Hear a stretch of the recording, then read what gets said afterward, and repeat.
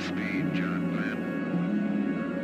Houston, Tranquility Base here. The Eagle has landed. Roger, Tranquility. We copy you on the ground. New possibilities are opening up for scientific cooperation between countries. 2, 1, 0, 0. Liftoff. Americans return to space as Discovery clears the tower.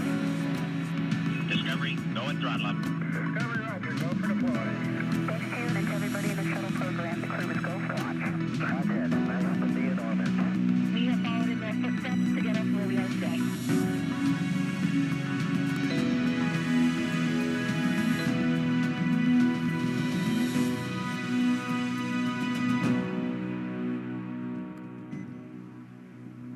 Welcome to America's spaceport, the Kennedy Space Center in Florida, where in just about 4 hours from now, that Dragon spacecraft sitting on top of a SpaceX Falcon 9 rocket that you see right there will launch Crew-7 to the International Space Station and will carry all the action streaming in 4K.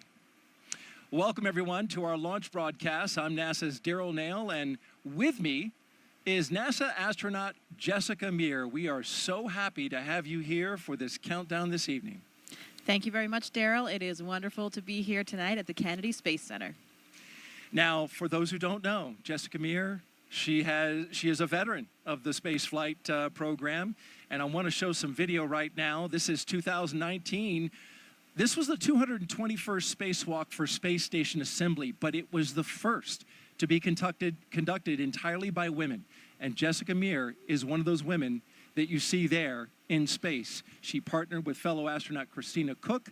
They replaced a battery charge discharge unit, but it was a huge milestone for NASA. 2 years later, here she is in a lower profile role, the astronaut support person for Crew 2. There she is, number 38. She's in the SpaceX Ninja suit. And she was not only in the suit-up room, but she also traveled out to the launch pad with the astronaut, made sure she took all her pictures, right? Making sure she's documenting everything right there. There you see her at the top of the launch tower as Crew 2 astronauts Shane Kimbrough and Megan MacArthur made their way into the capsule. And of course, you helped facilitate a lot of things right there. Nice view that you see there. She's with us today, and you bring a lot of experience to the table, Jessica, and we hope to learn from you not only your experience as an astronaut in space, but also in what you did during the suit up for Crew 2. Yeah, thank you, Daryl. Those are some really nice memories, so it's nice to see a little bit of footage of that. This view from the suit room that you're seeing now of the current crew, Anne McLean is the astronaut support person, the ASP, that's in the role for our office, just like I did back in that previous video for Crew 2. So we are part of that team of the SpaceX Ninjas, helping the crews with those last preparations, getting into their suits, doing all the pressure checks, making sure that everything is proceeding nominally towards our launch. And it's nice because all of those other ninjas down there in those black suits, those are all SpaceX personnel. But the key is that we wanted to have some member from our NASA astronaut office there as well to still be supporting the crew for anything that they need. So that's why we have one NASA astronaut integrated with the team there. And as you mentioned, we actually go all the way to the launch pad as well. So at that time point, when we are up on the launch pad, getting ready for that final ingress, we're the only NASA person that is there at that moment. SpaceX, of course, we completely trust them to get everything ready for us for launch day, but it's nice to still have a representative body there for anything that is needed during that time period. So you'll see Anne McLean in a couple of these shots. I didn't see her number. Did you see her number there? She is number 21 in the space. I haven't seen her pop into camera yet. 21, there she is right there, actually just to the left behind the people in the front. Oh, there, yeah, good eye. Yeah, and another one of my 8-ball classmates. Yes. So. Yeah, Anne McLean, of course, spaceflight veteran herself, most recently as flight engineer on the International Space Station for Expedition 58 and 59. Twice a lead spacewalker herself during her 204 days in space, and as you mentioned, a fellow 8-baller.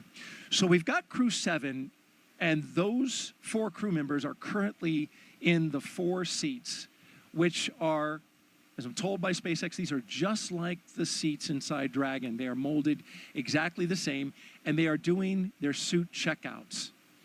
Yeah, that's right. So right now they are in that same position. It's the same seat as you just mentioned, and the key there is that they have an interface of the umbilical line that is attached to their suit.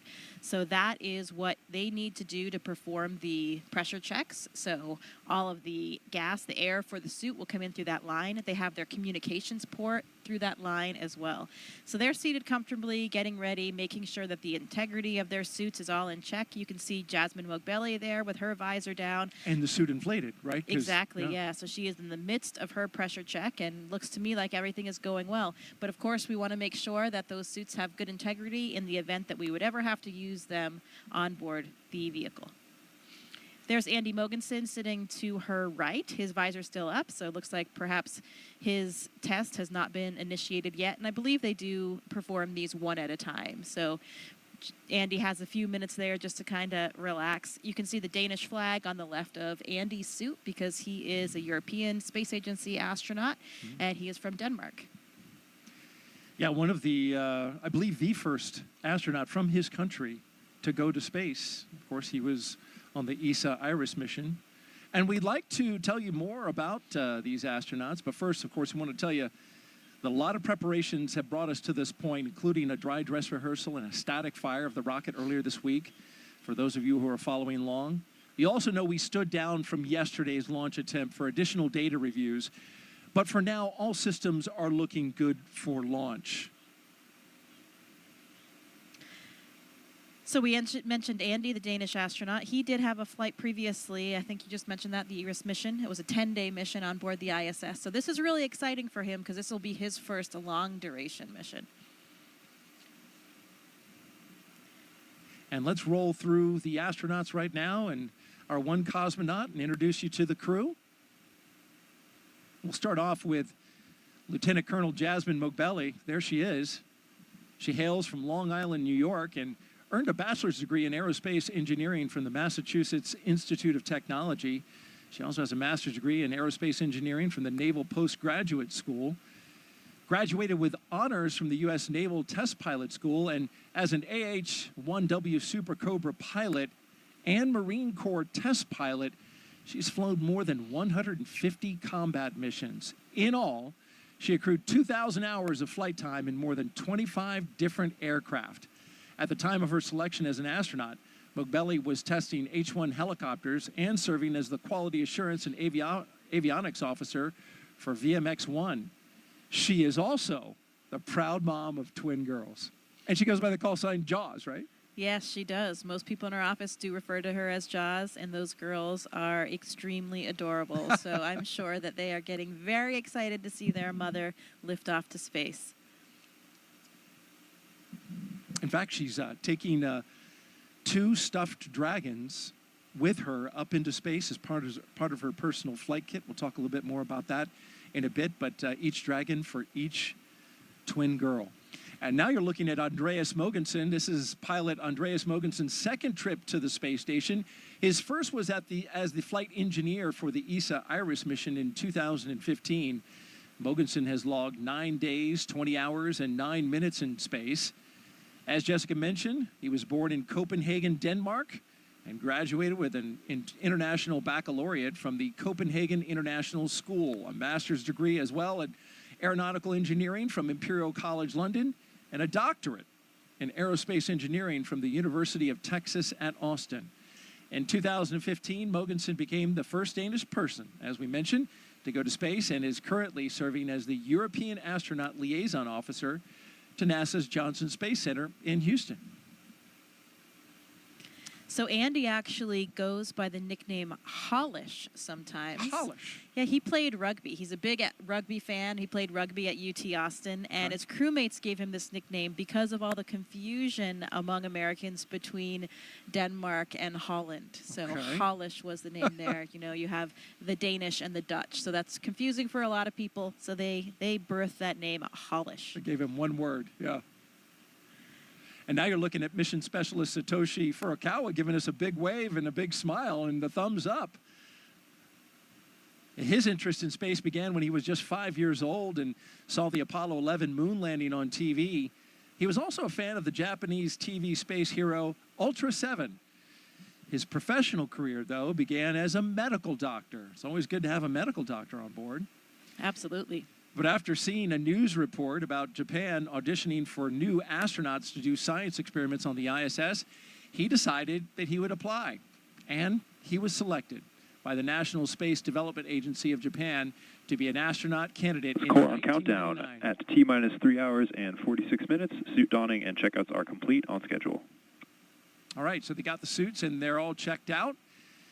Finish up with Satoshi. His first mission to the ISS was as a flight engineer for Expedition 29 that launched from the Baikonur Cosmodrome in 2011. You know, Daryl, I also hear that Satoshi is a ramen master. So perhaps he'll have some culinary expertise up on the ISS. Well, I'm sure as someone who has spent time in the ISS, that would be greatly appreciated by the fellow astronauts. Oh, absolutely. A little bit of variety to the food system is always appreciated. And each agency And actually Core on sends out some of countdown. their own Advanced foods. team is in the White Room on schedule.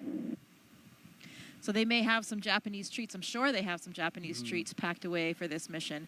I flew with Italian astronaut Luca Parmitano, so we had an Italian meal one night with the entire crew. And those kinds of things are really great for crew morale, you know, bringing everybody together, the entire crew on board the space station, and having a meal together just like you would with your family or friends back home.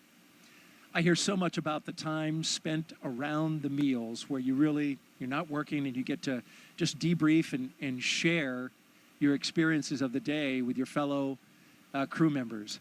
Last but not least, mission specialist Konstantin Borisov was selected to be a cosmonaut in 2018, and this will be his first trip to space along with Jasmine. He has a Bachelor of Economics from the Russian Academy of Economics, a Master of Science in Operations Research and Systems Analyst from Warwick University in Coventry, UK, and a Master in Aircraft Life Support Systems from the Moscow Aviation Institute. He has worked for companies such as Volvo and the Boston Consulting Group. He is also an experienced freediving instructor and an international freediving judge.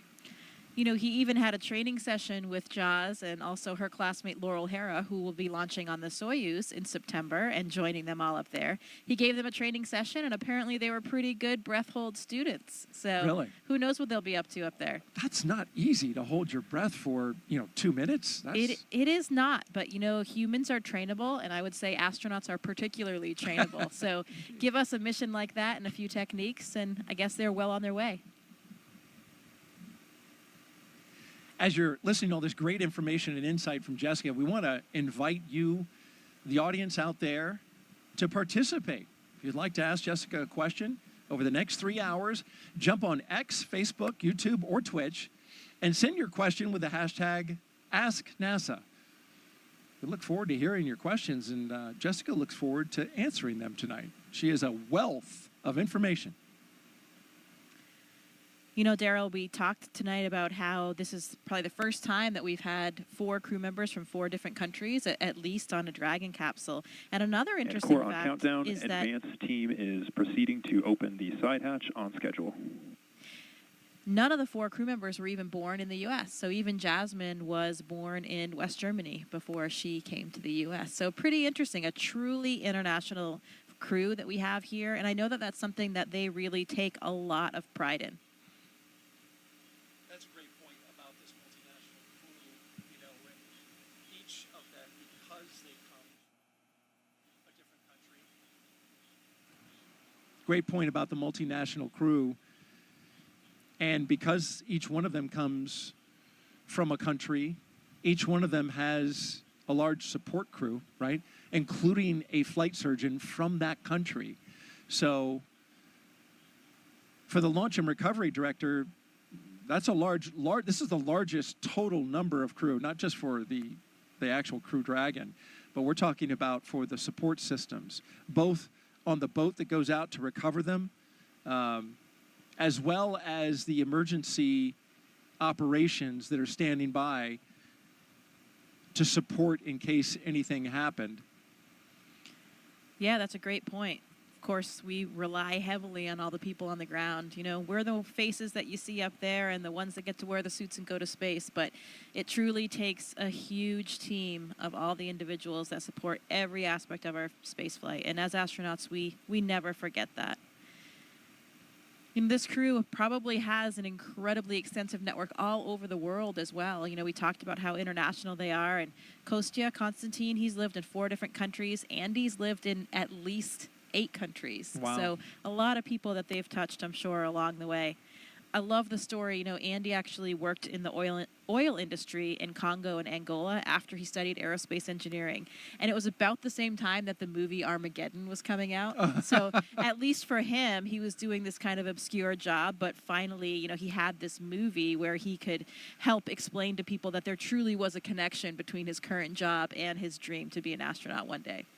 Well, a guy from an oil rig going up into space, thank goodness he's not trying to steer a meteoroid away from hitting the Earth. Hey, well, he will be prepared for whatever comes their way. Bruce Willis style right there. Absolutely. And hey, Jessica, we got a question already teed up. Let's go ahead and take that from our social channels. At Savannah Brainery asks, are there any pre-launch rituals for crews? Yeah, that's a great question. And tradition is something that we do like to uphold. We have several rituals. For example, this crew, when they leave the suit-up room, they will sign a mission patch, and all of the other crews, all the other Dragon crews have done that before them. When they leave the building, just before they get out and ride out to the launch pad and the Teslas, there are stickers that are on the outside of the crew quarters building there, and they'll sign those as well, one for each crew. There's a great story that one of the SpaceX employees told me that one time she came out for one of the launches, I think it may have been Crew-2, and it seems to happen for every launch where she saw a dragonfly land on the Dragon patch. So lots of those good luck signs along the way. The crew, indeed, the dragon. I've heard that. Like you see a dragonfly on launch day, that's supposed to be a good omen. Yeah, absolutely. The crew will play a card game. Yes. We'll have a view of that so we can save that conversation for when we see that later, before they exit that suit room. And then in the white room, so the small room that's really at the end of that access arm before they get into the capsule, they'll sign that as well. So lots of different traditions along the way. And I'm looking forward to that. You mentioned the card game. We're going to be showing that in a NASA broadcast for the first time that I know of. They've taken pictures of it. Certainly, there's Konstantin relaxing. And by the way, those recliners, I understand it, are from the shuttle era. So they've got some miles on them. Yeah, again, that history and tradition is always very important to us here at NASA. You can see Joe Akaba in the blue flight suit there. He is our current chief of the astronaut office. So he's down there talking to the crew right now. He'll be the one playing the commander of Crew-7 in a game of cards. Jasmine O'Belly, of course. You can see they're holding on to those little packs to the right. That's giving them some airflow so that they'll still get some cooling in the suit. Once you get into that garment, it can get warm in there in that pressure suit. So they're carrying their little ventilation system to help them stay cool. Looks like they're going over there now toward that card game table. It sure does. We have some fists on the table. Looks like they're ready to play. Yeah, so Daryl, the tradition for this card game is that they will play until the commander loses. And the idea there is that they want Jasmine, the commander, to finally lose that card game and get all that bad luck out of the way before the mission.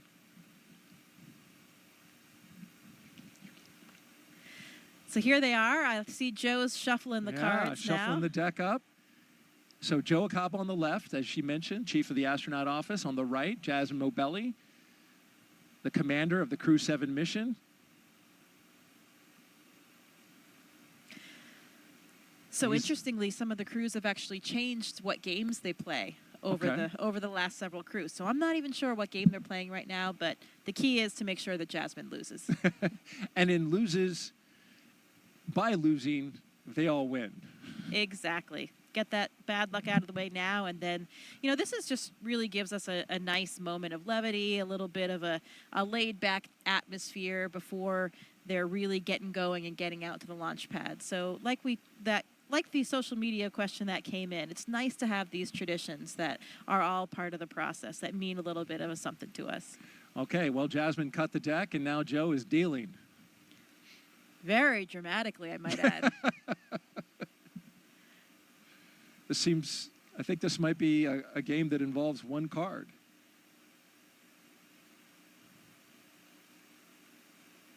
she lost already, Right it looks off like to the me. bat. That's great. That is great news. High fives all around. Oh, they're back for more.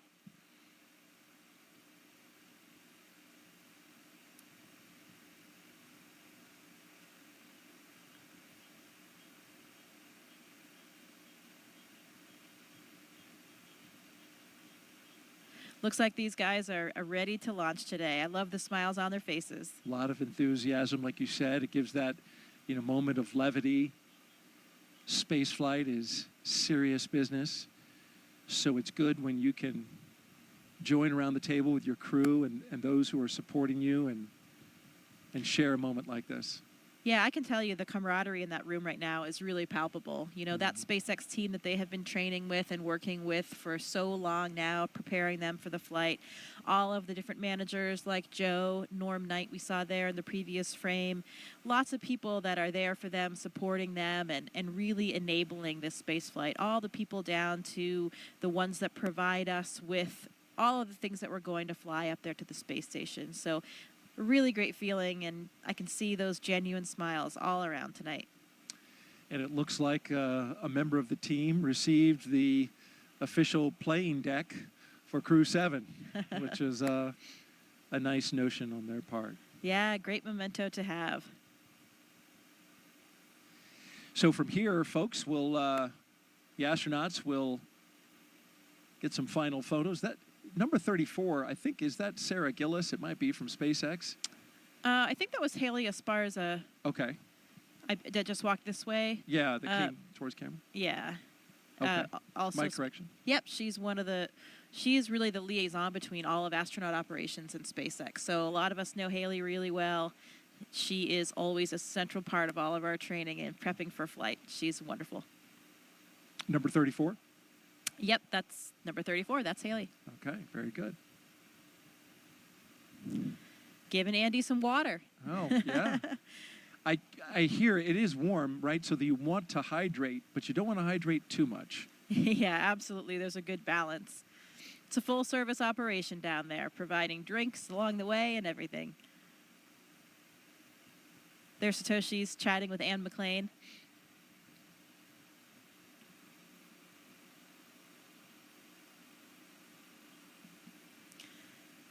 And of course, this is all very, very choreographed for the timeline. They will exit that room at exactly that prescribed second and get down, do their signing, and get into the elevator.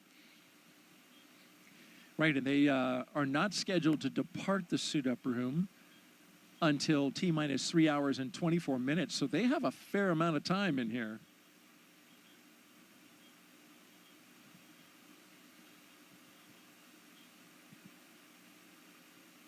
So you mentioned Jasmine's children. All of these crew members have kids. And last year, Satoshi even became a grandfather. Oh, congratulations to him. Yeah, pretty exciting. So I'm sure they have lots of family members watching right now and getting ready for this flight. There you can see all of the stickers that I mentioned coming out of the building. Those are the ones you said that they sign? Yeah, and their cars will be waiting out there. They'll have a receiving line. Core on countdown. Lyo seals have been removed and installation is complete. We are on schedule. So you mentioned folks watching from Japan. It's actually 1 o'clock in the afternoon there, so this is a great time to take in some launch coverage, although for us it's, midnight. Yeah, I was thinking about that yesterday. For the Europeans and the Japanese, this is much kinder hours than it is for us. But hey, any time of the day or night is a good time to go to space. Absolutely. Now we're looking down the hall from crew quarters, and you'll notice there's some art along the walls there. And former space shuttle astronaut, NASA astronaut Nicole Stott led a campaign to get some of these wonderful paintings, space-themed paintings put up on the walls. And it's really a nice touch, I would think, as you're walking down that hall before you get in the elevator and come out to to the Teslas. Yeah, absolutely. Those were new as of a few years ago. I remember seeing them being installed, and it really is nice to add a little bit of current flair and something that represents a lot of different communities to this historic building. You know, staying in crew quarters, I'll never forget the first time that I stayed there. You know, as a new astronaut, when you get to stay in that building for the first time, where so many astronauts before you have stayed on their final week of that night, those nights leading up to the space flight, it really is an incredible feeling, and you kind of feel like you've made it. You know, okay, I'm really an astronaut now. Here I am in crew quarters. Yeah, how about that? It's unspectacular in its decor, right? It is, you know, when I went through there and looked at it, very much they look like dorm rooms, but the history, I take it, and I take your point, knowing that so many big names and historic names in the past have gone through there. That's pretty special. Yeah, absolutely. And you're right, they aren't really updated or fancy by any means. They kind of look like they're still back in probably the 80s kind of thing, but it's kind of nice. It gives you that nostalgia, and I think we all take a lot of comfort there. Well, we're looking at the back of the SpaceX, one of the SpaceX Teslas that will be going out to the pad, and apparently now we have the custom license plate. It's bye. And so there'll be different license plates, different messages on all three of the cars. So we'll have to see what the other ones are. But I believe there's always a nod to the Crews as well. Yeah. That was something I just found out for this launch. So I would expect to see a 7 somewhere. And maybe that's many on E's one were of the there? other cars. Yeah, maybe there's. Oh, you know. I don't think there were 7, but You might- maybe there's a combined. I don't know. You We'll have might to, be onto something there. We'll have to see. We'll have to take another look at that license plate. Yeah, remember for Crew 2, the 3 cars were reduce, reuse, and recycle. So I really like that message. Yeah, that's good. That's Positive Yeah. messaging. I think I saw Pam Melroy out there. She, of course, is the Associate Administrator for NASA, so the Deputy Administrator for NASA. So great to see her. And a former space shuttle astronaut. Yes, very accomplished space flyer.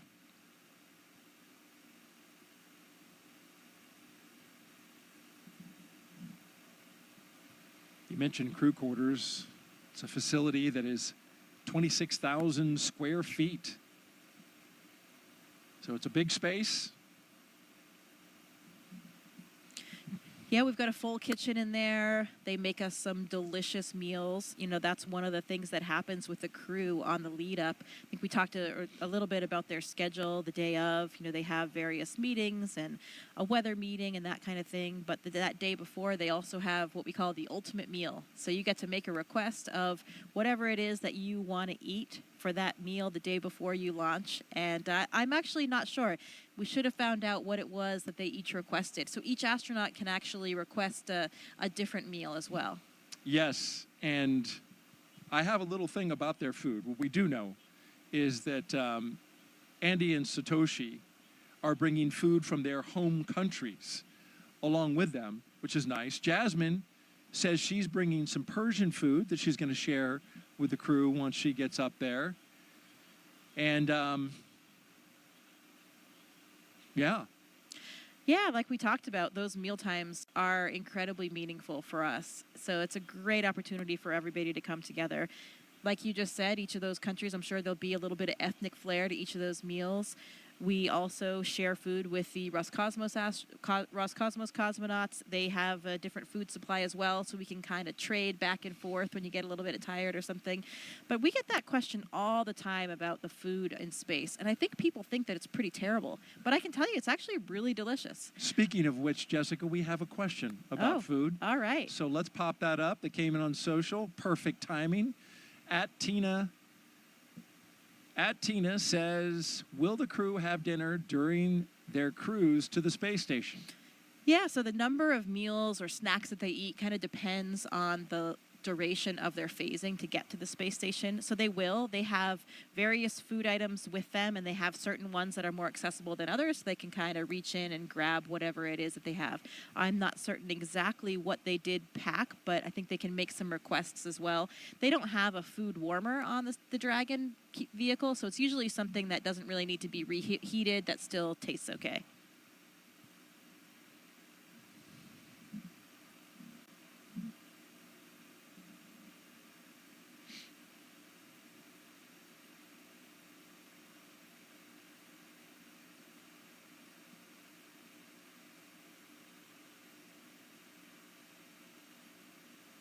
And our social participant who asked that question, she is actually here participating in a NASA social at Kennedy Space Center, which is an event we do for launches, invite various influencers and social media account holders to come out and participate in activities in and around the Space Center, as well as taking a launch. So she was right there, watching the coverage, presumably, I guess, on her phone when she asked that question. Yeah, it's nice to be able to help share in the mission, help share the mission with everybody. And through social media, so many people are communicating that way today that it's great that we have all of these people that can help spread our NASA message and share in the excitement of this exploration. Absolutely. So we're T-minus 3 hours and 26 minutes. You're watching NASA's coverage of the Crew-7 launch to the International Space Station. I had their patch on the other day. I think that's what it was. Well, hey, Crew-6 is eagerly awaiting their arrival. Indeed they are. And in about 7 days, we'll be coming back down to Earth. But today we're focused on Crew-7, getting up to the International Space Station. You're looking outside of astronaut crew quarters here at the Kennedy Space Center, where we are awaiting the walkout of the astronauts on their way to the International Space Station. Here are the doors to crew quarters that Jessica mentioned earlier, and you see the patches around the doors and up there around the meatball.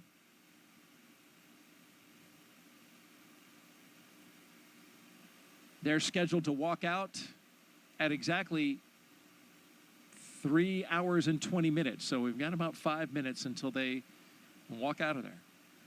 All right, 5 more minutes.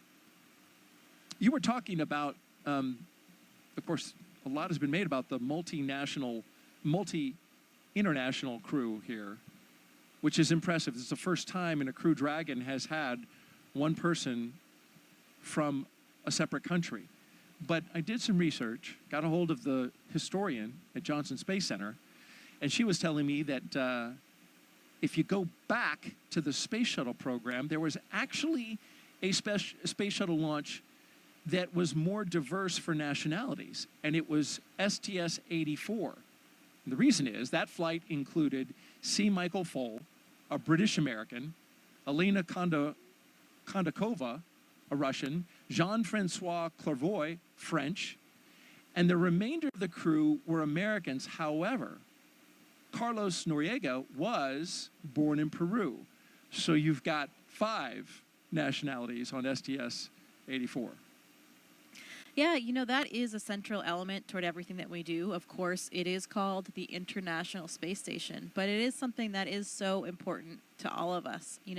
This great example of what can happen when people from different backgrounds, from different places, all work together.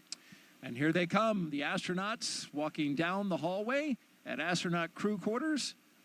3 astronauts, 1 cosmonaut of Crew-7 waving as they go by into the elevator, headed down to the first floor.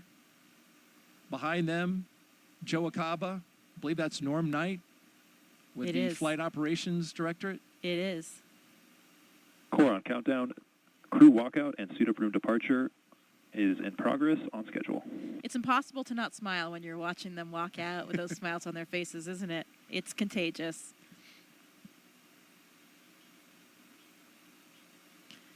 We talk about that international element, and another fun fact for you. Did you know that Jasmine was actually stateless until the 2nd grade? She became a U.S. citizen in the 2nd grade, and until then, she was considered stateless. But she celebrated that big moment by bringing brownies into her classroom. Oh, she went back, right, to many of the schools that she had gone to when she was a kid and visited with those kids, and is taking up some mementos from that. I believe some class pictures from those kids. So I like that tie-in of how she is, both a nod to her childhood and her background.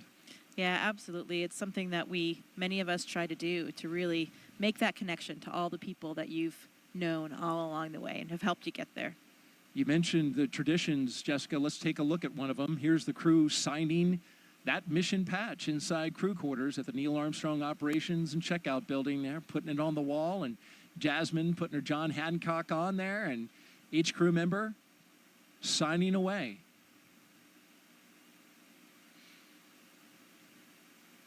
Lots of autographs and signatures to be had when you're going to space and when you come back. Something that we all get used to. It takes some getting used to, though, in the beginning. Does it? It's not, I certainly was not used to people asking me for my autograph before. Mm-hmm.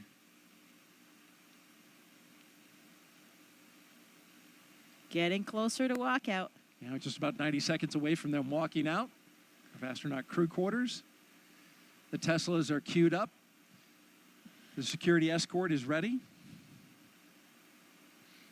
Now, were they black Teslas last time? I know for Crew 2 they were white. Right. They were black for Crew 6, and then they were white for Demo 2 through Crew 5. Okay. They changed up the color. SpaceX said, just adding some vehicles to their fleet. And I bet they've got their playlists all lined up as well. They do indeed, and I'm glad you asked about that. Yeah, another one of the traditions. You got to be listening to some loud jamming beats when you're headed out, and it's such Why a cool. is that? It's such a cool feeling. It really helps get you psyched up. I know I love music and certainly thrive off it. Since I was the astronaut support person for Crew 2, I did actually ride out in the Teslas with the crew, and it is such a cool feeling. You have lights and sirens kind of blaring with your escorts. You've got the music going loud. It was night just like this, and you're going out to this impressively lit launch pad. It really gets the excitement flowing and gets you pumped up. I'm getting pumped up just listening to you because the picture you just painted, wow. I can only imagine. Yeah, again, it's hard to not feel the excitement.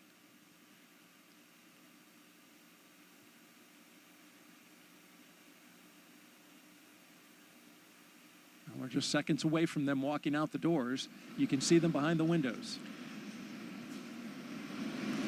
And here they come, Crew-7, taking their first steps outside before their journey to space. Again, look at those genuine smiles. You really can't hide the excitement. From left to right, we have Konstantin Borisov, Andreas Mogensen, Jasmine Mogbelli, and Satoshi Furukawa.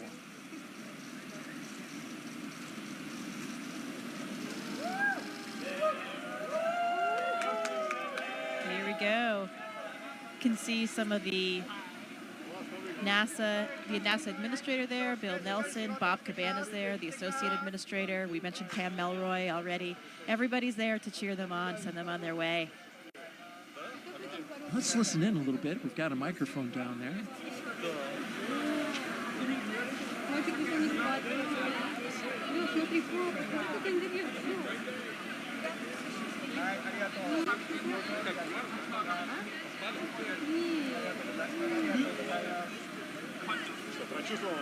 Да, классно. Нет, вообще нет. Вот сейчас вот стоял до стопмас физики, расплакаться немножко, отвлекся,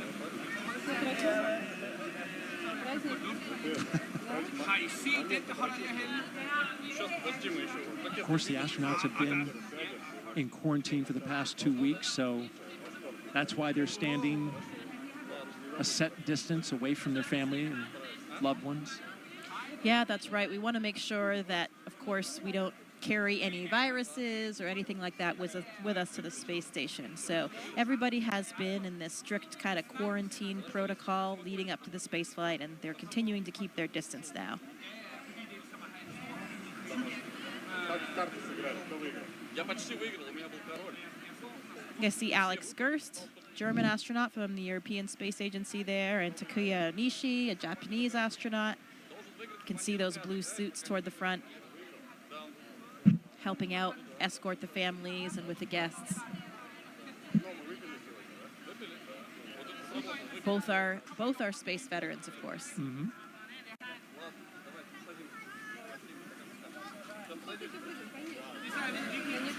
Red right here. Red right here. You see here. A double kiss from Jasmine, probably to her 2 girls. Yeah, and I heard Andy speaking Danish to his family. Yeah, you speak, you're fluent, right, in Russian and Swedish, right? I do, yes. I speak Swedish, pretty similar to Danish, so sometimes I can understand what Andy and his family are saying. Did you catch anything? I did. He said, "Vi ses, we'll see you." Yeah, I didn't catch what he said at the end there. But Andy's family actually lives just a street away from me, so I see them quite often. That? Yeah. Well, that's nice. Here they go. Doors are closing. Well, this is a good time to talk about the playlist. Jasmine is going to be queuing up some Stevie Wonder, Whitney Houston, some hip-hop. She's a big hip-hop fan. And apparently so is Andreas, so that works well for the commander and the pilot, who will be in the 01 Tesla. Satoshi says he'll crank some 80s Japanese pop music. And I put that on my own music app just to hear a little bit. Unsurprisingly, a lot of synthesizer. Just like 80s in America. And then Constantine says he's going to crank some System of a Down, Pink Floyd. Look at that. I see Jaws twin girls. They're wearing little mini SpaceX suits. Oh, I have one of those for my daughter as well. They are adorable. They look exactly like the real thing. No kidding. You can see them just over at the window right now. I see, looking in at Mom. Riding on Dad.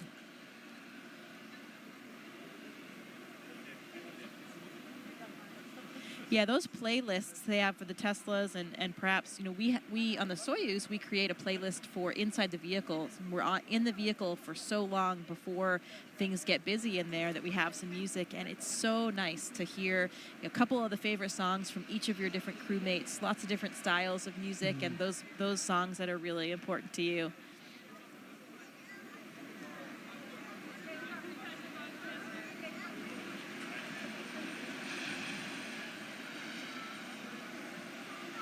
We got a social question. If you have one, send it to us. Hashtag AskNASA on YouTube, Twitch. See those outfits with the hood and everything, yeah. Yep. The hood for the helmet. They're is really too great. Cute. Got to dress like Mom. Be ready for game day. Oh, absolutely. And I imagine that helps a lot with this moment. Of course, they're quite young. But, with children of a certain age, understand that there's some risk involved, and astronauts have to have that conversation with older children. Yeah, I'm sure it gives them something to identify with. They're wearing the same outfit as Mom today and ready to cheer her along for her launch.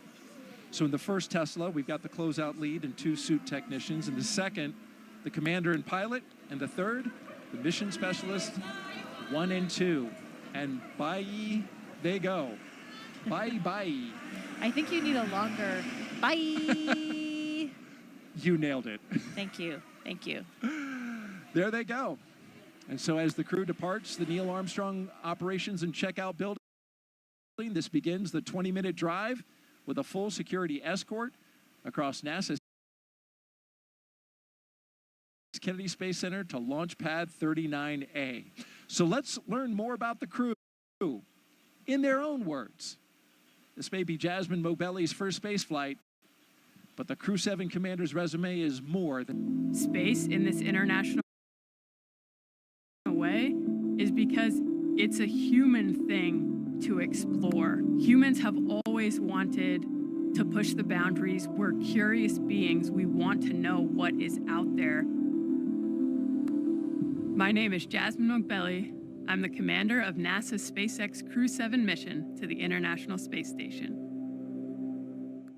I was born in Bad Nauheim, Germany. My parents left Iran during the revolution and then ended up in Long Island, and Baldwin, New York is where I grew up. I always loved team sports from a really young age because you rely on one another, and that's something that I think is really important to know going forward in your career. Becoming an astronaut has been a dream of mine since I was in elementary school. But you think about a lot of kids say they want to be an astronaut in elementary school, but it just never went away from me. I loved physics and learning about how the world works. I went on to the Massachusetts Institute of Technology, studied aerospace engineering there, and then joined the Marine Corps after that. I wanted to fly jets, and wondering why would anyone want to fly helicopters when you can go fly jets.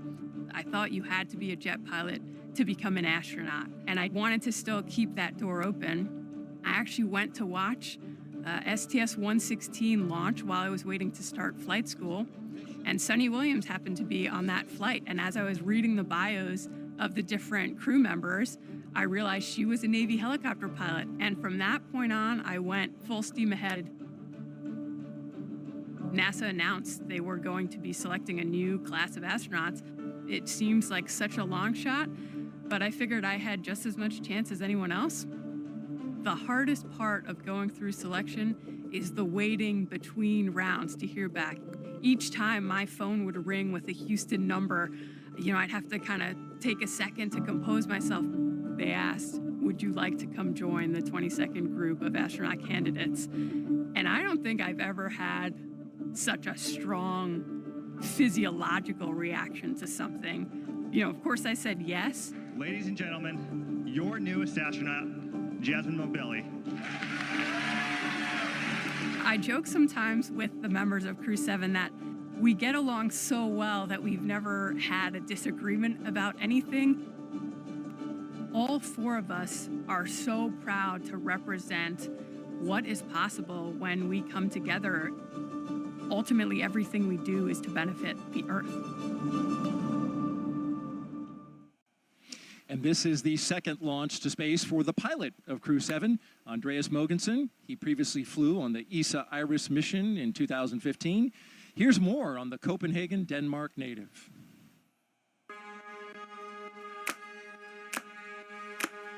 We explore the world not just physically, but also mentally by doing experiments that increase our knowledge of the world and the universe. And that comes from a need to understand the world that we're part of and a basic curiosity that I think all humans are born with.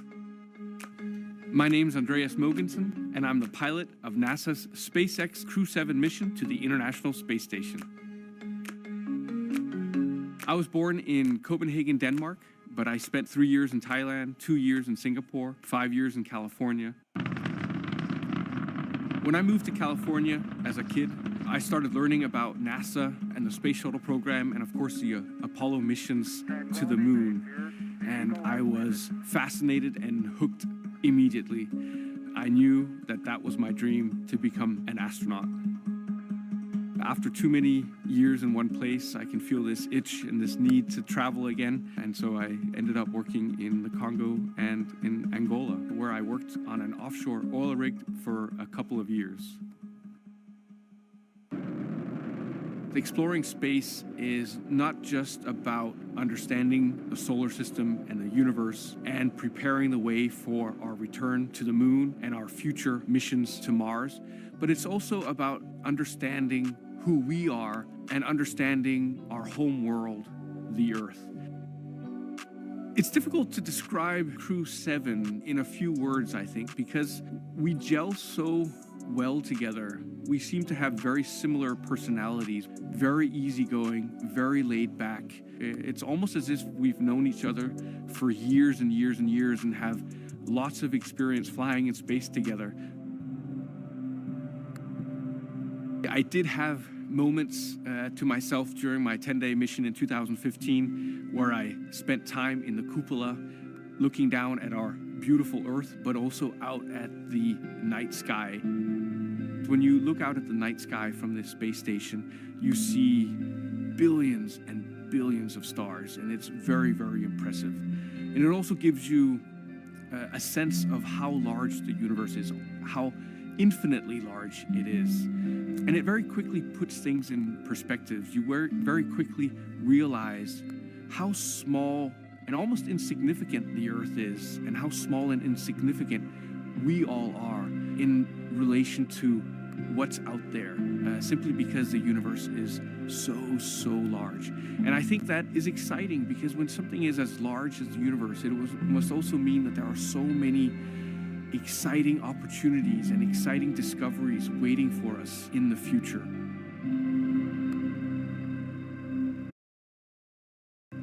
Impressive candidates, the pilot and commander. Now you see Crew-7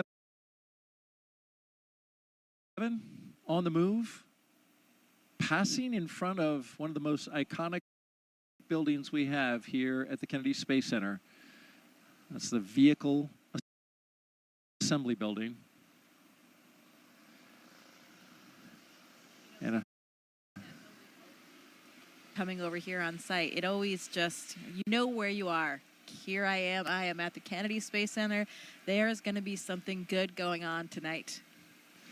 Absolutely, and this is the view the astronauts have as they pass by the Launch Control Center. And as they pass the VAB, we are, of course, reminded, Jessica, as you know all too well, this is the same path that Artemis II astronauts, Reed Wiseman, Victor Glover, Christina Cook, and Jeremy Hansen, they will take on their way to Pad 39B for Artemis II's return to the moon. Yeah, it is incredibly exciting. And look right there. We have a beautiful view of the moon right now. That is gorgeous and such an inspiration. Absolutely. And this is the same site that the astronauts will see here. It is a clear Florida night. Winds are calm. We are 95% go in terms of weather. Nothing on the radar that looks like it will interfere. And as you mentioned, here on the screen can see that moon from their view. Yeah, absolutely. It's it looks to be about a little over a half moon, and it is fairly well illuminated. Yeah. It's pretty bright up there. In a couple of weeks, I believe we're heading towards a blue moon, which only comes around every once in a blue every moon. Once in a while. Thank you very much. Yeah, you know, it's not obscured by the atmosphere. You have a more direct view since you don't have that obscuration, and it is absolutely gorgeous. You feel like you're closer to it. You know? How about that? The moon is 250,000 miles away, and we're only about 250 miles up from the Earth. So you're really not much closer to the moon, relatively speaking, but you feel like you're closer because of that view, that pristine view without the atmosphere. And there it is on the screen. That's the view we've been talking about, and thank you to our Kennedy production team for getting that shot. It is a beauty and a reminder of exactly the exciting mission in Artemis II that is right around the corner, end of next year. Certainly preparations are happening right here at the Kennedy Space Center for Artemis II. But we are focused tonight on Crew-7 and their launch, and they are only about 3 hours from lifting off from Pad 39A. Talking now about the mission specialists. He was inspired to be an astronaut when he saw the Apollo moon landing on TV as a child, and now this is his second space flight. We're talking about Satoshi Furukawa. I think it's an instinct for human beings to broaden their boundaries and areas of activities. I think it's like the age of discovery. My name is Satoshi Furukawa. I am a mission specialist for NASA's SpaceX Crew-7 mission to the International Space Station. I was born in Yokohama, Kanagawa, which is right south of Tokyo. I was a very active kid. There were many mountain areas around the area I grew up, and so I love outdoor life. I played all day in the mountains from sunrise to sunset. The first human landing on the moon when I was 5 years old. I thought it was a great moment for humankind. I had a longing for space from my childhood. I wanted to be an engineer or an astronomer until my high school life. And when I was 17 years old, I had a chance to talk with my uncle, who is a medical doctor. And what impressed me was he told me that it is my happiest moment when a patient gets better and discharges. So I changed my future path and wanted to be a medical doctor because I would be able to positively affect people's life. February 1998, when I was working in a night shift in a hospital, TV newscaster mentioned that there would be new Japanese astronaut recruitment. Those selected would stay on board the International Space Station for 6 months and conduct many scientific research. I felt strongly, I'd like to do this job. My wife said, do your best. So I applied the audition. The moment I was selected as a Japanese astronaut candidate, you are hired, you are selected. It was the happiest moment in my life. Crew-7, we are international crew members living and conducting many scientific researches on the space station to benefit people over the world and also future space explorers. We are going to use the space station as a test bed for the future human exploration to the moon, Mars, and beyond. I am very proud of being a part of this excellent team of international partners and also researchers, engineers, flight controllers, flight directors, and so on. Because working as a team and working together, we can accomplish the big mission.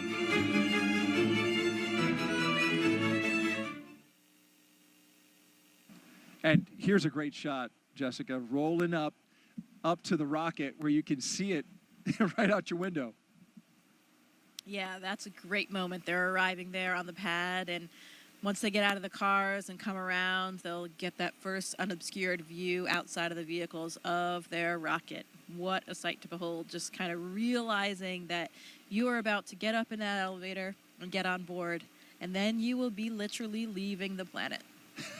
There they are side by side, the rocket on the right and the launch tower on the left. And that's just, you know, a sight that a special few get to see. The hope is, with the continued progress of the Commercial Crew program and NASA's efforts to commercialize low Earth orbit, and hopefully more and more people will get to share that view. And in fact, the Axiom missions and many of these other private space flights has made that possible for more than just NASA astronauts. Yeah, I would say we are at an incredibly exciting time. You know, there are more and more ways to get to space for more and more people. And no matter how you look at it, that is a good thing, I think, for all of human civilization.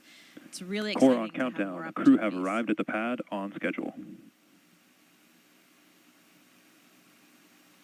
At T-minus roughly 3 hours and counting, we got the confirmation that the crew is on the pad. And we want to talk now about our last mission specialist, cosmonaut Konstantin Borisov. He has a master's in aircraft life support systems and is a freediving instructor. It's a very natural thing for any human to explore. We want to see what's behind that hill, we want to see what's behind that sea, we want to see what's behind that planet. My name is Konstantin Borisov, and I'm a mission specialist for NASA's SpaceX Crew-7 mission to the International Space Station. I was born in Smolensk, Russia, but when I was 1 year old, the whole family moved to Zhukovsky. It's a small city not far from Moscow. I was always attracted to water. Water is my comfort place. I found out that there is such a sport called freediving, in which we are switching our mammalian dive responses and we can actually do breath hold diving and stay there for long. I did a course and something clicked. It was like the day which changed your life to before and after. I realized that there are so many things we don't know about ourselves. People think that they cannot hold their breath for longer than 30 seconds. But when I did my first freediving course, I showed myself I can do over 2 minutes. And that's crazy because you understand that your brain tells you have limits, but when those limits are off, your brain is like, wow, maybe there are more things. So it expands the way you see yourself and the way you see the world and the way you see how free you are. It was actually part of my preparation process to become a cosmonaut. But the preparation process, I enjoyed it. It's a lot of travel, it's a lot of new knowledge, and there is a big adventure waiting for you, and I'm very excited about that. For those who ask what a spaceflight is, I would say that we have 3 big jobs on the space station. First job is experiments. Second job is take care of the station, doing the maintenance, repair what's broken, storing things, restoring things, cleaning up. And the third big topic is actually taking care of your body, because in weightlessness you cannot help but train. I think many people don't understand that technology advancement which we have had during the last 50 years mainly comes from space exploration. People get very comfortable with using their phone and have very fast computers in space motivates us to create those advancements. I want to take part in it, and I want to put my small stone into this pavement which leads us to the new asteroids, to the new planets, and to the new systems.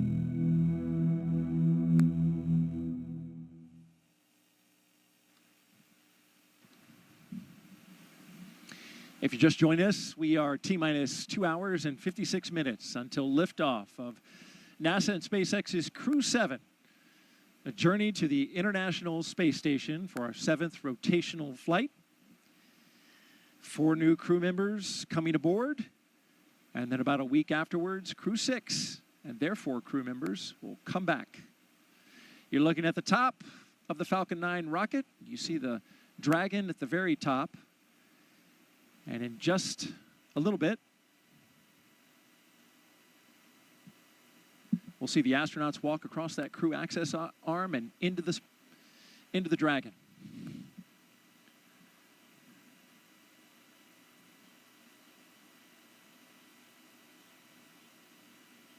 You know, we complain about these night launches from our point of view and being up all night, but there is something special about them, isn't it? It's really spectacular with all the lights.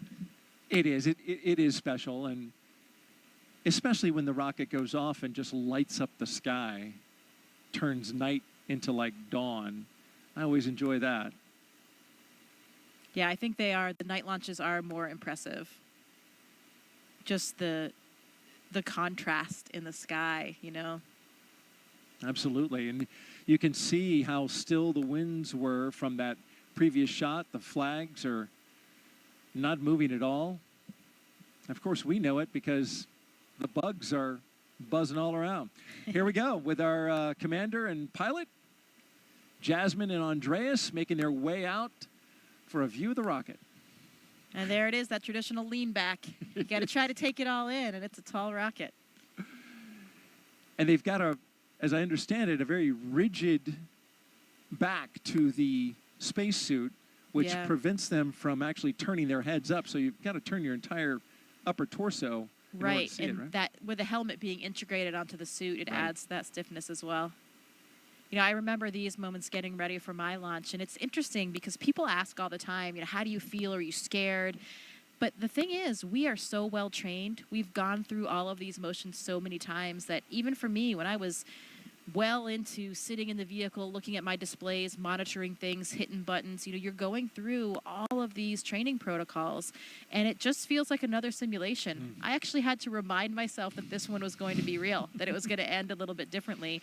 And then, of course, you hear a little bit of a fuel in the system, or you feel the rocket moving a little bit. Those things bring you back to reality and remind you that this one will have a different outcome. But, you know, it's not the astronauts that have any apprehension or are scared thinking about what's going to happen, because they're going through all of those motions that they've been so trained to do. It's really more for the families and friends that are on the ground. They're less familiar with everything. They don't have a full understanding of it. And of course, their loved one is sitting on the top of the rocket there. So, you know, it's interesting. People think that it's us that are worried about something on launch day, but it's really not. We're very well trained. We have trust in our hardware, in our systems, and all of the people on the ground watching everything so closely. And, you know, I know for me, I was just nothing other than 100% excited that my childhood dream was finally going to come true. 100%. Here they come. And I believe Anne McLean was in this group. Yeah, there she is by the phone. There's a telephone there on the corner, and that's one of the roles of the astronaut support person, since it's a little bit difficult to dial things on a telephone when you're in a spacesuit. Yeah, there she is. Yeah, she actually has phone numbers of whomever the astronaut or cosmonaut is going to call, their spouse, family members, whomever, and they will have an opportunity to speak with them before they board the rocket. You see the chevrons, of course. Those lead to the slide wire baskets in the case of a launch pad emergency egress. If it were cloudy or smoke-filled, those white chevrons would lead the way. So they go opposite of the chevrons to go up, but they point on the way out to the slide wire baskets. And also note that you see the graded floor in the case of emergency egress, there would be a lot of water coming down. The sprinkler systems would activate and be just a deluge of water, and that water needs to drain off. So to keep the floor from being slippery, all that water drains off through the grate. Another aspect of our training, we are so well trained on all those procedures that, we know we would be able to execute those procedures and get everyone to safety in the event that they had to. You can see, looks like Andy hooked up to a little bit more cooling there again. It is a warm night here tonight, especially if you're wearing one of those suits. 80 degrees out here in the east central coast of Florida, right here on the Cape. Now, you were in this role that Anne McLean is currently doing. Now, did you have to learn, dial 8 to get out, and then 9, and then the country code? Oh, yeah. I made sure that I had exactly the right series of numbers to press, because I really didn't want to mess up that call for them. Yeah.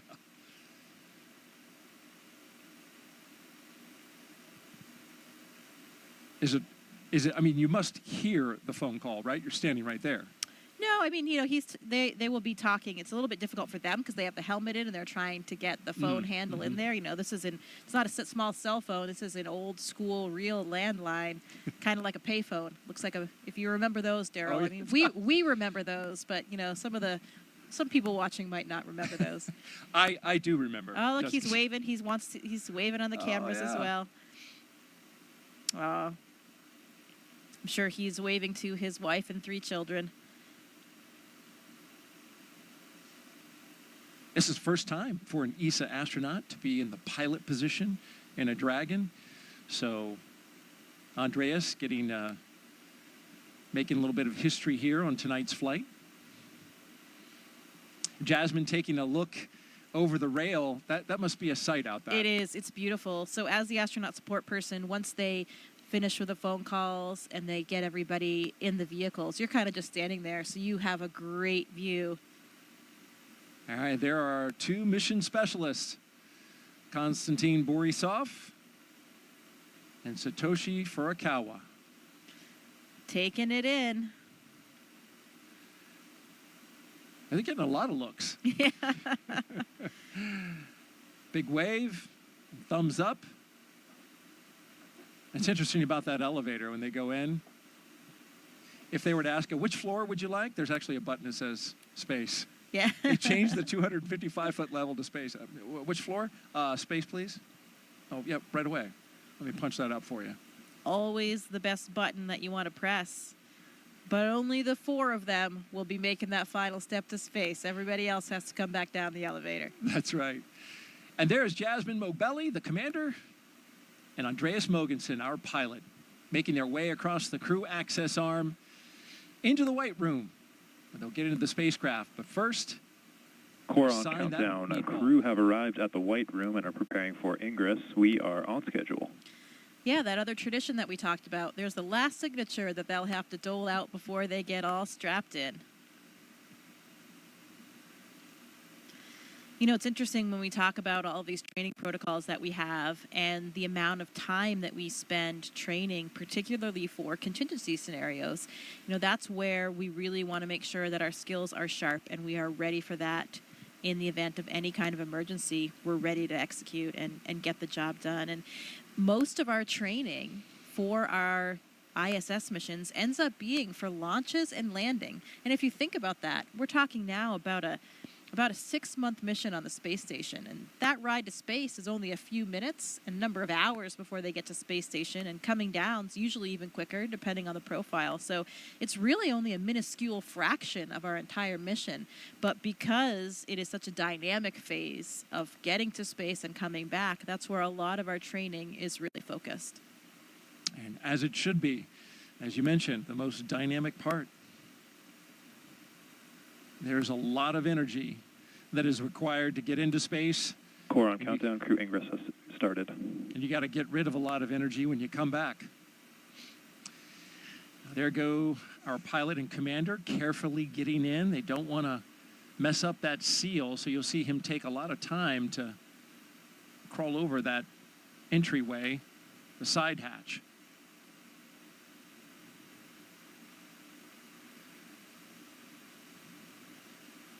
It's a cool view going down that access arm, isn't it? It sure is.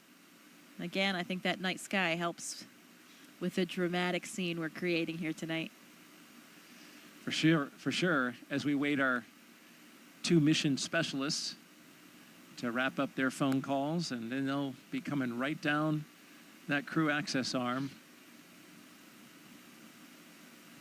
We've been doing this for 3.5 years now, but that crew access arm still looks futuristic.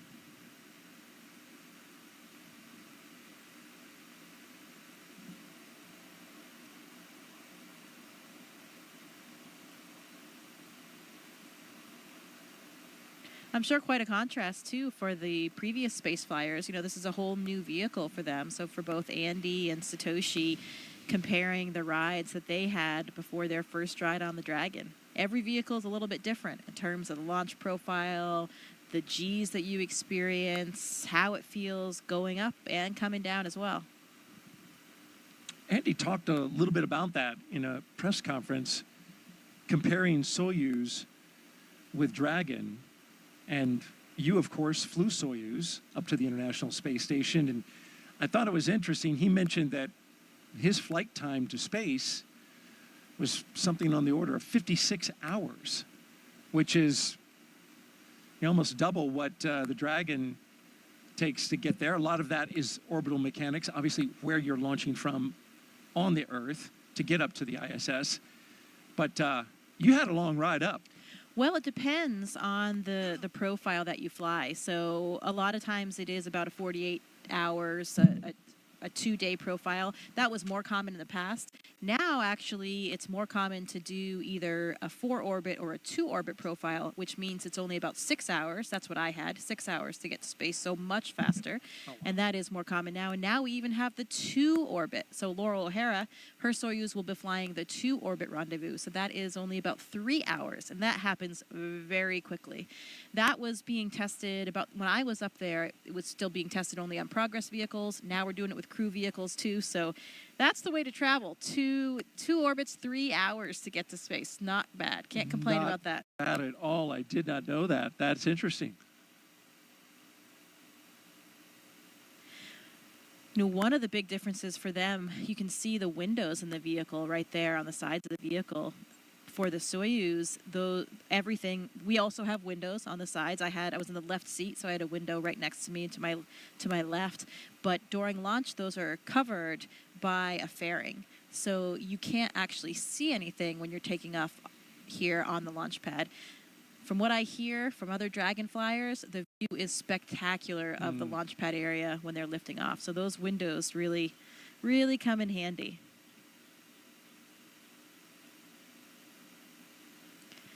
You know, Thomas Pesquet tells me those windows are also really useful for viewing the northern and southern lights, the aurora from space station. When the Dragon is docked, the orientation that you have looking out those windows, you can spot those aurora and see them coming from hundreds of miles away and get your cameras ready.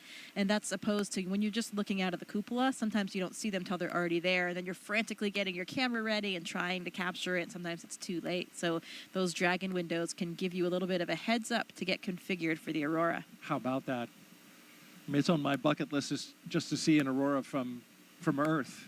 I just imagine what it'd be like in space. Well, you know, Daryl, people make fun of me for saying this, but it's still true. I've only seen them from space. How about that? You know, maybe that sounds a little bit annoying. I would love to see them from Earth as well, but it's nice to still say for now, I've only seen them from space. I was in northern Sweden last year hoping to get a view, but we didn't. Yeah, it's got to be just right in order for that to happen. You got to have some, as I understand it, some solar particles coming your way, right? Yeah, you have to have the right things happening out there in the solar system, but also have to have good weather here on Earth so that your view isn't obscured by clouds or. And here come our mission specialists. On the left, Konstantin Borisov, and on the right, Satoshi Furukawa. They're even dancing their way down the hallway. Oh, they're loving it.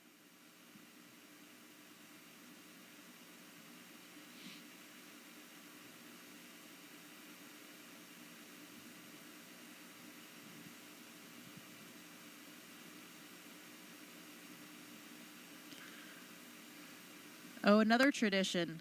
A lot of times our astronauts and Constantine here, you can see taking the name tags of some of their ground support personnel, and they'll be flying those to space with them. That's got to be really special for those technicians. Absolutely. I mean, they're playing such a critical role, you know, especially those connections you have with those people in those moments leading up to your launch. Really has an incredibly strong bond you have with those people.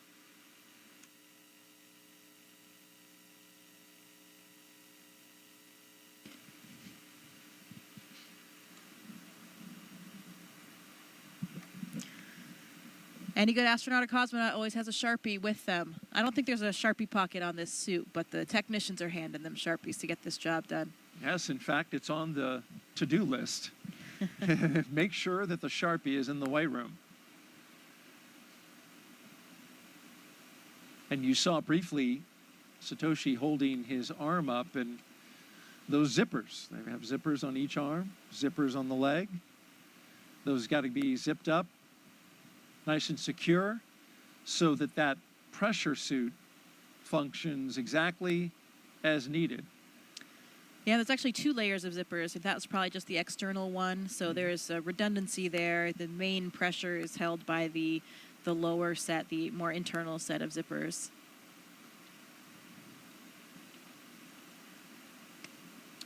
Another critical component of the way we do Core on things at NASA. countdown. Seat 1 and Seat 4 are beginning their ingress into Dragon. We are on schedule. You know, safety always comes first. We always have a lot of built-in redundancy to each system, including the spacesuits, to make sure that we can keep everyone on board safe.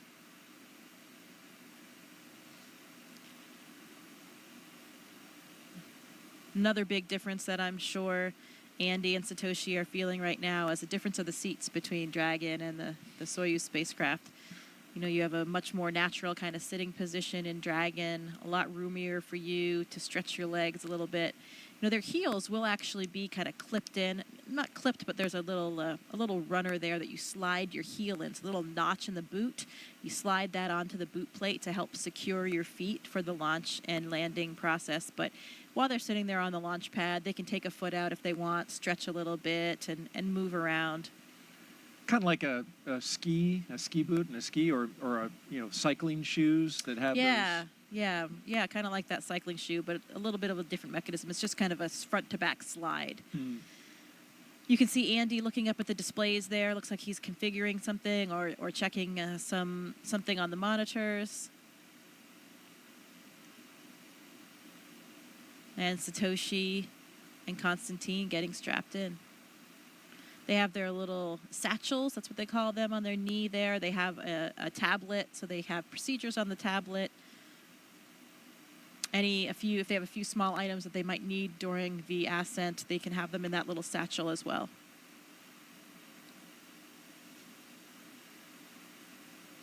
If you're just joining us, you're watching live coverage of NASA's SpaceX's mission known as Crew-7.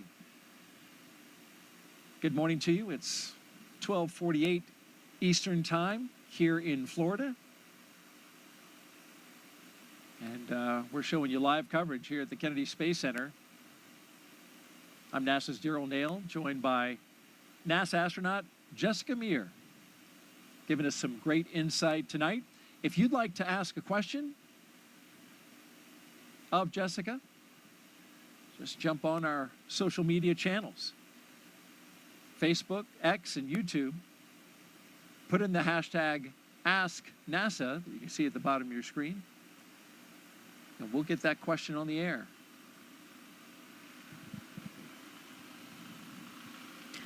Here's some helicopters in the distance, maybe clearing the range, checking up on things, making sure that everything is good in the surrounding area.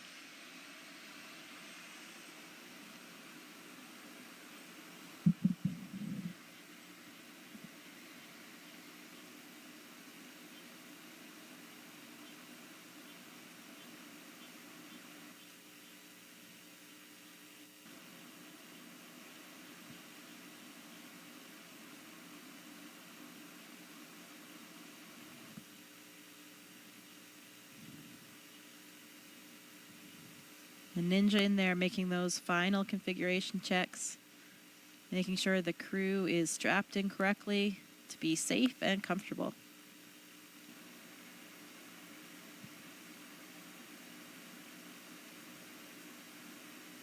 Another one of the key components on making their way into the Dragon is being aware of FOD, right? Foreign object debris. That's a big deal in space flight. They wear special pads on the bottom of their boots that come off once they go in. And then, of course, those technicians want to be aware of anything that falls off the astronauts and make sure that they collect it. You certainly don't want something floating around inside the Dragon when you're launching. Yeah, and it's true. Everything floats. I remember that when we made it to space, and you never forget that moment when you first experience weightlessness, but everything experiences weightlessness. So any little particles that were down on the ground that you don't even see, you don't even notice because they're on the floor, everything kind of starts lifting up and coming up. So you really want to avoid having anything else in there that can float up and get lodged somewhere in the hardware or get in your eyes or something like that. But stuff you never really think about, here on Earth. Those are the little things that make living and working in space more difficult, but a lot more fun as well. Do you remember anything in particular that floated up that you weren't expecting? No, not really that I wasn't expecting, but that moment, I didn't know about the little particles or dirt pieces on the floor or stuff like that. I hadn't really thought about seeing those things lift up, but I had my tablet strapped to my leg, and I also had a little stylus that was on a lanyard strapped to that. Your pencil or stylus is floating there in front of you, and you never forget those initial moments of weightlessness.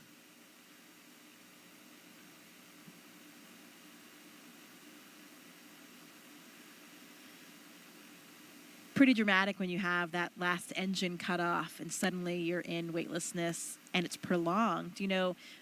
Almost everybody has been on a parabolic flight at least before their mission. So you've had some periods of weightlessness, but those are usually only about 30, 35 seconds. So you don't have that prolonged feeling. It's totally different. I felt like a bat hanging upside down and because the blood is all rushing to your head. Yeah. Because, of course, gravity is not pulling it down to your feet like it's doing for us sitting down here on Earth.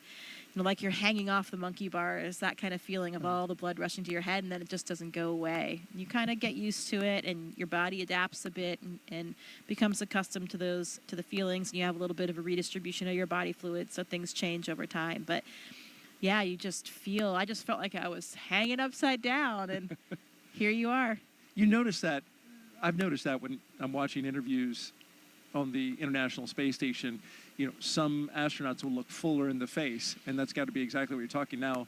Their blood pressure and all the pressure of the fluids internally are now going to distribute differently in space, right? Yeah, you actually look different. Yeah, the pressure kind of remains the same, but you have a redistribution of where the fluids are. So Okay. Yeah, exactly. You have this upward shift because we're not pulling things down with gravity. So yeah, some people have a much fuller face. Yeah. I thought it was great. It gets rid of those under eye bags and wrinkles.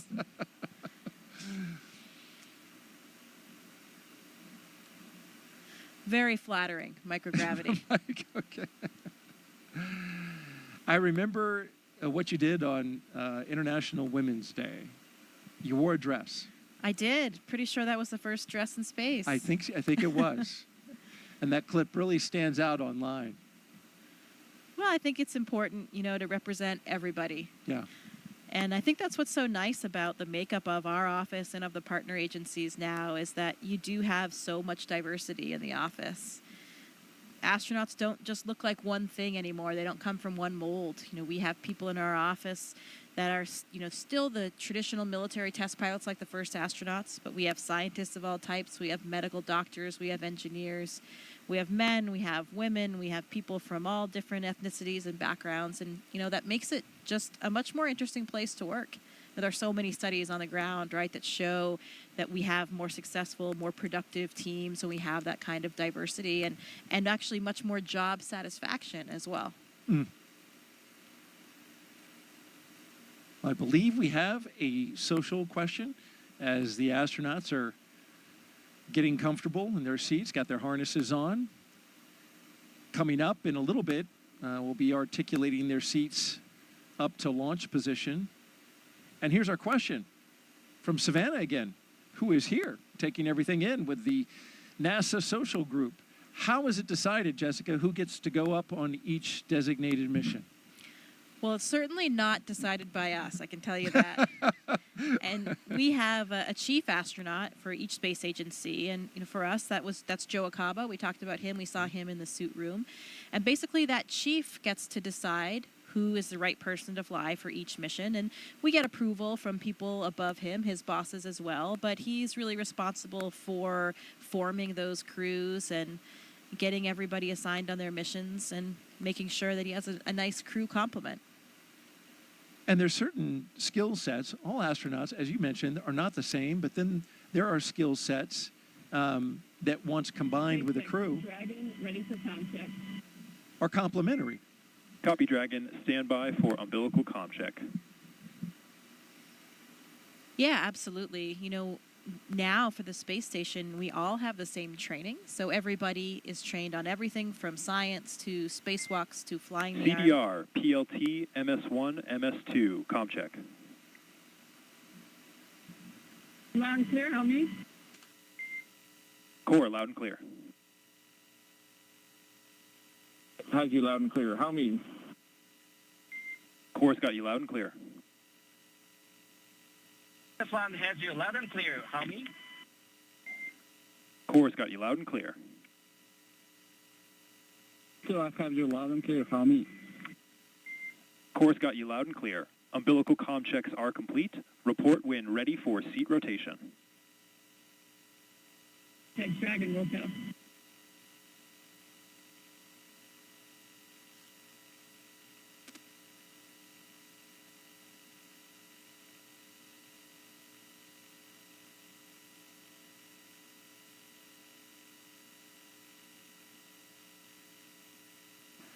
So we just got good comm checks with each of the crew members aboard Crew-7. Going from left to right, we have Konstantin Borisov, SpaceX Dragon, ready for seat rotation. Andreas Mogensen, Copy, Dragon. We will report when initiating. Okay. Jasmine Mobelli, and Satoshi Furukawa.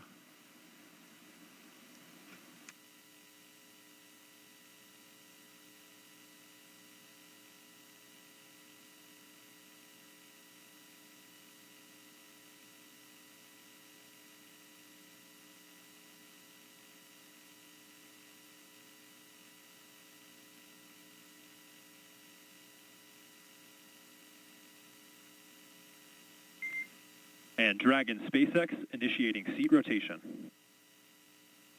Copy.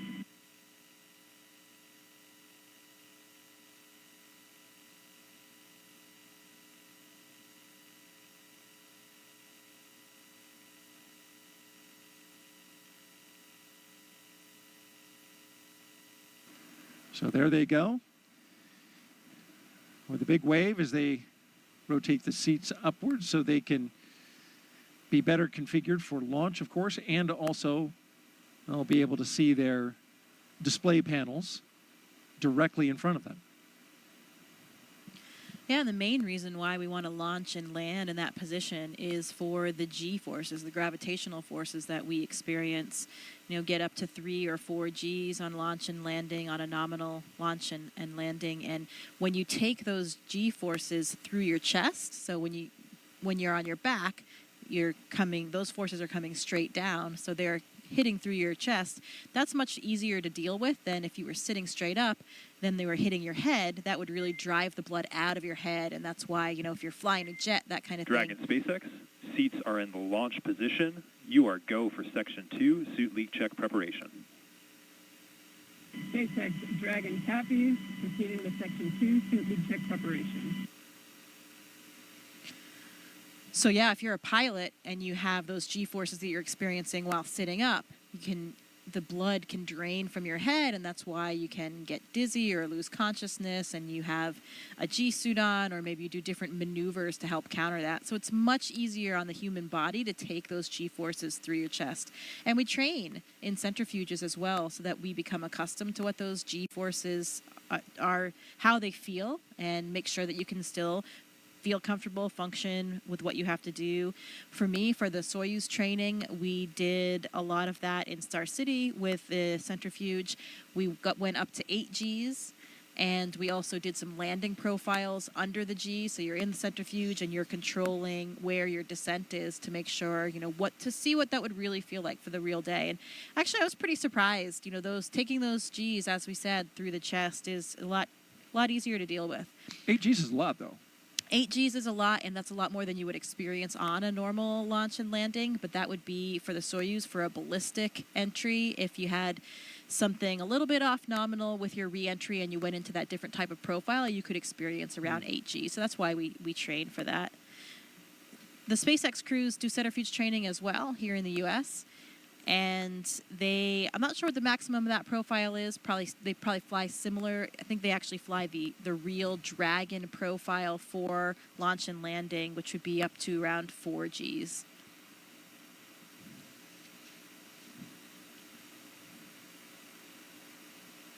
We're getting great stuff from NASA astronaut Jessica Meir as we count down to liftoff of Crew-7. Now just T-minus 2 hours and 25 minutes and counting. But hey, you don't have to be an astronaut to share in this experience, folks.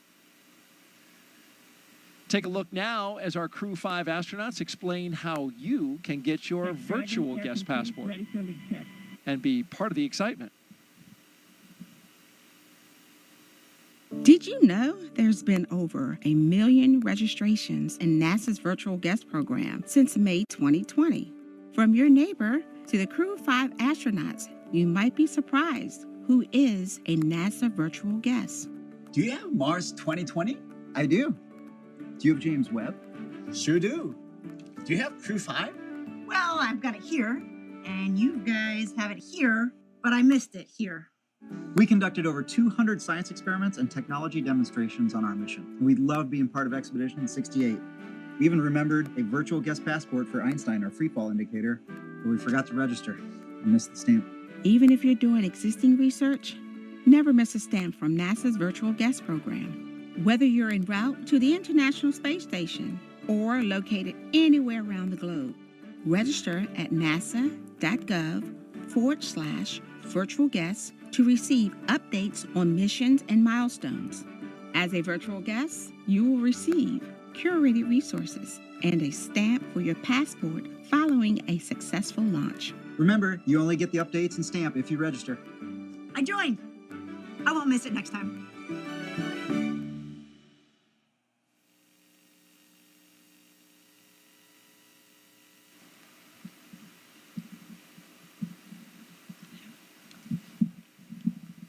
If you missed the QR code, you can jot this website down. Just register on nasa.gov/virtual guest. It's all one word. You can see it on your screen along with the QR code. Be our guest. We want to have everybody here with us along with our mission. It's incredibly important to us. This isn't our mission, not as the astronauts or cosmonaut on board. This is everybody's mission. All of our agencies, all of our countries, really the entire planet and all of humankind. And we really do take that seriously. It's a lot of responsibility, but we want to be able to share it with everybody. It's an important part of the job.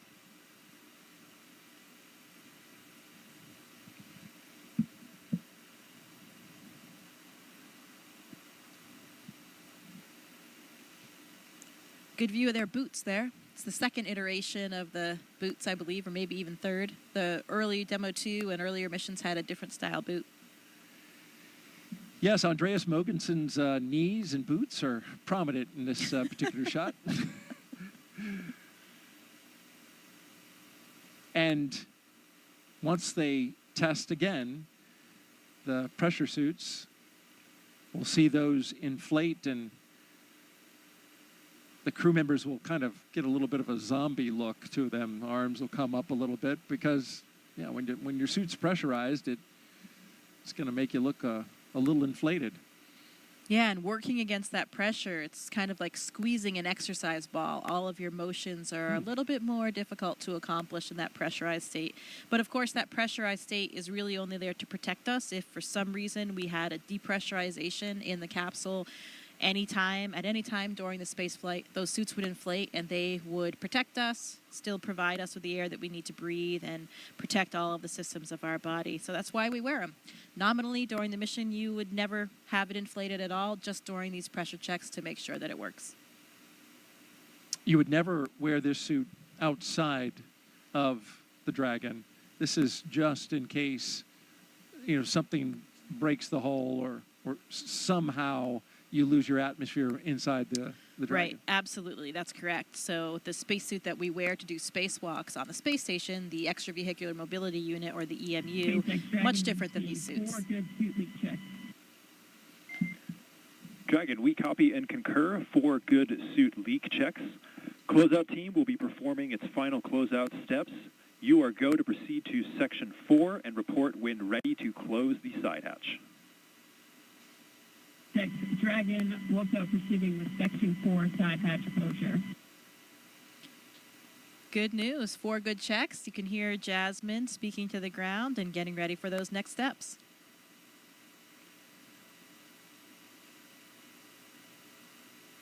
And the SpaceX team and Crew-7 is right on schedule.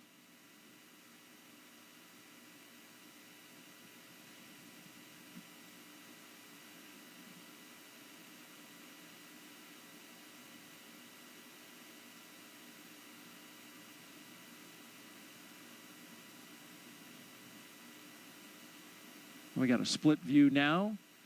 On the left, you're looking inside the Dragon spacecraft, Crew-7, and on the outside, technicians working to inspect the seal, both on the inside of Dragon and on the outside, before they close that side hatch.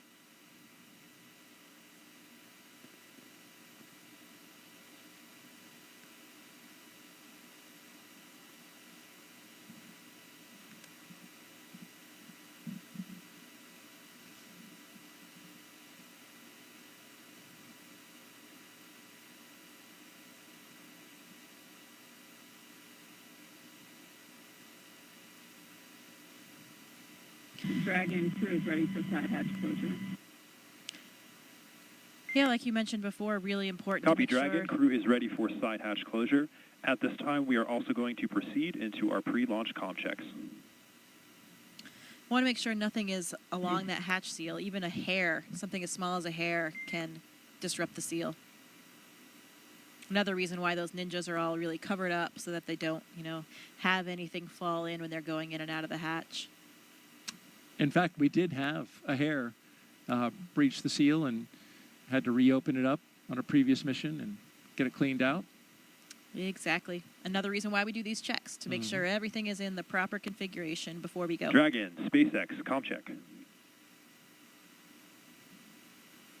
SpaceX Dragon has you loud and clear. How me? Core has you loud and clear. TDRS comm check is complete. Stand by for comm checks with DC, MD, and LD in the launch configuration.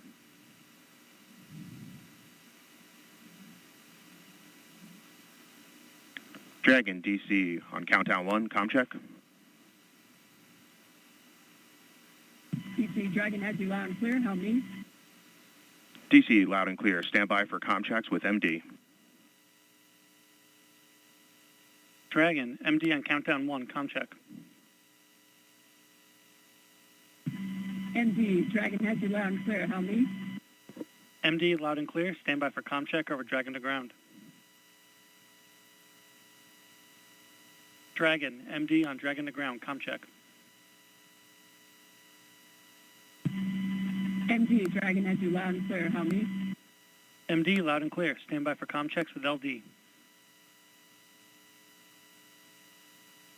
Dragon, LD on countdown 1, comm check. LD Dragon has you loud and clear. How me? LD, loud and clear. Stand by for comm check over Dragon to ground. And Dragon, LD on Dragon to ground, comm check. LT, Dragon has you loud and clear. How many? LD, loud and clear. Let's go fly. Let's do it.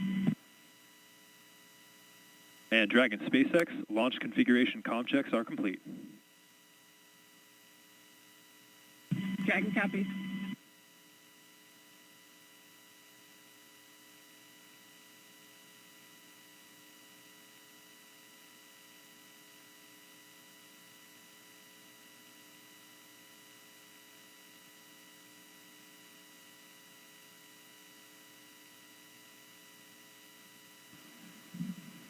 So we just had the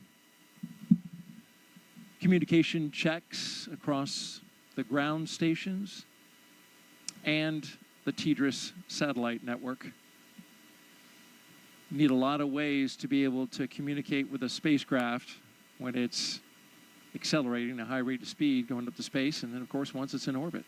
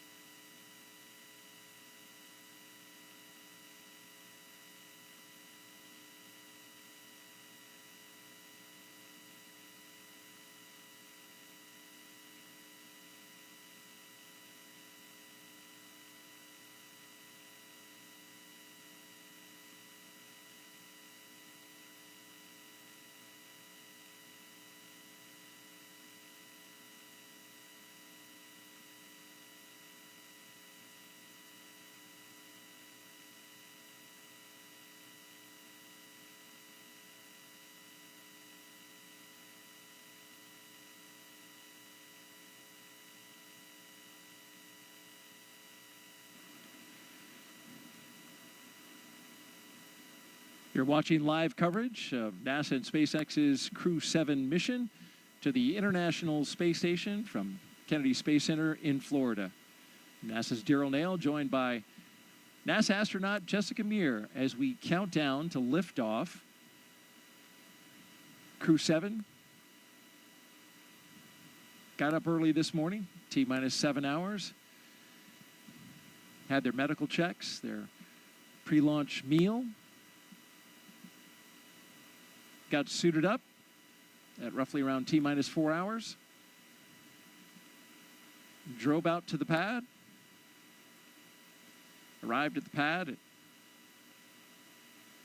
right around T-minus 3 hours and change.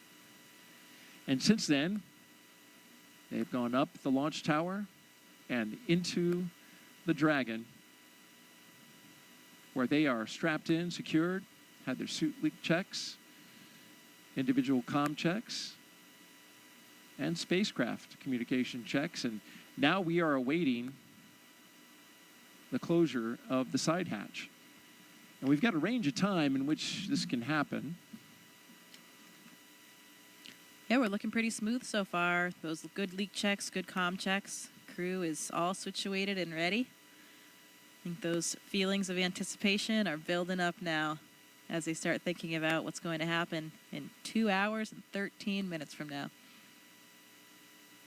It will be exciting, and we will have all the best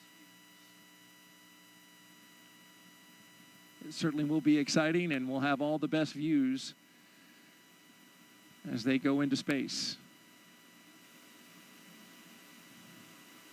If you're just joining us, you're watching live coverage of SpaceX and NASA's Crew-7 mission to the International Space Station from here at the Kennedy Space Center in Florida. We have beautiful weather for launch. We are 95% go.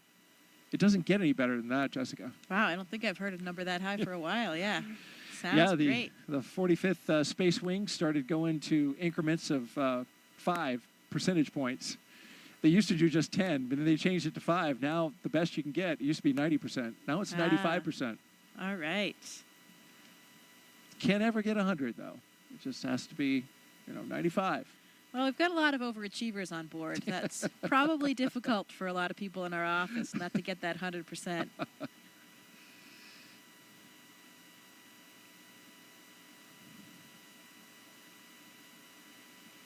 It is Florida, though. It's always unpredictable around here with winds, with thunderstorms, clouds. Luckily, we don't see any of that tonight. Or this morning, I guess I should say. This morning, indeed. 1:15 a.m. Eastern Time right now here on the East Coast of the United States. If you're watching over in Europe or Japan, well, it's closer to the afternoon, especially over Japan. Of course, we have JAXA astronaut Satoshi Furukawa. That nation, a strong participant.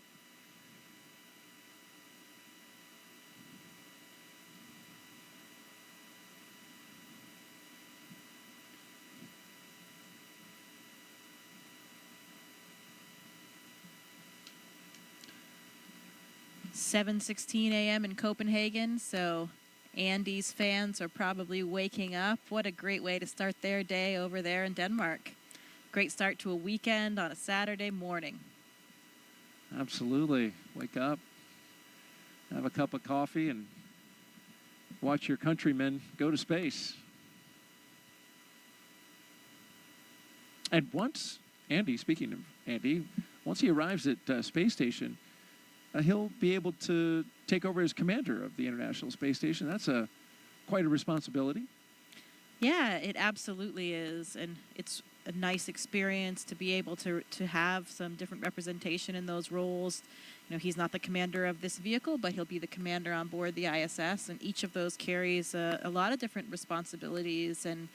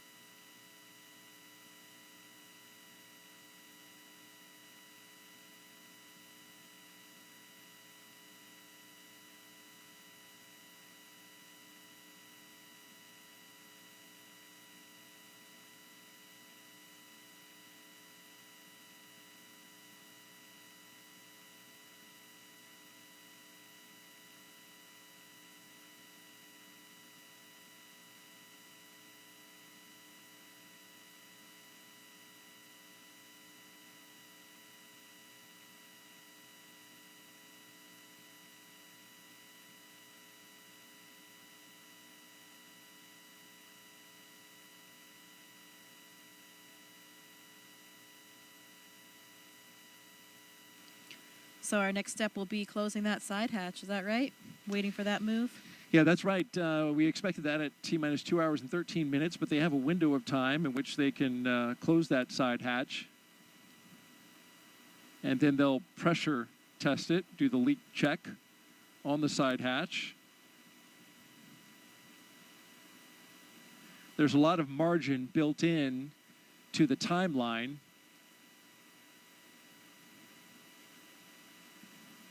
So that in case they have something come up, they have time to work it. We've seen that happen on a few missions prior.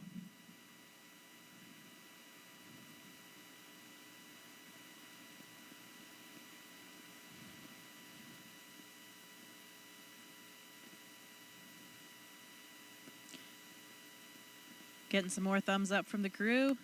More waves.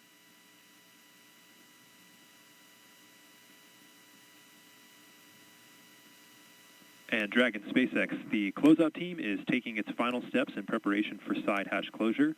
Stand by for transition to pad hatch closed. Ensure that all items are secure from now through launch. SpaceX Dragon copies. All items are secure.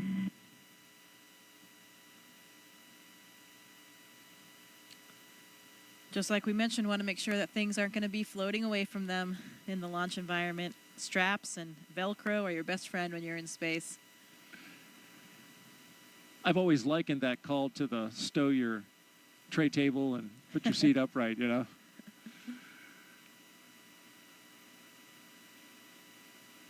No in-flight service for them, but like that question that was asked earlier, there will be water and snacks.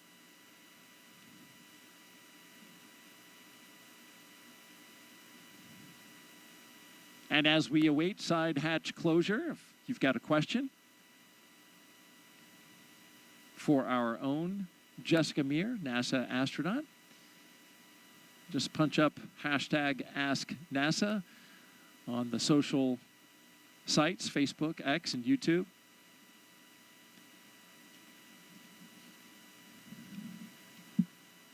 Jessica's doing a great job answering those questions and sharing her experience when she went to space.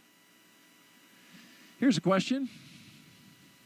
At spacecraft Crew-7, what is the main purpose of Crew-7's mission to the space station?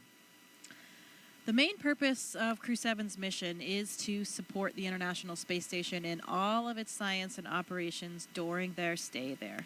So what does that mean? You know, now that we are at assembly complete for the space station, which we reached back many years ago, 2011, I believe it was, assembly complete, we have much more time for doing what we call utilization. So any type of scientific experiment or something that is flying as a hardware demonstration, those are our most important objectives. That's science that we are getting done. Of course, you have to do maintenance as well. You need to fix the toilet, change the light bulbs. We don't have those plumbers or electricians coming up to help us out, so we have to be able to do all the work ourselves. We do spacewalks. We have to do certain repairs outside the space station. All of those things are part of a nominal mission. Visiting vehicles will be coming to the space station with all of the cargo on board.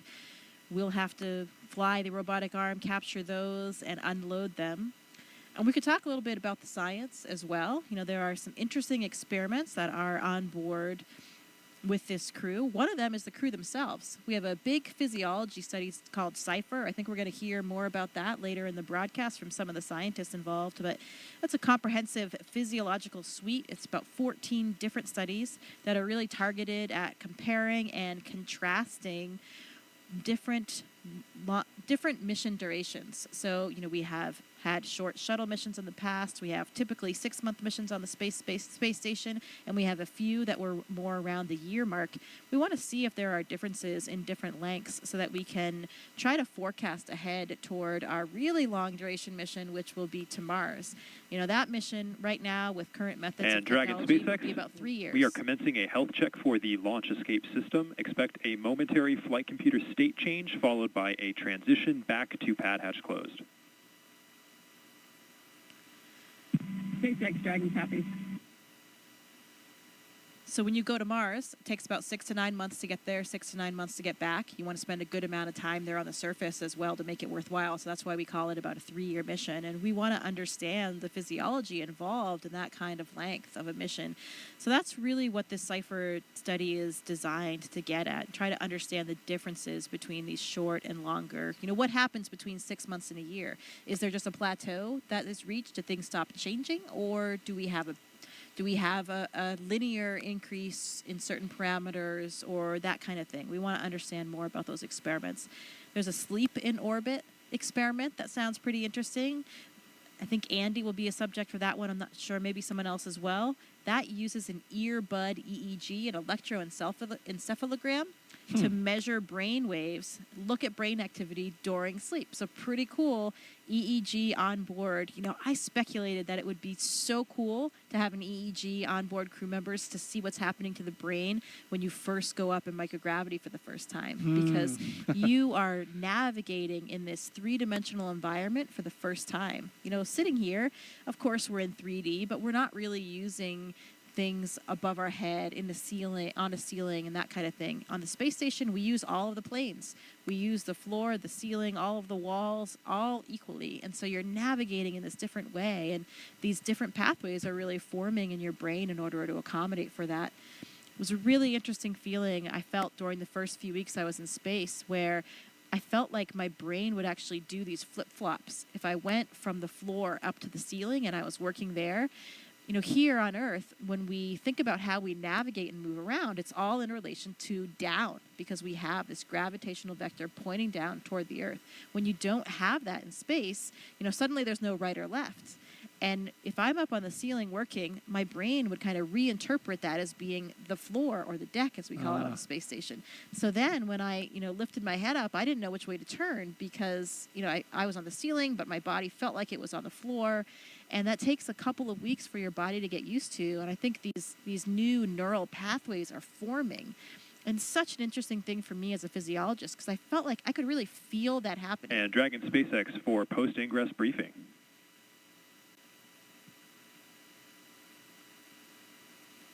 Go for Dragon. Okay, Jaws, we'll keep this one short. At this time, the Dragon team and F9 teams are not tracking any issues, and you couldn't ask for better weather. How copy? Dragon copies. Good to hear.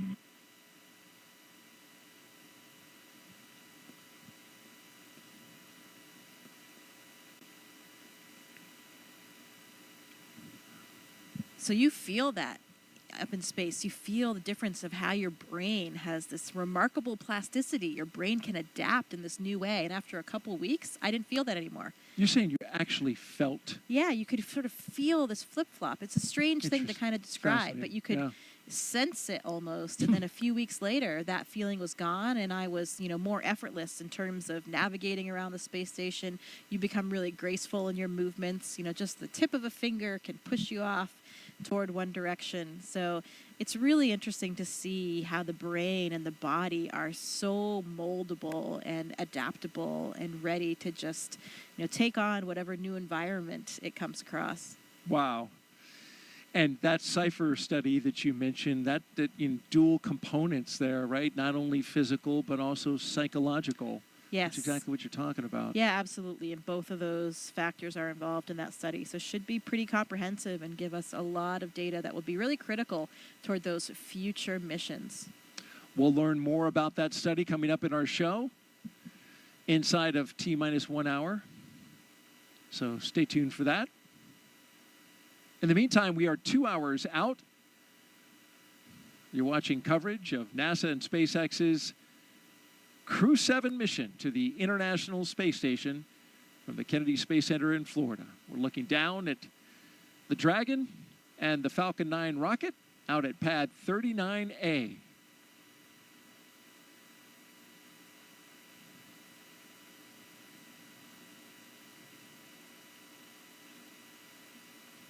It's been a smooth countdown so far.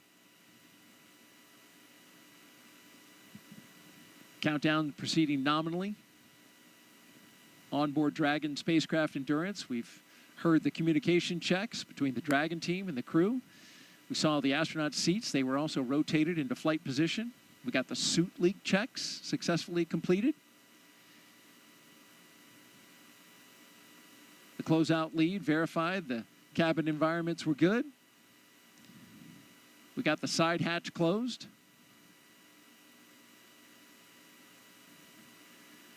And then after all that, the SpaceX closeout team will perform the final leak check on the hatch.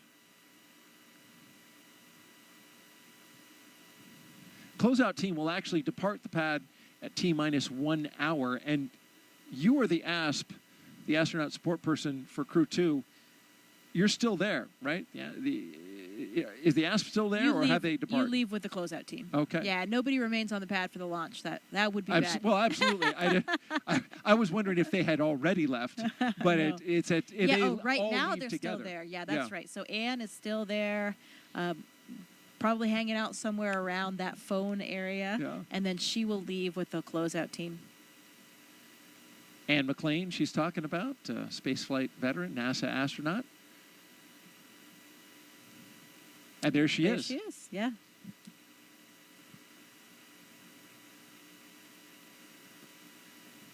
So those technicians, they stand by at that location. They are just on the other side of the crew access arm in the launch tower.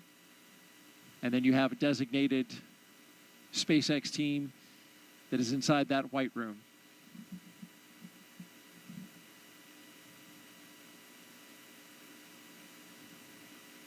And as they continue to check that side hatch, been getting some great stuff from Jessica. Just fascinating to listen to you talk about all the aspects of space flight and the experiments that are going on and what it was like for you. We certainly know that space flight is not child's play, but did you know that every Dragon astronaut crew brings a stuffed toy with them? Its purpose? Well, when the toy starts floating, the crew then knows that they have reached 0G. That's the confirmation. And there's been a few of these over the years. Of course, as we've done our missions, that toy is called a 0G indicator, and there's been 8 on Dragon so far. Starting with this little guy, Plush Earth, floating around by himself in the first uncrewed flight test in 2019 called And Demo 1. That was Anne McLean again. And it was, once she was on space station. This is a sequin bedazzled dinosaur named Tremor, picked out by Bob and Doug's sons. Then we go to Crew 1, Baby Yoda. The first stuffed animal, there's a penguin, Gwyn, the penguin, with Crew 2. And then Crew 3, the turtle, classmates Raja Chari and Kayla Barron, of course. And then you see the first humanoid. That was the Einstein doll floating around. There he is. We spot shadowed him. And then here, inside the International Space Station, there's Suhail, the mascot for the United Arab Emirates. So the question is, Jessica, what did Crew-7 bring? You know, I do know what they have, but I'm not sure if we're supposed to reveal it quite yet. We're going to wait for the view? Let's wait for the view. Let's wait. When we get it Dragon, in the view. SpaceX, nominal side hatch leak check. I can't tell you about mine. On Soyuz, we have this tradition as well. SpaceX Dragon copies, nominal side hatch leak check. Good call there, though, on the side hatch leak check. That's good. My commander brought, it was a small stuffed unicorn. I think it was from his daughter. So that was what we had to demonstrate microgravity for us. And really for everybody watching, because that's, you're still strapped in during all those moments. So it's difficult to tell if there's any weightlessness yet or any relative motion. But that's why you have the microgravity, the zero gravity indicator. Not truly zero gravity, so it's a microgravity indicator, I'd say.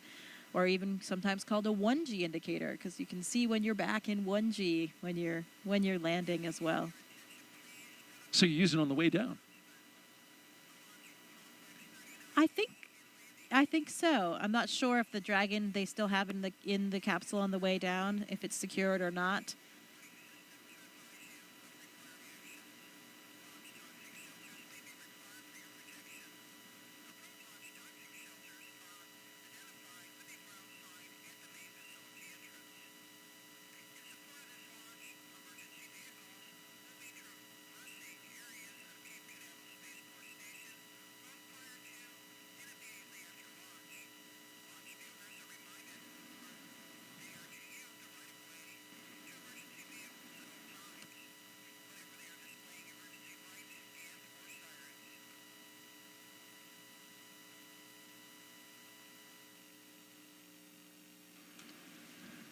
Yeah, it's a fun tradition, though, and it's, a group activity, or at least usually up to the discretion of the commander. Who's going to choose it? Maybe it's your first space flight.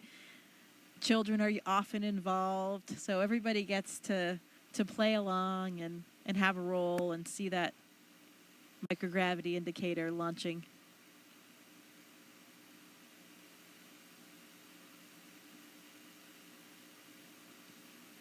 And while we've got a moment here, Jessica, we want to catch everyone up on our preparations for our first launch of a crew around the moon. First in more than 50 years. Let's take a look at our Artemis Moon Minute.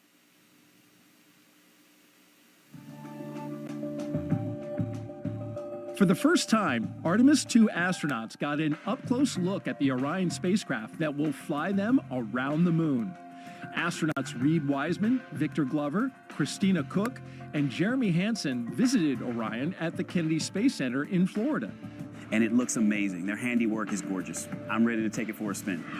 Until launch day arrives, the crew is training at the Johnson Space Center in Texas. They use the Neutral Buoyancy Lab, a giant pool, to practice safely getting out of a floating mock-up of Orion. And it's not an easy task. Navy divers in rafts will harness and hoist the astronauts into the air by helicopter, where they will be taken to a nearby Navy vessel. Back at Kennedy, we got a look at the brand new Artemis crew transportation vehicles. So the first 9 miles of the journey to the moon starts in these crew transport vehicles. On launch day, these fully electric, zero-emission vehicles by Canoe Technologies will reunite the Artemis II astronauts with Orion at Launch Complex 39B.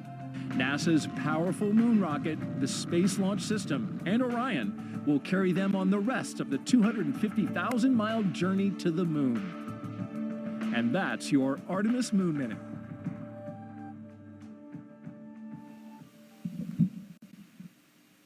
For Artemis updates, please see the QR code on your screen right now. Or you could visit the website at nasa.gov/Artemis 2. Certainly, you know all the crew members for Artemis 2, but also friends with the A2 crew, and 2 of them, Christina Cook and Victor Glover, were even part of your astronaut class, the 8 Balls, right? 2013? Yes, that is correct. Yeah, I am good friends with all 4 of them, and especially with those 2, with Victor and Christina being my classmates, it makes it even more meaningful. You know, when you are classmates with new astronauts, there were 8 of us, of course, called the 8 Balls, and they're like your brothers and sisters, truly. They really are. And I know if anything happened day or night, I could call on any one of them, no questions asked. And it's really, really exciting that we're going to be sharing this moment with them. When I was on board, I even had, at one moment when I arrived, we had 4 members of our class. Half of our class was actually on board the space station at the same time. Oh, wow. Nick Hague was still there for the first 8 days of my flight. Christina, as we just talked about from the Artemis II crew, she was up there already. Of course, the historic all-female spacewalk. That's right. 2019, yeah. And Drew Morgan was there as well. So there were 4 of us from the class. And that was truly something we never thought would happen. You know, a lot of times, especially in the past, you would see if a rookie astronaut flew their first time, often they were with more experienced people. So you didn't have a lot of rookies all at once, or 4 of your classmates at once. Yeah. And so in the end, that's how it happened for us, and we couldn't have been happier. You know, it's, again, you're flying with these people that you're already so close with and know each other so well. And of course, half that class was women, right? It was four men and 4 women. Yeah, that's right. That was the first time that we've ever had that 50-50 ratio. You know, we still don't have a 50-50 ratio in the office, but we're trending in the right direction. I think we have about maybe 35% women right now, but heading in the right direction, really like all the STEM fields. And that's why it's such an exciting time when we are starting to have more equity from different backgrounds in everything that we do. As we look at the launch pad there, pad 39A here at the Kennedy Space Center, the Falcon 9 rocket, and the Dragon spacecraft on top. We're counting down towards the next few milestones, and we're waiting for the closeout team to leave the White Room and then eventually drive away. That'll be at T-minus 1 hour and 44 minutes, and then a few minutes after that, they'll drive away from the tower. There you see them by the elevators, wrapping up their work on the launch tower. And, of course, taking a lot of that equipment with them that was being used to cool off the astronauts. And so while they finish their work, let's learn more about what the astronauts are going to do once they arrive at the International Space Station. Let's take a look at their mission overview.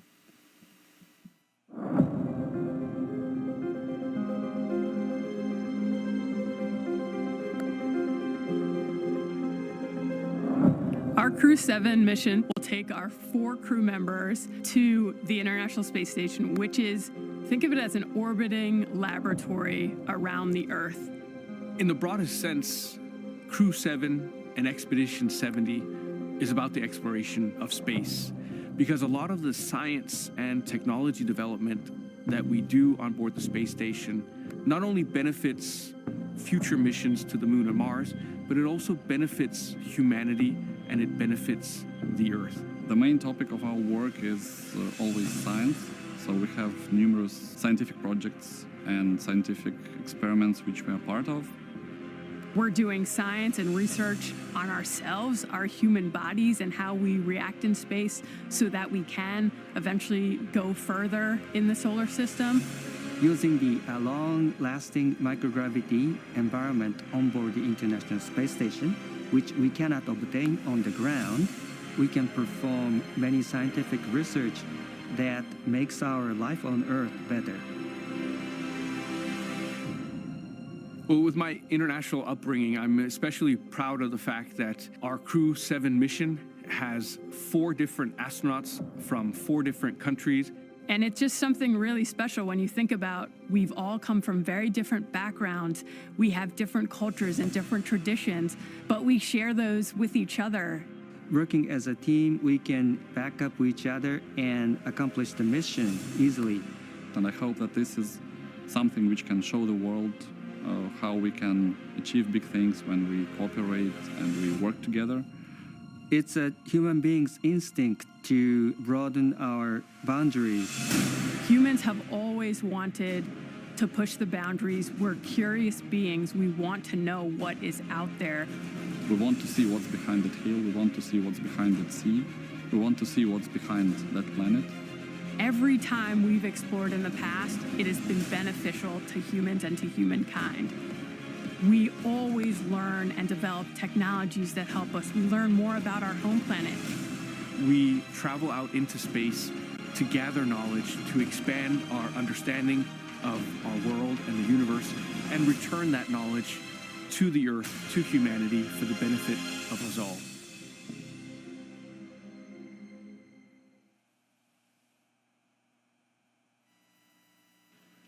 Welcome to the International Space Station Flight Control Room at NASA's Johnson Space Center in Houston, Texas, where teams work around the clock to monitor work and life aboard the orbital laboratory. Mission Control Houston is essentially the nerve center for operating the International Space Station, working in tandem with our partner agencies and providers around the globe. Together, we've ensured the station is ready to welcome Crew-7. Leading the team inside the room right now is Flight Director Chris Dobbins. He will lead the joint NASA-SpaceX Go, No-Go polls once we're in integrated operations with mission controls here in Houston and SpaceX in Hawthorne, working together to bring Crew-7 to its new home in space. Like many launches to the International Space Station, today's launch has an instantaneous launch window, meaning the crew must launch at exactly 3:27 a.m. Eastern Time to line up with this space station. Launching at that time puts us in an orbit where Dragon's thrusters, which don't have the same power as Falcon 9, can carry Crew-7 the rest of the way to the space station. When Crew-7 arrives at the space station, they will no longer be referred to as Crew-7, but rather as Expedition 69 flight engineers. They'll be declared Expedition 70 once the Soyuz MS-23 departs in a few weeks with NASA's Frank Rubio on board. He will land September 27th with the longest single spaceflight by a U.S. astronaut with 371 days in space. Once on board, Crew-7 will conduct a direct handover with Crew-6, and Crew-6 will remain on board the station until their scheduled undocking day. A direct handover also helps ensure a continuous U.S. presence on the space station, a record approaching 23 years in duration. After docking and hatch opening on Saturday, Crew-6 will give Crew-7 a safety briefing and orientation, which might be particularly helpful for the first-time space flyers on this flight, NASA's Jasmine McBelly and Roscosmos cosmonaut Konstantin Borisov. As the station is first and foremost a laboratory, the crew will jump right into conducting experiments with new research still to be delivered on upcoming cargo flights. For now, we'll send it back to you, Daryl. All right, thank you very much, Courtney. Back here at the Kennedy Space Center in Florida, looking at pad 39A. the rocket and the spacecraft that will go to that destination that Courtney just gave us an update on, the International Space Station, which of course is flown from Mission Control in Houston. Give you an update on what's happening out the pad. We've got the crew inside the Dragon spacecraft. They are buckled in, plugged in, ready to go, had their comm checks completed. And right now, the closeout crew is making their way, finishing up their work and making their way out of the launch tower. Dragon SpaceX closeout team has departed the crew arm. So that means they're out of the crew arm. You can see them going down the steps to the elevators and then back down to their vehicles to clear out of the blast danger area. There you see their vehicles awaiting them, the 3 Teslas that took the astronauts to the launch pad. They will take the closeout crew out of the perimeter of the launch area, and they will stand by at an area a good distance away from the launch pad. We're 1 hour and 41 minutes and counting until liftoff, and as we look at the pad and think about traveling to the International Space Station, we talked about the crew and how they'll be performing many groundbreaking science experiments. Let's take a closer look now at some of that science they'll be doing. The International Space Station is a state-of-the-art microgravity laboratory that is unlocking discoveries not possible on Earth and helping us push farther into deep space. Every single day, we are answering big questions about Earth and about space, about where we came from and about where we're going. But the other thing that we're doing is we're learning more questions to ask. Microgravity turns almost everything we know upside down. Liquids behave completely differently. Fire burns in new ways. Biological systems reveal surprises. There's a few things that have made me gasp out loud up on board Space Station. Watching heart cells actually beat has been a pretty big one. We're studying ways to grow food in microgravity. I got to tell you, these are pretty amazing. We're learning how human bodies react to life in space and how to keep crew members safe and strong on long-duration exploration missions. Deadlifts are awesome on Earth. They're also awesome in zero gravity. We're testing technologies that will be critical to our return to the moon and great leap to Mars. Our research has contributed to medical and social benefits on our home planet, allowing us to find new ways to combat disease back on Earth and develop technologies to deliver clean water to remote communities in need. The spectacular vantage point of more than 200 miles above our planet supports our monitoring of Earth's climate, natural disasters, and plant life. The orbital perspective that we have here on the ISS is just absolutely amazing. Earth is gorgeous. The growing new space economy, so vital to our continued progress in space, is flourishing in low Earth orbit. We're inspiring future generations from a platform that is one of the largest international collaborations of our time. We're doing science at 17,500 miles per hour. Come along for the ride.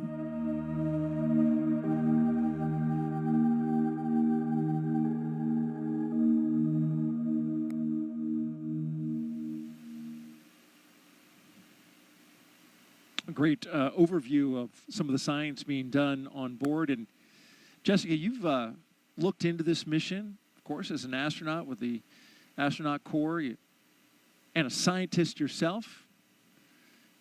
You're pretty curious about some of the science that's going up on this mission. Yeah, we talked about some of the experiments already, the CIPHER, physiology and psychological experiment, the sleep in orbit experiment. There's another one that I find particularly interesting. It's called ISS external microorganisms. So this is a really cool one because for the first time, we're going to be taking samples during the spacewalk to determine whether or not the space station releases microorganisms through things like life support vents. So we'll be swabbing and collecting these samples to try to understand how far they go, how many of them are there, how far they travel, and get a good idea for what it would be like. In particular, if we think about going forward and being good stewards. Now, I like to think about when we travel, we need to be good stewards of our planet. So if we're going to the surface of Mars one day, we need to understand what kind of contamination we might be having and what kind of effect we might have on that planet. So this microorganisms experiment will help understand a little bit more of the impact that we have. And to me, that is the ultimate experiment because it is science and a spacewalk at the same time. Oh, yeah. My two favorite things. So if I could knock both out at once, I mean, that would be incredible. A double winner right there. And so they're going to actually swab the outside of the space station? Yeah, they're going to collect those samples during that spacewalk. How about that? Now, what are these vents that you're talking about? What are they venting? So some of the vents are for the life support system. So, we are introducing an atmosphere into the space station to give us the air that we need to breathe. And so there are some vents associated with life support systems in general, stuff that is off-gassed or released to the external environment. Out into space. That's right. Yeah. And so you're wondering if by chance there could be some microorganisms out there growing, which would just blow my mind if there were. Right, and perhaps rapidly evolving in the space environment. How about that? Fascinating. And as a scientist, Jessica, you did a lot of work early in your career. You've talked a little bit about that. And it calls back to an experiment that is worth mentioning now that had some amazing results. And when you were working on this experiment, it even got a catchy name called Mighty Mouse. And I was wondering if you could share a little bit of that with our audiences. This is a mission to the International Space Station, and science is at the forefront. You were involved in an experiment that had some pretty incredible results. Yeah, the Mighty Mouse experiment is one of my favorite ones to talk about for a couple of reasons. One, I'm a physiologist, as we mentioned, and so there's a lot of similarities between the work that I've done and working with animals. This experiment looked at the myostatin and activin pathways. So these are very important molecular signaling pathways that influence muscle degradation or breakdown. So on the Earth, the researchers involved here have identified these as very important for providing possible targets to prevent muscle and bone loss. So you can see a picture here. These are two of the mice in question, the Mighty Mouse experiment. I think it's pretty obvious to the naked eye, even without a scientific background, that they are very different. So what you have here is what we call a wild type mouse on the left, the smaller mouse, just the normal mouse. And then on the right, you have a Mighty Mouse. And this was accomplished in two different ways in the experiment. One, by creating a myostatin knockout mice. So this means that this mouse actually does not have the gene for this pathway. So as you can see, this mouse, these myostatin knockouts, have 2 times the muscle weight compared to the other mice. So because you're blocking that pathway, degradation is not inhibited, and they have much more muscle on board. And you could feel that in the mice. When I was doing the experiment, holding the mice, you could feel how strong they were and how much bigger they were. Interestingly, when we treated another set of mice, again, just the normal mice, with a therapeutic agent, they also did not lose muscle or bone mass in space.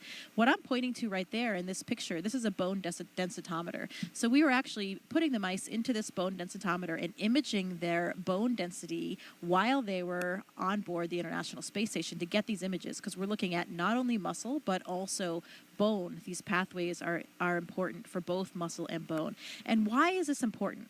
This is important for a lot of different reasons. First of all, here on the ground, we have a lot of different disease states that have different types of bone loss or muscle wasting.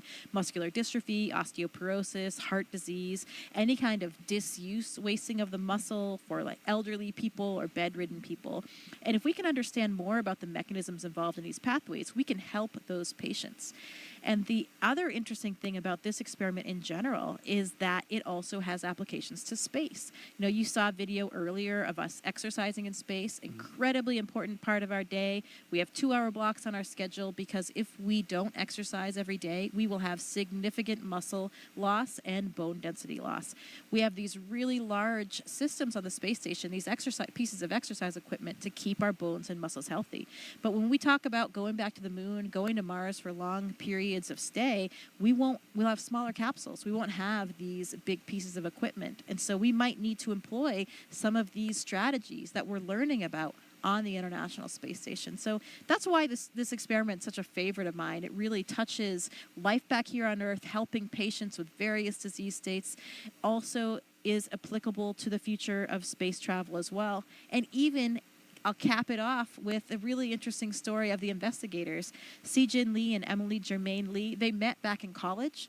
Se-Jin was working on the myostatin pathway, the one involved in the muscles, and Emily, before she was his wife, she was already working on the activin pathway, the one involved in bone. And they realized, although they were working separately at the time, they had this very complementary system that worked in concert. And if they worked together, then perhaps they could solve some of these even bigger questions.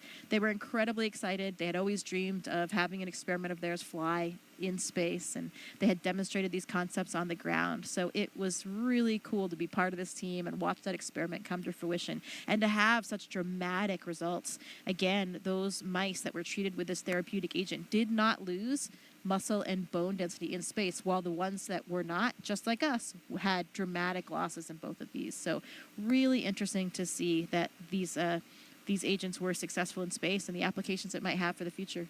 And amazing that it was, you know, an experiment. You know, the results, of course, incredible, and they obviously, you can see them in the photo of the mice and how it turned out. But I mean, this experiment was right in your wheelhouse, right? All of that came together, you know, both the scientists, you up on board the International Space Station as well. I remember reading, you know, I looked into the study a little bit in preparation for the show, and space was said as, you know, the ultimate bed rest, right? Yeah. Like, which is not good if you're trying to maintain that bone and muscle mass. Right. We need to make sure that we can bring astronauts back to be healthy. And when we think about going and walking around on the moon and Mars, we need to make sure that astronauts are healthy when they get there as well.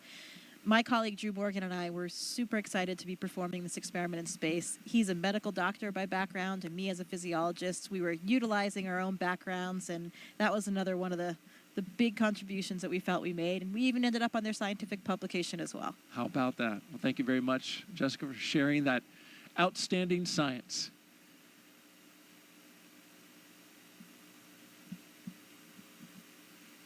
T-minus 1 hour and 30 minutes and counting. We're awaiting the launch escape health check.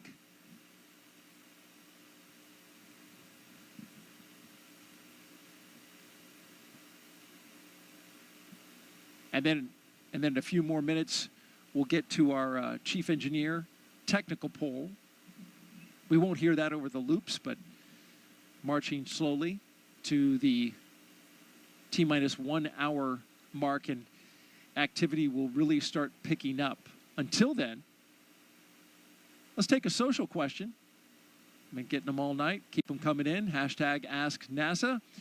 Here we have at Indiana Jonas. Do you have a favorite item, Jessica, that you brought with you to space? Yeah, I think we'll actually have a chance coming up here to show some of the items of things that I brought to space. So I won't spoil the surprise quite yet of everything. But, you know, a lot of times astronauts will bring pictures of loved ones, whether it's a physical picture or just something that we can bring up, sent up on a computer or an iPad. And we like to bring things that represent our different backgrounds, for representing universities we went to, clubs that we belonged in. Because, you know, we've talked about it a little bit already, but, you know, this is not just our mission. This is really for everybody. And we want to carry that enthusiasm and that excitement with everybody to show them that they are a part of it. So there are so many things. You wish you could bring more because our capacity is very limited. But, you know, we have to think long and hard about which items we'll bring up with us. Well, let's talk about that flight kit a little bit more. Each Crew-7 astronaut is allowed to bring a few personal items with them for their roughly 6-month stay in space. And we're holding your item as a surprise. Let's take that crew shot and we'll talk about what they're bringing up. You see all the way to the left, Konstantin Borisov. He's bringing up his son's first toy, going left to right. Next is Andreas Mogensen. He picked the zero-G indicator along with his children, and he kept it a surprise. And so we're waiting to see that. We're going to see it float in space. We'll learn more about that in a bit. And then to his right is, of course, the commander, Jasmine Mogbelli. She brought 2 Dragon stuffed animals, one for each of her twin girls, and she's going to show them floating around in space to her girls. So we can take a little video, send that to them. It's a touching thing to do for your young kids. And then all the way on the right, Satoshi. He's bringing photos of his family and friends and photos of current students at the school he graduated from. Yeah, we take a lot of pictures of these items floating around the space station, usually in front of in the cupola, so you've got the Earth in the background. And actually, it's difficult to get some of these photos sometimes. You get a little air and some ventilation, an object gets caught in the ventilation. It's not floating exactly, just staying still where you want it. The light changes all the time in the cupola, so you have to kind of master out this system to get proficient at it, to take these pictures, because it can take quite a bit of time. But it's so important and so meaningful for the people back on the ground that we do our best to capture as many of them for the loved ones that we have and for everyone down there, because it really does mean so much to everybody. Wouldn't it be better to have video rather than a picture of something floating around? Yeah, we do video too. Okay. But you're right. A lot of times it's just a still image that we have, but depends what you want to use it for.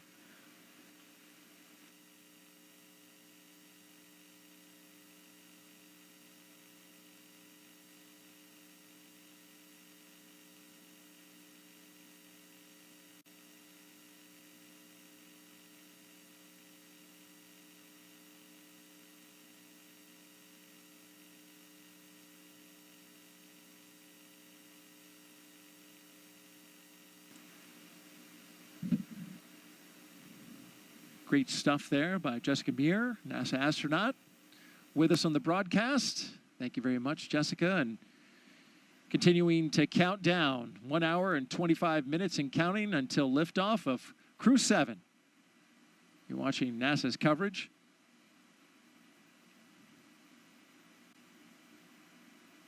When these astronauts go up to the International Space Station, they'll spend about 6 months up there working scientific experiments that you just heard a few of them from our astronaut co-host.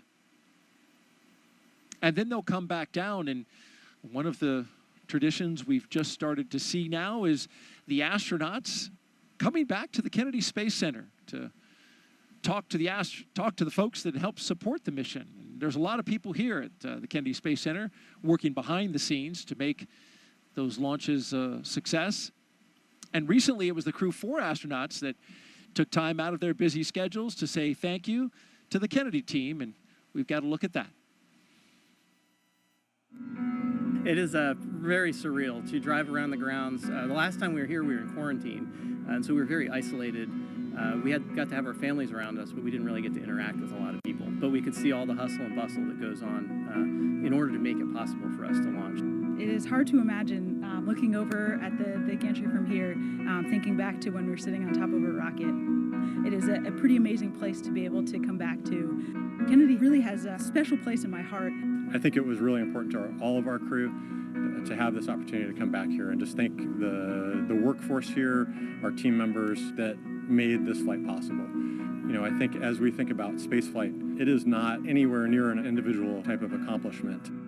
Yeah, just absolute gratitude for the teams of people that just ensure our safety, ensure that there's always an eye looking over every piece, every detail, and ensuring that launch goes off without a hitch. So many of you have been a part of that journey. Your investment, your expertise, making us successful in our work and getting us home safely. And we're grateful for the work that you're doing. So it is incredibly special to be back here and get to actually interact and thank all the people that contribute to the mission and were able to get us off the ground and bring us home. It's just an amazing place, just such a talented pool of people that enable such amazing expeditions to fly out of the Kennedy. So it's really cool to be back here and to get to meet the people that are making all of that happen. You could really tell all those smiling faces just how much that meant for Crew 4 to come back and share their time and their words with the team here at the Kennedy Space Center. Well, you're looking live at Launch Pad 39A, the Falcon 9 rocket, and Dragon spacecraft. We'll start fueling up the Falcon 9 at T-minus 35 minutes and counting. But in between this time and that time, got a few more milestones to go, including arming the launch escape system, rotating that crew access arm away, and then, of course, having the pole for the readiness to tank the rocket. This view right here, you're looking at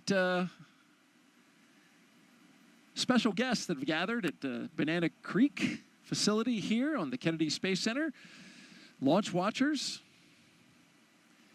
Got a big group here, which is impressive because it is 2 a.m. Eastern time, but it's always exciting to take in a crewed launch when you know that you've got astronauts going up on top of a rocket. And so they've all gathered pretty early in the morning here and pretty early in the countdown. An hour and 21 minutes to go. It's great to see the crowd out there at the Banana Creek viewing site. Got about 6,000 people who are at various viewing areas around the Kennedy Space Center. Banana Creek is one of them. Also got folks along a causeway that's just across the water, watching from those locations. Of course, we've got special guests up at a building we call the Operations and Support Building.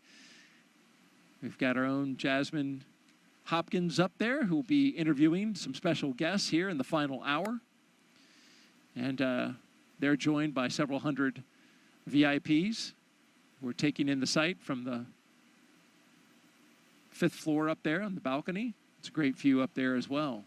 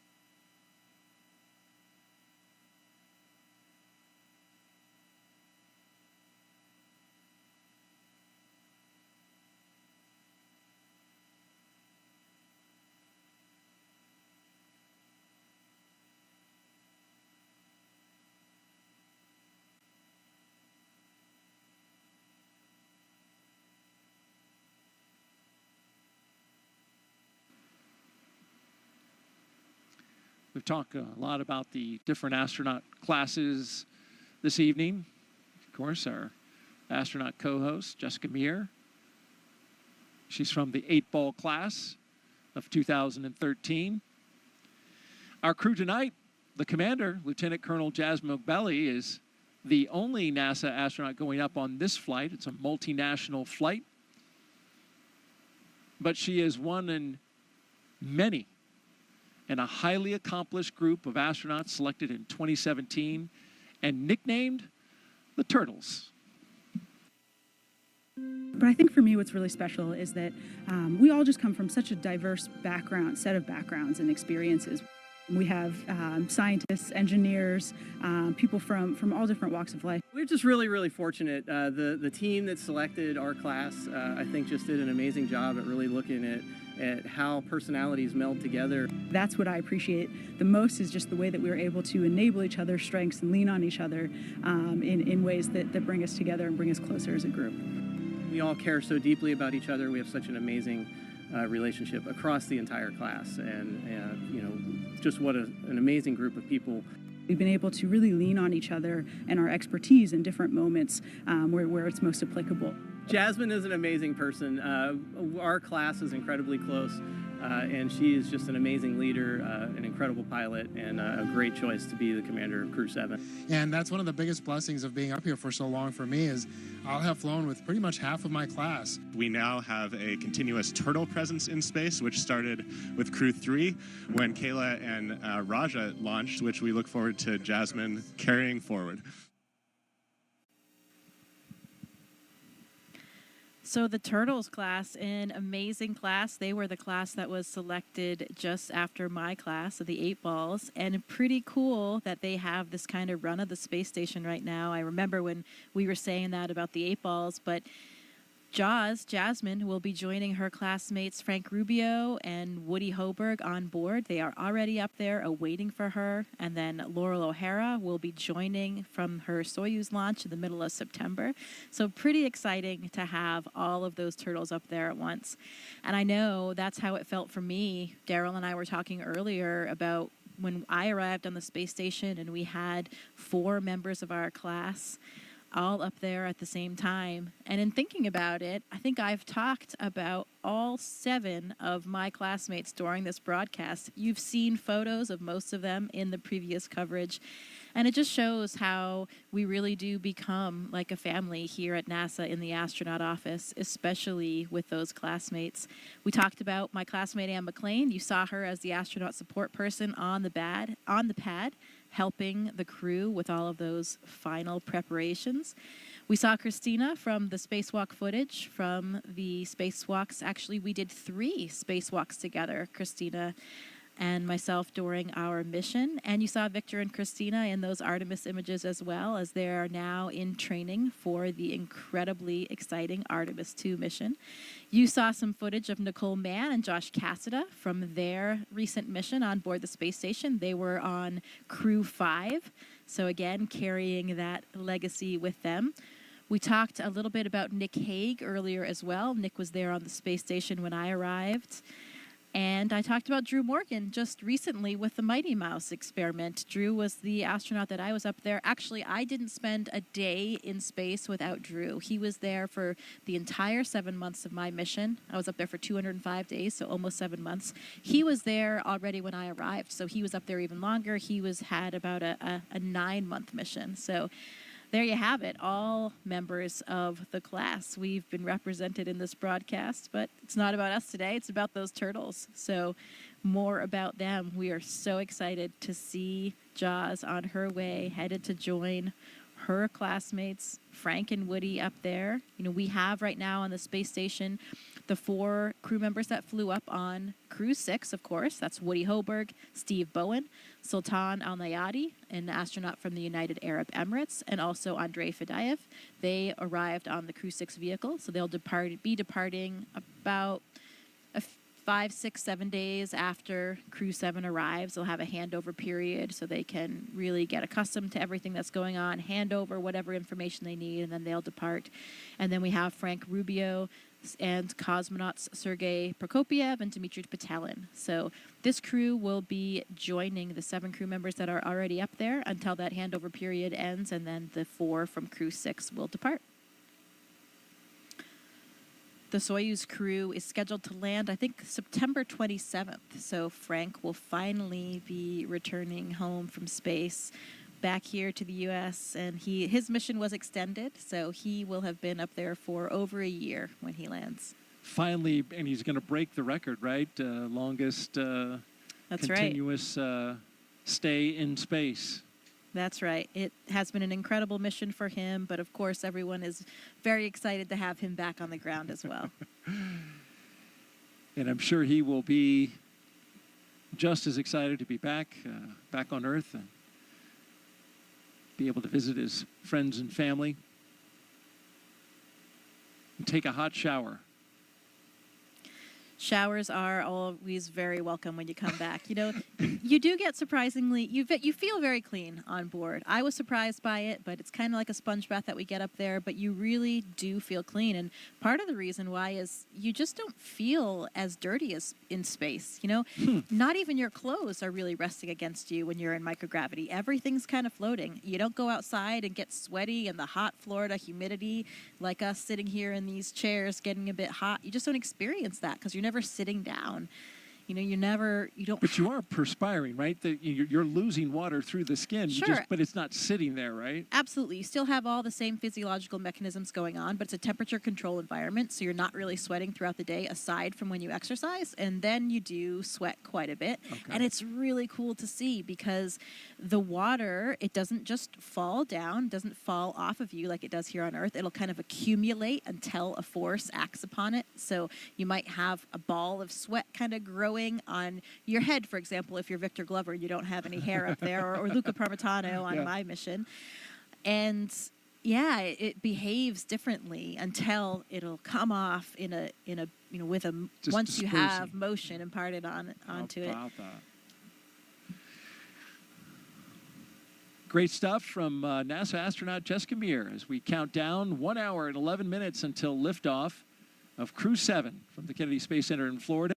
If you're here with us in the area and you want to hear the call-outs live as they happen, you can hook that up on amateur radio. The VHF frequency you can see on your screen, 146.940 megahertz, and on the UHF radio frequency, 444.925 megahertz FM mode. And you can hear that throughout the county here on the Space Coast. So we're a little over 1 hour until liftoff. And this is a continuation of regular crew flights to the International Space Station from U.S. soil.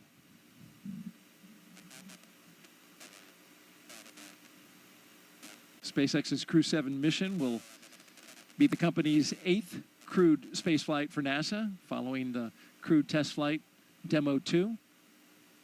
It will also be SpaceX's 11th crewed spaceflight overall, including the private orbital mission Inspiration 4 and Axiom missions 1 and 2.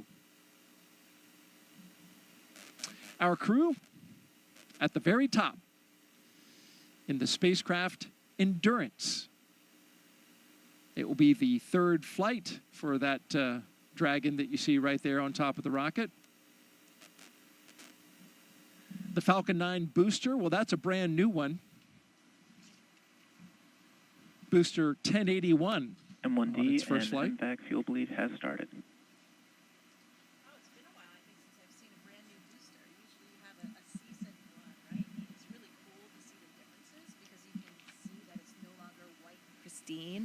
As they are reused more and more. Pretty cool to see.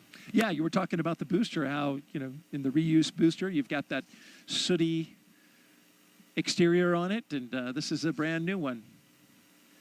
Of course, commercial crew program, they limit the number of boosters in terms of their reflight for use on Crew to 5. The Endurance, its previous missions were Crew-3, Crew-5, and of course today, Crew-7. If you're just joining us now, we've had a great countdown so far. Weather is nearly perfect, 95% go. We've got a crowd of launch viewers on hand at our various locations around the Space Center. More than 6,000 people here in the local area, and of course, beyond that, outside the gate, even more.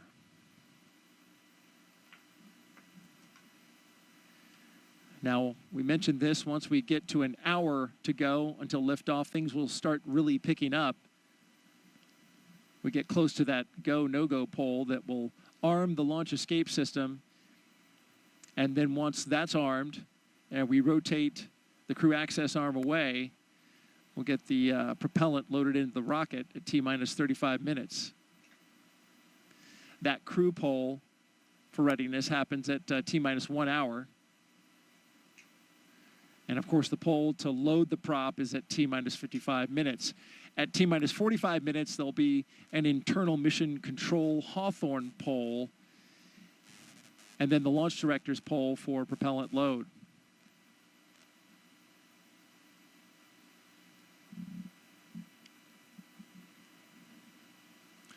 I mentioned the crew access arm. That'll retract when we get to T-minus 40 minutes. And the crew will get the call to close their visors and arm the launch escape system.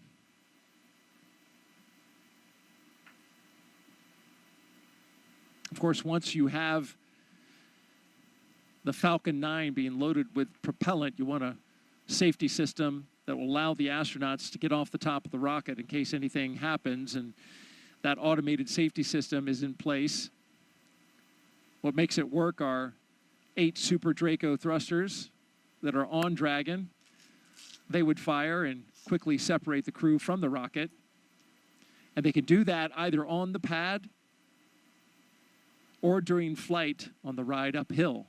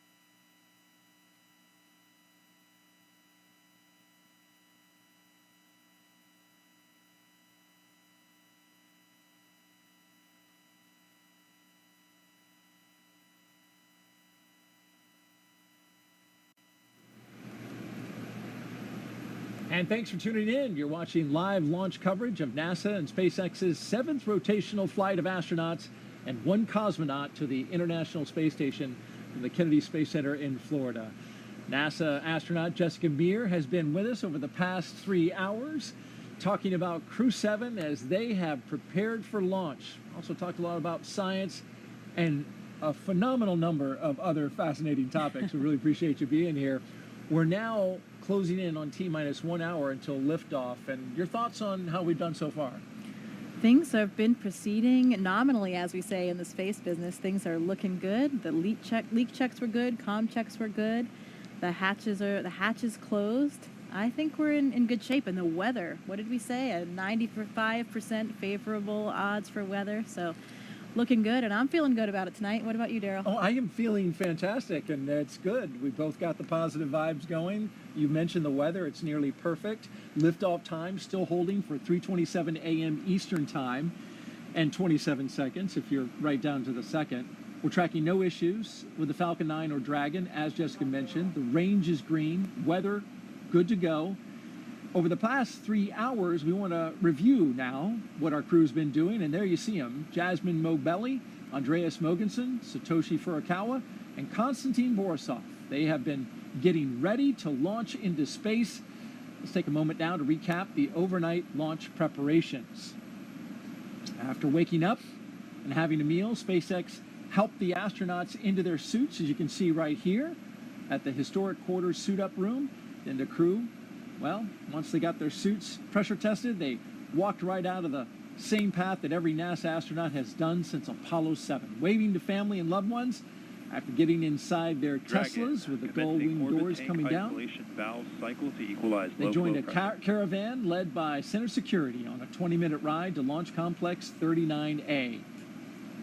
Big smiles all around. All the way around. And then following their arrival to the pad, they got a look at their rocket, and in they went, walking across the crew access arm and right into their spacecraft. And those big smiles you mentioned, Jessica, we just saw them right there. Looks like the crew, they're good to go. They truly are contagious, those smiles. It is difficult not to be smiling and excited when you know you are about to leave the planet for the first time for some of these, for Jasmine and for Konstantin as well. Absolutely, and a lot of preparations have been brought to us at this point, including a dry dress. A lot of things have been going into this so to get everybody ready. Of course, we had a launch delay yesterday. We stood down for that attempt, but now we're good to go, and we expect to be launching at 3:27 and 27 seconds, our new T0. All systems good to go for launch. Now we want to have our Dragon, team. SpaceX, you are go for Section 5. When ready, report go for launch. Dragon copies, go for Section 5. Okay, and with that call out at this time, we're going to expand our coverage. I'd like to welcome in SpaceX and NASA commentators joining us live from Hawthorne, California, where the SpaceX mission team is located. Welcome to Jesse and Leah. Thanks, Daryl, and hello to everyone watching around the world. I'm Leah Cheshire with NASA Communications. And I'm Jesse Anderson, an Integration and Test Engineering Manager here at SpaceX. Leah and I are joining you today from SpaceX headquarters in Hawthorne, California, as we count down to liftoff of Crew-7 just under an hour from now. And of course, Crew-7 is our 7th operational mission with SpaceX, flying astronauts for long-duration missions to the International Space Station. But it also comes with an important first. Crew-7 is the first mission in which every seat in the spacecraft is filled with a crew member from a different international partner agency. Represented are NASA, ESA, the European Space Agency, JAXA, or the Japan Aerospace Exploration Agency, and Roscosmos. It's also the first time an ESA astronaut has served as pilot of Dragon, so Andreas Mogensen is adding that to his list of accomplishments. The Dragon flying today will be making its 3rd trip to station, having previously supported Crew-3 and Crew-5. And much like on those missions, our teams will be staffed around the clock in mission control, which is just behind us, to monitor Dragon and the mission, not just today, but throughout the entire mission, from liftoff to Crew-7's arrival at the space station, all the way through splashdown when the astronauts return back home to Earth. On console or headset and mission control are 6 key SpaceX Our copies. 6 Crew key 7 is positions. go for launch.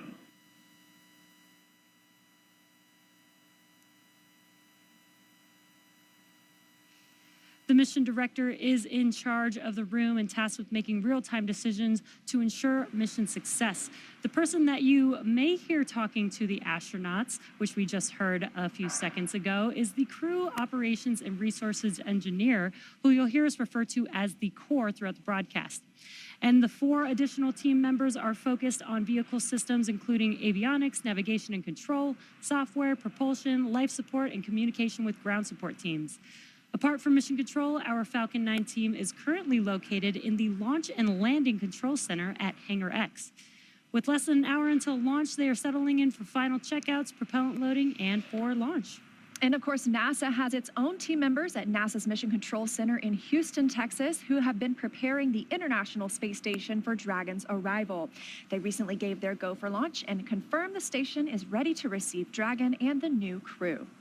Now, upon liftoff, today's flight to the space station will take almost 30 hours, with Dragon flying autonomously the entire way.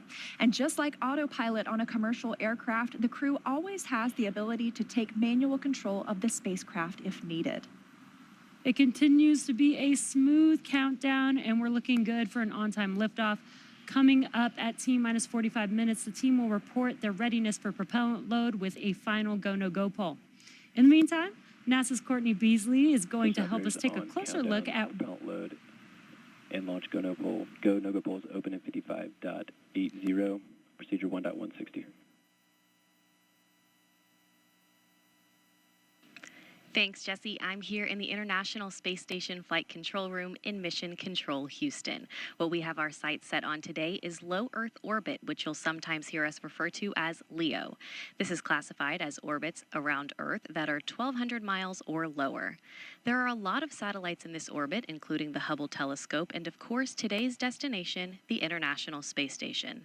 The space station's orbit averages at 260 miles above Earth, but varies based on its apogee or perigee, the highest and lowest points of its orbit.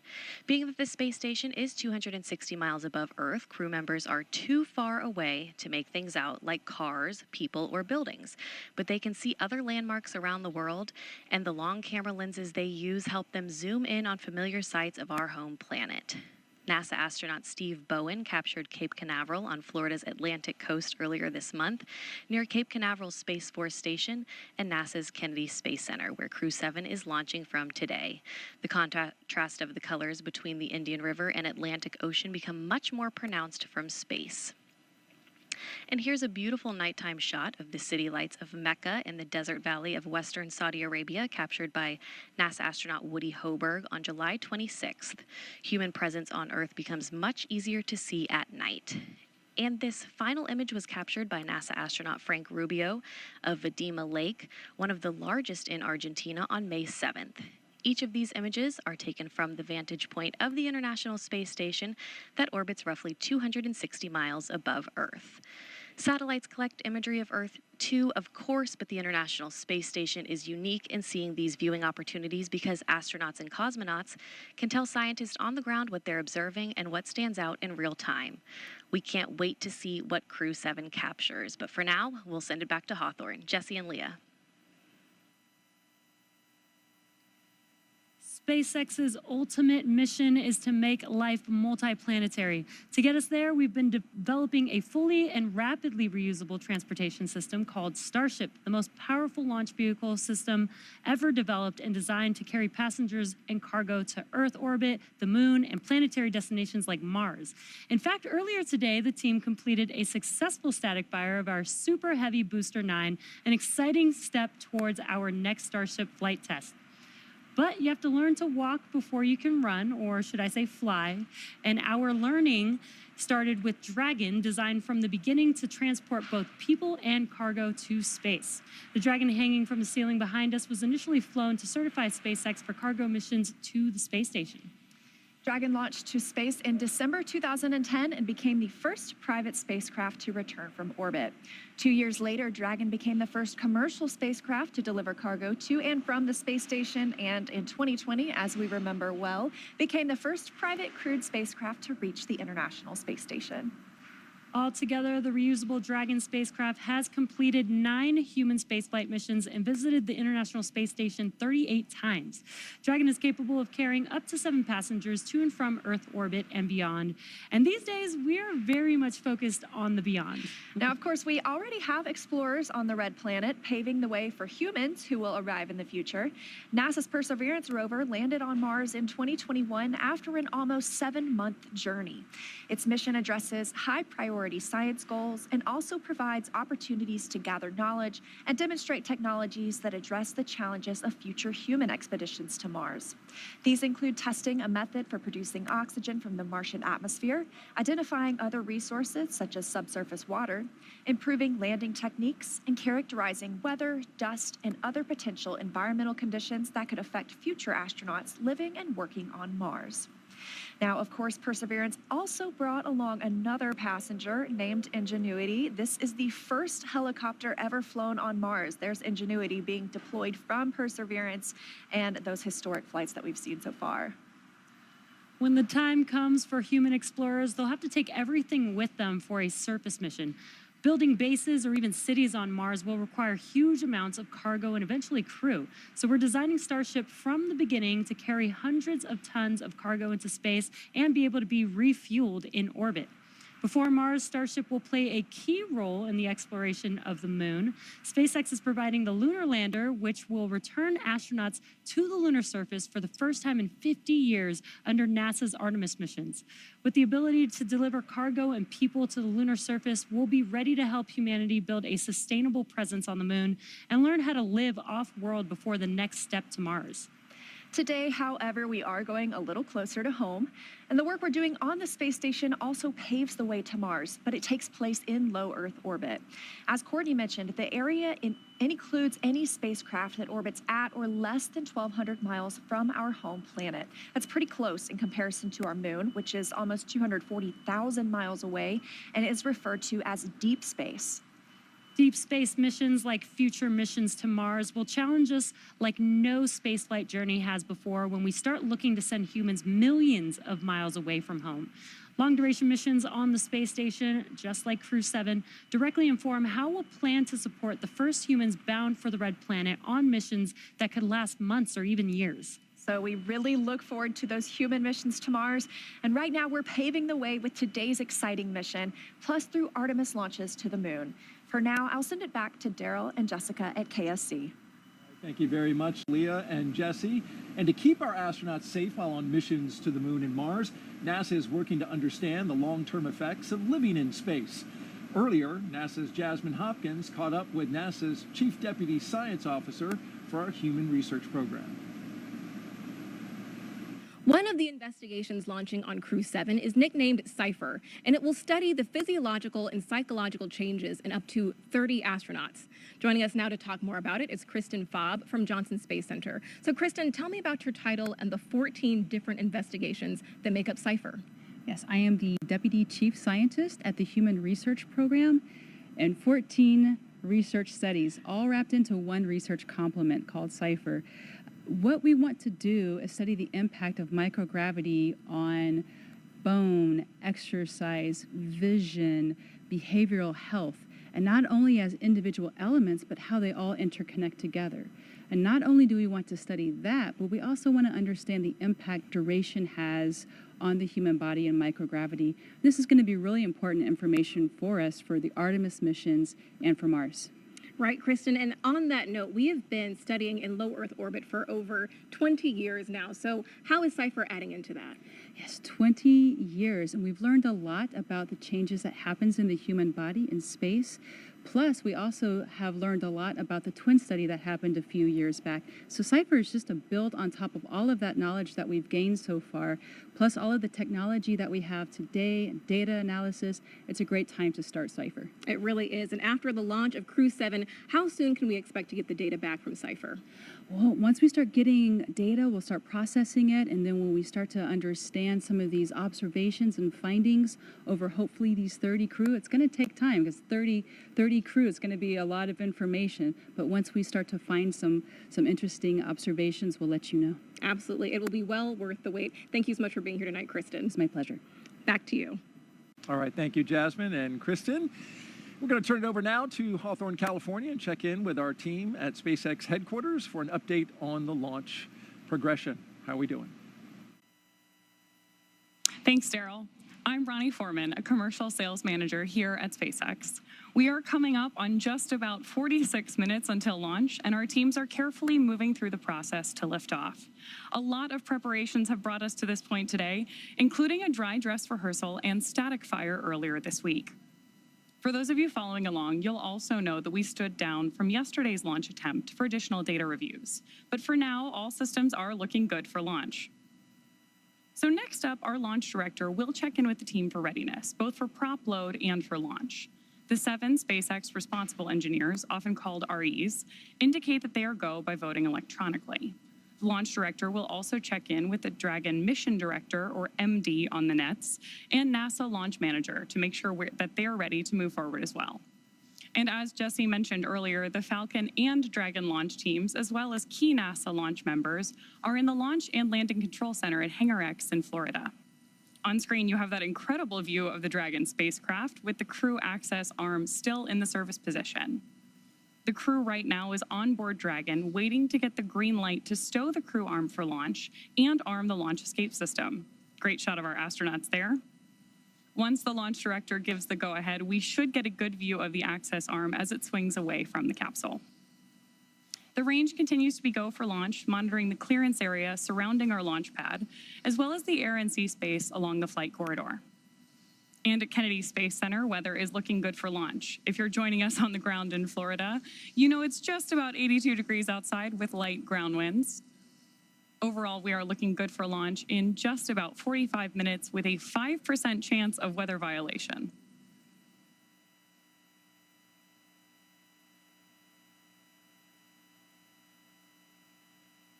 Right now, we are listening in for that readiness poll announcement and instructions to our launch team.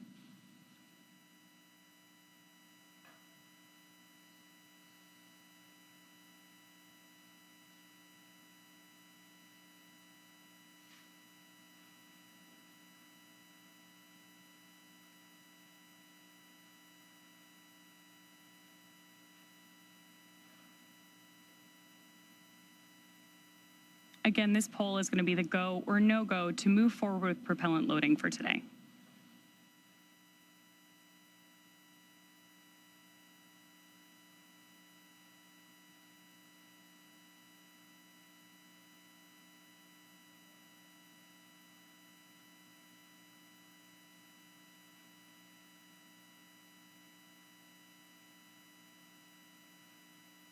As soon as that briefing ends, we should see that crew access arm, which you can see lit up on your screen right now, immediately start to move away from the capsule when that stow procedure begins.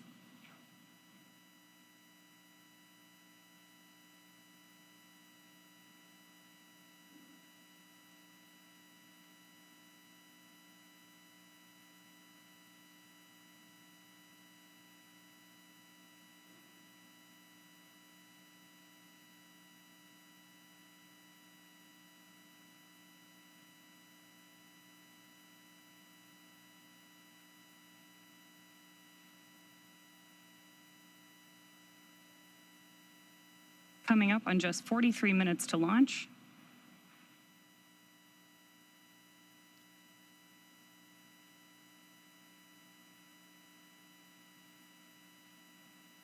Great nighttime views of our Falcon 9 and Crew-7 capsule there on the screen.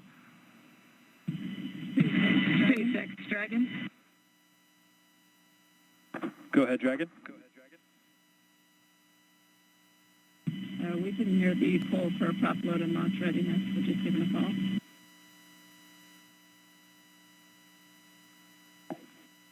And sorry, Dragon, I just missed the last of your sentence there. Can you please repeat?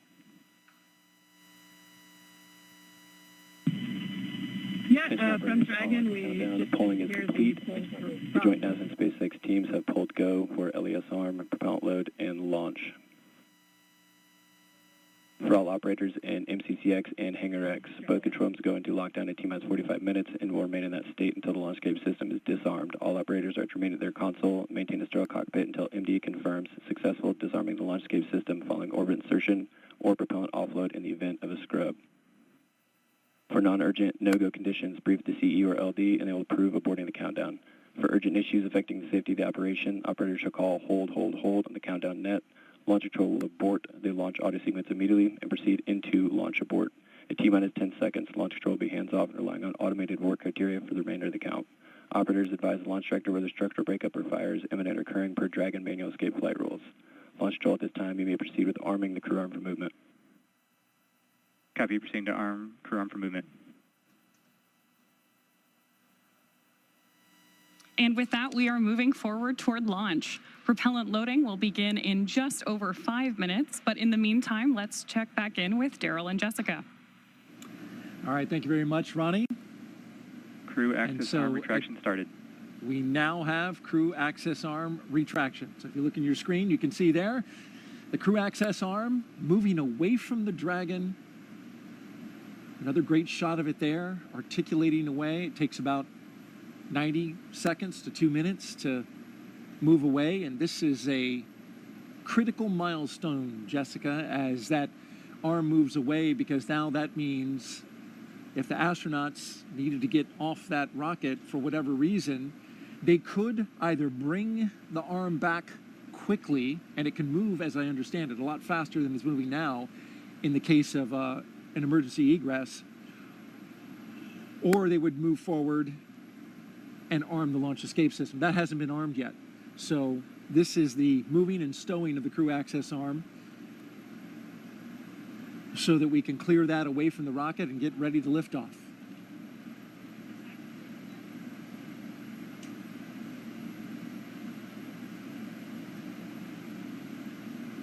After that, Crew access arm retraction complete. We're now waiting to hear that Dragon is go for Section 7, closing the visors and arming Dragon, the launch SpaceX, escape system. You are go for Section 6, close visors and arm launch escape system. Well, they changed the number, but it's the same. Dragon, copies go for Section 6, launch escape system arming. Same milestone. I hear from previous crews that this system arms the very loud thump, so they can actually hear that on board. Which makes sense. You've got those engines, those Super Dracos, which are Dragon, visors closed, arming launch escape system. right there next to their heads, right? You know, because Copy, your go.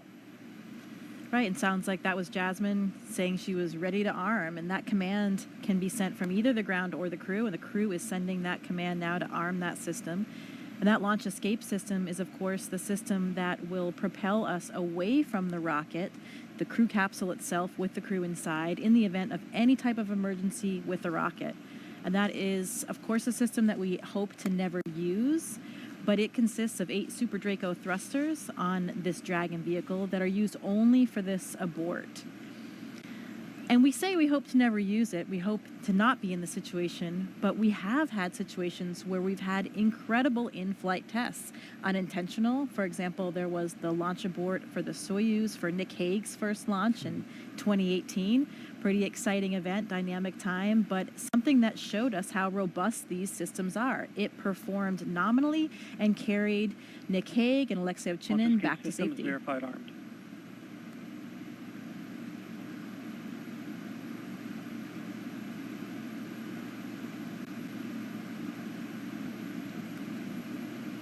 we've got the verification of the launch escape system now armed. You mentioned Nick Hague. As I understand it, he counts himself having gone to space twice. That's right, or at least 1.5. But this system is now active. They do that 2 minutes before loading of the prop, since that, of course, then does present a more risky situation with that prop on board, and it will stay armed all the way through orbital insertion.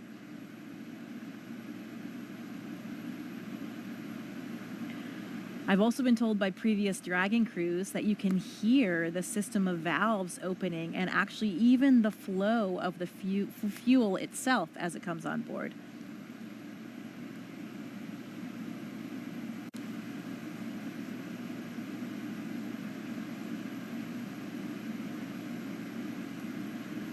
The scenarios in which the launch escape system would be used. F9 tanks venting for prop load in 10 seconds. Expect loud venting. There they are warning them about that, exactly what you just mentioned, giving them a heads up that they'll be hearing those sounds. Yeah, Victor Glover was telling me it's a very noticeable process. You can hear the opening and closing of the valves, and there are these low hums and kind of a fluttering sound as that super cold liquid oxygen and kerosene fill those large propellant tanks, first on the first stage and then on the second stage. Must be pretty exciting to be hearing those noises, knowing what that means and how much closer you're getting to liftoff.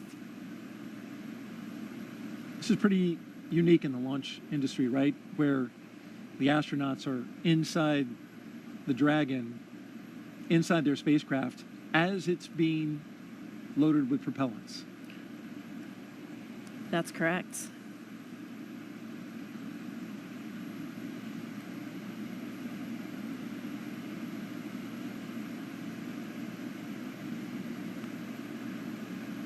That launch escape system you're talking about, if it were needed, it can get the crew several miles offshore out into the Atlantic Ocean. It's those Super Draco engines capable of moving Dragon half a mile in just 7.5 seconds. So that's equivalent to a peak velocity of 436 miles per hour. So it really moves. It can also get it off the top of a moving rocket as well, so it's got to have that kind of power. Right, at all those different phases, all the way until they're in orbit. And that's one of the things that we protect for here as well when we look at the weather forecast. It's not just for the actual launch itself, but to protect for any of those contingency landing scenarios in the various areas where they would splash down in that event.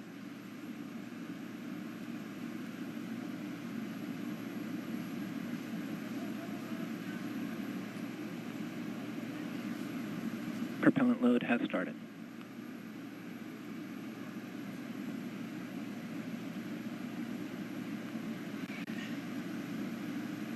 And so now the propellants are flowing into the Falcon 9 rocket, RP-1, refined kerosene, and liquid oxygen, the oxidizer. That part we can see externally because as the liquid oxygen levels rise inside the Falcon 9, it is, of course, super chilled liquid oxygen, highly densified, and it will super chill the skin as well of the rocket, and it'll condense the air around it. And there's been well over 200 Falcon 9 launches, so if you've seen one before, you're familiar with the sight. The rocket condensing that air, that warm, humid Florida air, which we have been enjoying this evening, at least with a light breeze. That's right. I think it's cooler than Houston anyway, so I'm enjoying my time here. Good, good. All right, for another update, let's send it out to Hawthorne, California, an update from SpaceX. Thanks, Daryl and Jessica. Now, before we send them to space, let's get to know our Crew-7 astronauts a little better. We'll start off with none other than the commander herself, NASA astronaut Jasmine McBelly, making her debut spaceflight. My name is Jasmine McBelly. I'm the commander of NASA's SpaceX Crew-7 mission to the International Space Station. Baldwin, New York is where I grew up. I always loved team sports from a really young age because you rely on one another, and that's something that I think is really important to know going forward in your career. I joined the Marine Corps. Sure, I wanted to fly jets. I thought you had to be a jet pilot to become an astronaut.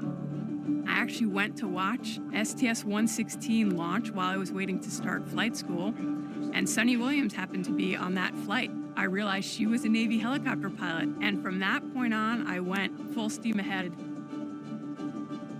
All four of us are so proud to represent what is possible when we come together. Ultimately, everything we do is to benefit the Earth.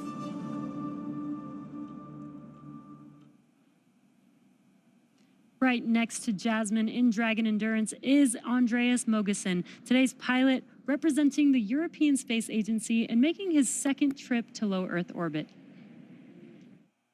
My name's Andreas Mogensen, and I'm the pilot of NASA's SpaceX Crew-7 mission to the International Space Station. I was born in Copenhagen, Denmark.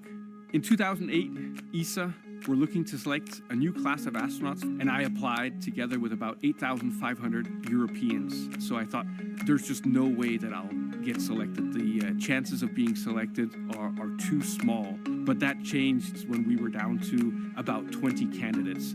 My first mission to the International Space Station was on a short 10-day mission. I had to hit the ground running as soon as I arrived on board, and as soon as I landed back on the Earth, I knew that I wanted to go back to the space station. I'm especially proud of the fact that our Crew-7 mission has 4 different astronauts from 4 different countries and 4 different agencies.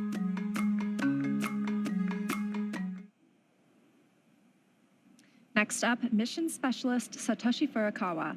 This JAXA astronaut is no stranger to the space station after spending 165 days in orbit as part of expeditions 28 and 29 in 2011.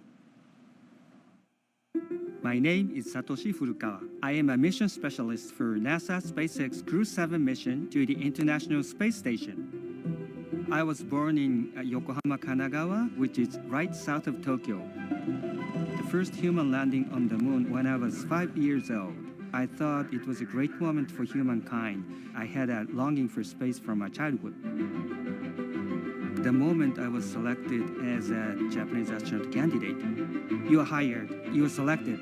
It was the happiest moment in my life.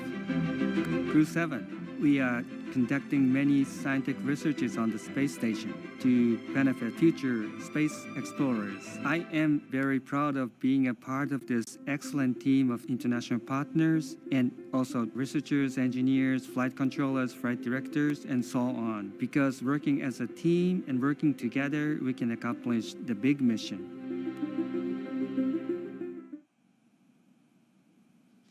Rounding out our fully international crew is Roscosmos cosmonaut Konstantin Borisov. He was selected to the Cosmonaut Corps in 2018 and today marks his first flight to the orbiting laboratory.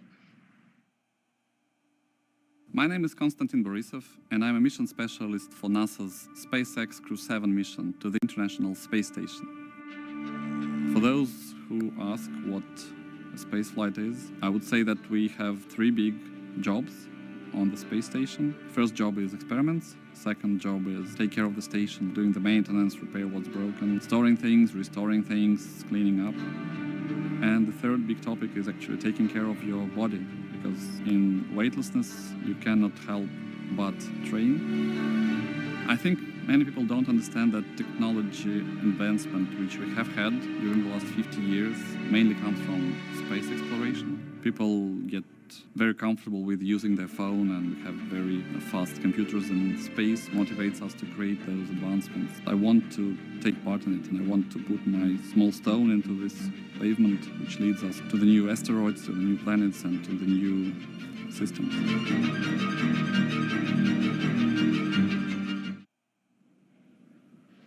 Now, as we see with all of our crews, these 4 crew members who make up Crew-7 have a mission patch they worked together to design. The first thing that you notice is the white dragon on top of the Earth, its neck craned into the number 7 for Crew-7. Its tail curves upwards towards a golden star, and they say that symbolizes our ascent towards the stars and the pioneering spirit needed to propel us further into space. The blue, white, and red on the tail are the common colors in the flags of all 4 nations flying on this mission.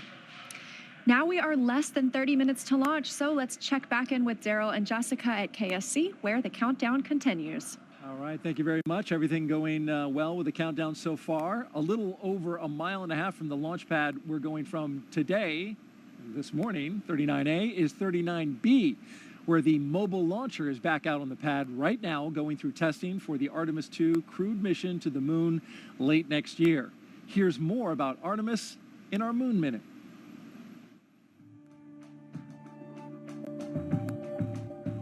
For the first time, Artemis II astronauts got an up-close look at the Orion spacecraft that will fly them around the moon.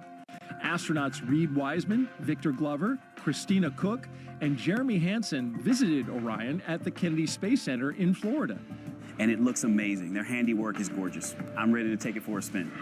Until launch day arrives, the crew is training at the Johnson Space Center in Texas. They use the Neutral Buoyancy Lab, a giant pool, to practice safely getting out of a floating mock-up of Orion. And it's not an easy task. Navy divers in rafts will harness and hoist the astronauts into the air by helicopter, where they will be taken to a nearby Navy vessel. Back at Kennedy, we got a look at the brand new Artemis crew transportation vehicles. So the first 9 miles of the journey to the moon starts in these crew transport vehicles. On launch day, these fully electric, zero-emission vehicles by Canoe Technologies will reunite the Artemis II astronauts with Orion at Launch Complex 39B. NASA's powerful moon rocket, the Space Launch System, and Orion will carry them on the rest of the 250,000-mile journey to the moon. And that's your Artemis Moon Minute. And for Artemis updates, there's a QR code on the bottom left of your screen, right there, actually bottom right. You can visit, you can use your cell phone to scan it, or you can visit the website at nasa.gov/Artemis2. Earlier this evening, our own NASA's Jasmine Hopkins caught up with NASA Administrator Bill Nelson, who is here watching the launch from SpaceX's firing room.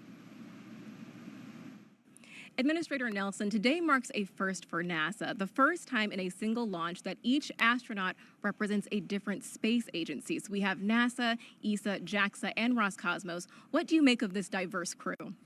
Well, it's a sign of our times. We are an international program. For example, we're going back to the moon in order to go to Mars.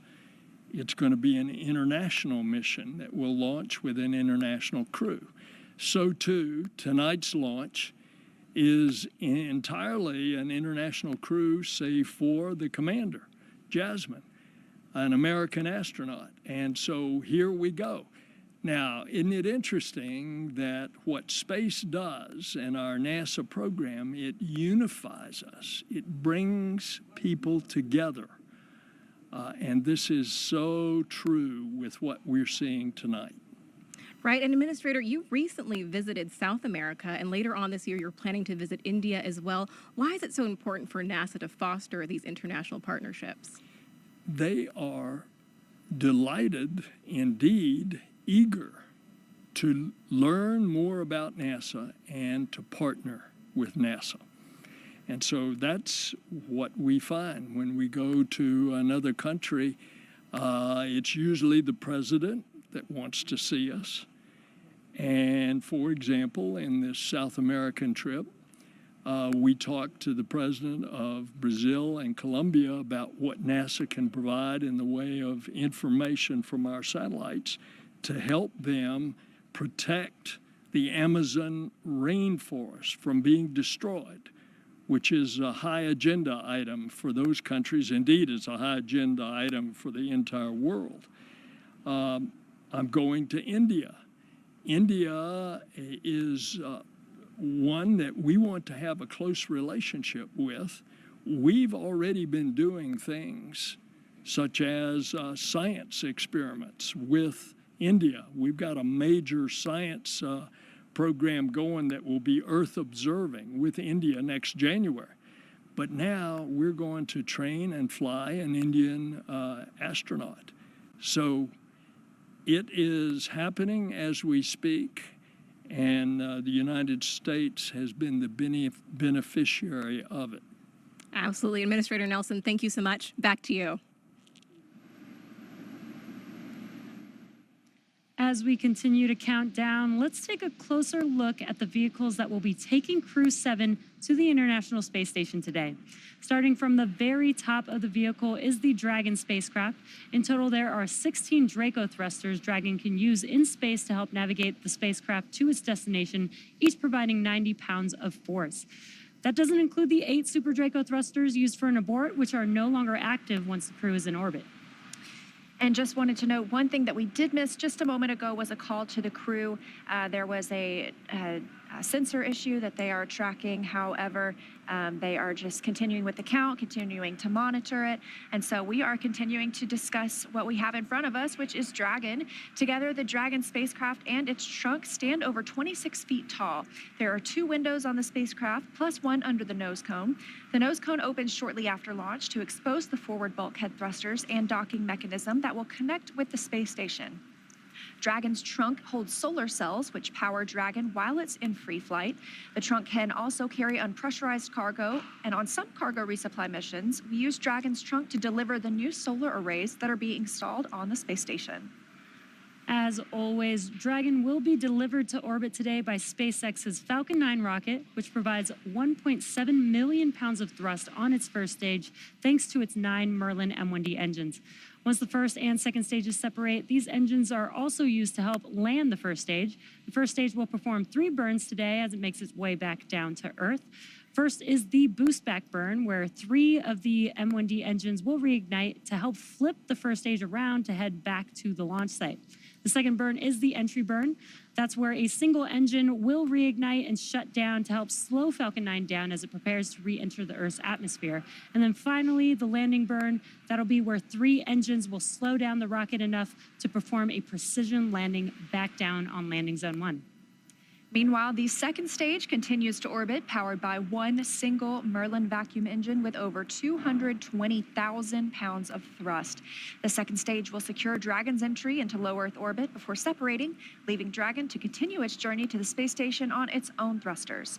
About 40 seconds after separation, Dragon's nose cone deploy sequence will begin, exposing its guidance navigation controls that help Dragon autonomously fly to the space station. With T0 coming up in just about 20 minutes, our teams at the Cape in Hangar X are doing a series of system checks to ensure Dragon and Falcon 9 are ready. Let's check in with Ronnie for a quick status update. How's it going, Ronnie? Thanks, Jesse. We are still looking good for an on-time launch just over 20 minutes from now, and we'll keep monitoring all the vehicle systems. There we heard the call out for RP1 load complete on stage 2. So that means we are, of course, getting closer to liftoff. Both Dragon and Falcon 9 continue to be healthy, and we're not tracking any major issues at this time. Right now, we're continuing to prep the vehicle for flight, and propellant loading began at T-minus 35 minutes. We also heard the call out a few minutes ago that the launch escape system is now armed. The range, which is monitoring keep-out zones and among other key flight requirements, also continues to report no issues, and they are go to support launch tonight. Weather also looks good, and we are still tracking just a 5% chance of violation at our T0 time. But as a reminder, today we have an instantaneous launch window, driven by the orbital mechanics constraints of 2 spacecraft meeting in orbit. Fun fact, the technical term for that meeting is called a rendezvous.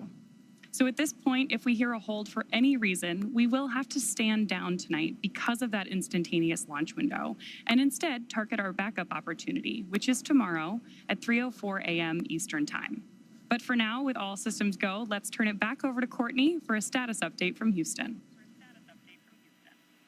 Thanks, Ronnie. The flight controllers here in Mission Control Houston are ensuring that the space station is ready to receive Dragon.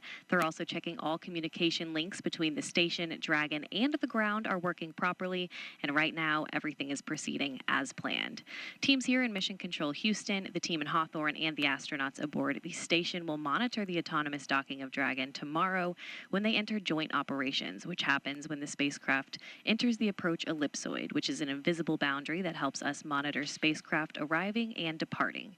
After docking, the crews will perform a series of leak checks, then work to open the hatches both on the Dragon side and inside the station's pressurized mating adapter. We expect hatch opening to happen about an hour and a half after docking.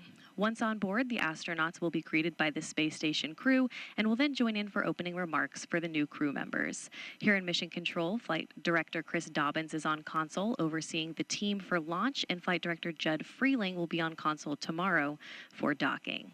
That's it from here in Mission Control Houston. I'll toss it back to the team in Florida. Daryl, how's it looking? All right, thank you very much, Courtney. And if you just joined us, T-minus 17 minutes and counting from the 7th astronaut rotation mission to the International Space Station under NASA's Commercial Crew Program. Commander Jasmine Mogbelli, pilot Andreas Mogensen, Andy Mogensen, and mission specialist Satoshi Furukawa and Konstantin Borisov are strapped into their seats inside the Dragon Endurance. They're at the top of the rocket.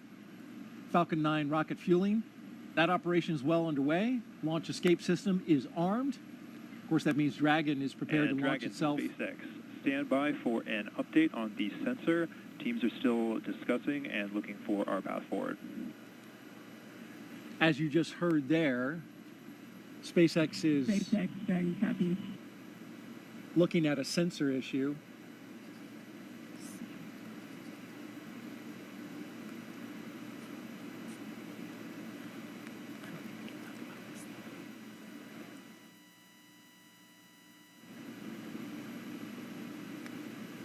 And so trying to determine if the sensor is giving good data, good reading, or if... Startup stage 2, locks loading.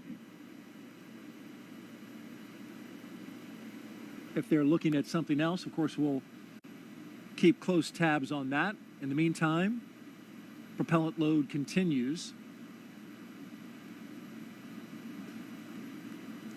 I think sometimes you have hits on sensors for other reasons. We want to make sure that we are getting an accurate reading of what's happening with the system they're looking at. Probably trying to decide if it's a real signal or if it's a hit from some other reason. There's a lot of redundancy in the systems, as you mentioned, and those sensors have to make sure that the engineers understand exactly what they're looking at. So we'll, again, keep tabs. In the meantime, here's a little bit about Crew-7. Lieutenant Colonel Jasmine Mogbelli, a military helicopter test pilot. There she is. She hails from Long Island, New York. She's a mother to 2 twin girls, and she is the mission commander. This is pilot Andy Mogensen's second trip to space station. His first was as the flight engineer for the ESA IRIS mission in 2015. Mission specialist Satoshi Furukawa's interest in space began when he was 5 years old and he saw the Apollo 11 moon landing on TV. And mission specialist Konstantin Borisov was selected to be a cosmonaut in 2018, and this will be his first trip to space.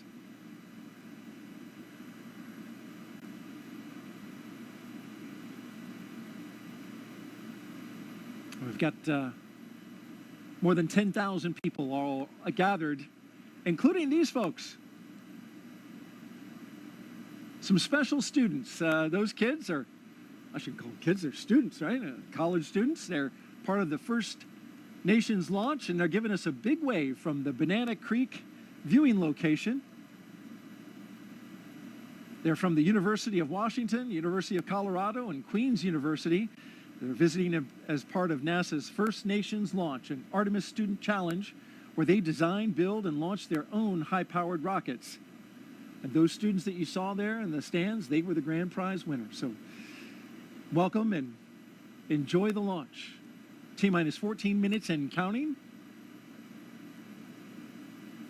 Awaiting Crew-7 are 7 crew members at their destination at the International Space Station. I caught up with 3 of them as they were zipping around the Earth. Hey, Daryl, good morning. Well, good morning to you, Frank, Stephen, and Woody. Okay, minutes away from liftoff. You're inside the spacecraft. What's it like? The rocket is a living, breathing machine. We fuel the Falcon 9 rocket on the pad while the crew is on board. I expected that my heart would be racing, but actually it was just so much like training that I felt quite calm. Well, I'm sure calm will give way to excitement, right, when Crew-7 comes aboard. What do you think that'll be like? More than anything, it's your friends coming up to station, right? And so you get to hug and greet your friends that you haven't seen for several months, and it's always just a really fun reunion. You know, they're coming on board. They're going to live on board. It's really exciting to greet them as new friends and crewmates. Well, those new friends and crewmates, will you have any advice for them when they come on board, like things to do, things not to do? The awesome thing is that we have an amazing ground team that catches all of it and keeps us honest and keeps us out of trouble. And so you can just kind of relax and enjoy it and just allow yourself to take it in, because it really is a pretty special experience. Really enjoy your time up here with the people, with the environment, and with the opportunity to work up here and look at the Earth. It's really amazing. Just really enjoy it. All right, speaking of enjoyment, do you have a fun way to confirm that you're in space, something you can do?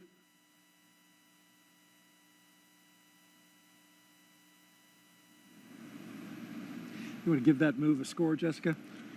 I don't know. It required assistance from 2 crew members, so I don't know. I'll give it an 8.5. Okay, that was very kind.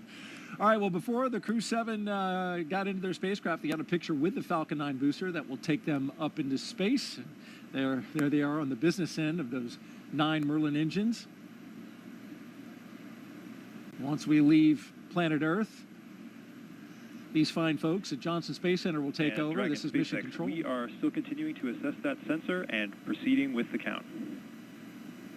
Okay, so as you heard, they're SpaceX Dragon copies. Continue with the count while the tubes assess. still working the sensor, but at the same time continuing to load the propellants on board Falcon.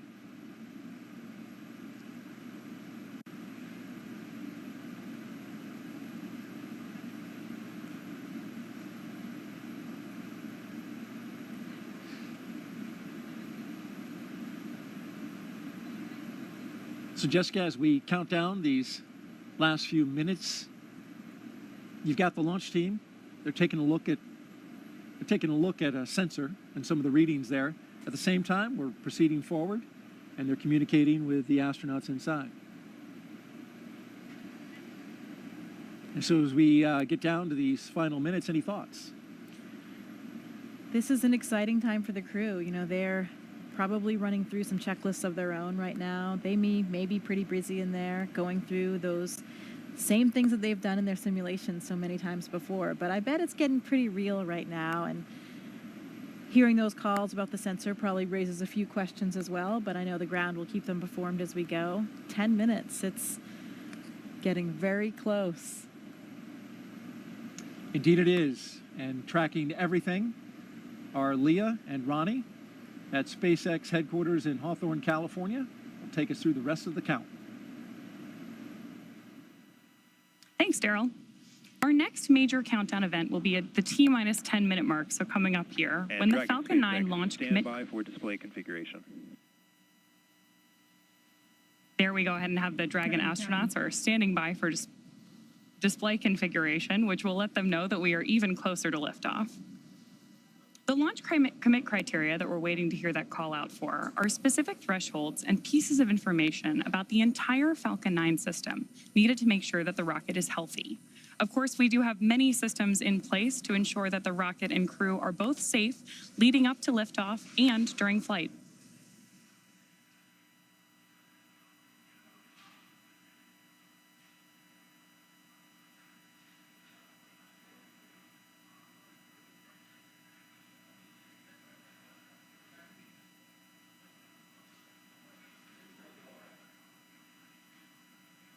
Coming up on 9 minutes until liftoff today, which is also about the same amount of time it takes to get to orbit, a 9-minute ride. That's about the time we'll see second stage cutoff. A few minutes after that is when we'll see Crew Dragon separate from the second stage. And we'll be listening to some performance calls as we get into the final countdown, of course, and then after liftoff. On the ground, you'll hear SpaceX flight controllers reporting on trajectory, speed, booster performance, and other key milestones. But there are some other calls you'll hear the crew make also after liftoff. These are different abort zones. They come in the form of different number and letter combinations. And these are throughout the flight up the eastern seaboard. So the first two are 1A and 1B. They have that name because they're in the first stage. That lasts until they're up to the very north of North Carolina. And the next are 2A through 2E. Those come into play when the second stage is powering Dragon. That takes us from the top of North Carolina all the way to the tip of Newfoundland in the northern Atlantic. Now, a little bit different from the other naming system, you'll hear the call Shannon, which refers to Shannon, Ireland, meaning they would target off the coast of Ireland if they were later in that second stage and needed to abort. You'll hear those different calls throughout the flight uphill, along with key performance callouts from the guidance, navigation, and control officer, as well as the propulsion lead.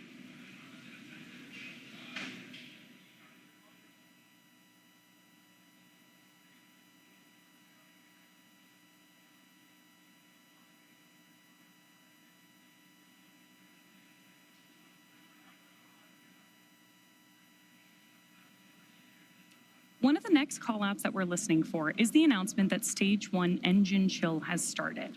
Right now, the propellant in the tanks is isolated from the engines, but at T-minus 7 minutes, we'll open up the engine pre-valves and start passing just a trickle of liquid oxygen through the Merlin engine pumps, chilling the engines for the start sequence. We do this because the super chilled and densified liquid oxygen is really cold, and we use that small amount of LOX to basically prepare the engine hardware. There's the call out for engine chill. So now we're basically preparing that engine hardware to flow all of the LOX and propellant into it during flight. Next up, we should hear the call out for stage 1 RP1 load completion. And Dragon SpaceX, stand by for final go, but please confirm crew displays are configured for launch. SpaceX Dragon, crew displays are configured for launch. All right, we heard their crew displays. Those 3 screens from which they can monitor the mission are configured for launch. Stage 1, RP1 load is complete.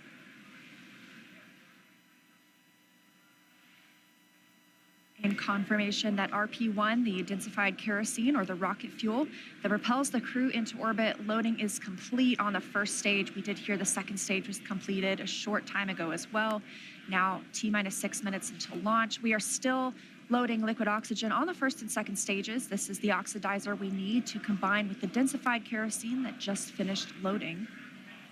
Coming up, we will hear the call for Dragon to configure for terminal count and then transition to internal power at about 5 minutes until launch. Then we'll hear the propellant tanks on Falcon 9 are getting ready to pressurize, adding some additional rigidity and structural support as we get ready for the strong back to retract. It'll move just a couple of degrees at first, and then we'll see it swing open completely at the moment of liftoff. That strong back provides access to Falcon 9's fueling lines and umbilicals for the prop load and the different gases being loaded on board. So we're continuing to check through a couple of more fueling milestones, including one around the 2-minute mark, where we will hear that the liquid oxygen is finished on board the second stage.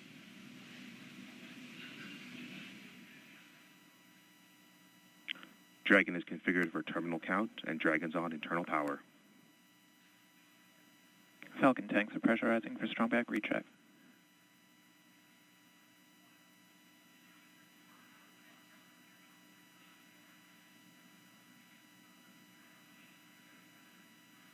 So there we heard the call out that we are preparing for strong back retract. And as Leah just mentioned, the strong back is that white truss structure that you see on the left side of Falcon 9. Got a better shot of it right there. Strong back is retracting. Just before lift. There we heard the call out from Mission Control that we are retracting the strong back now. The strong back is part of the transporter erector, which was used not only to roll Falcon 9 out to the launch pad, but also to raise it into its vertical position. It will retract just about 2 degrees first after those clamp arms open up around the base of Dragon's trunk, and then just before liftoff, we'll actually go all the way back to 45 degrees retracted to give Falcon 9 and Crew-7 room for liftoff.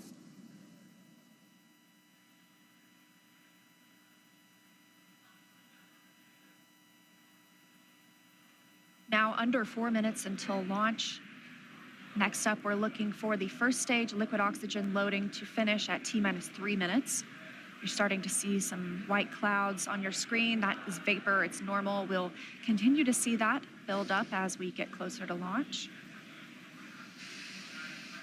Obviously, this liquid oxygen that we're loading is super chilled, so a little bit of that will boil off in the hot Florida air.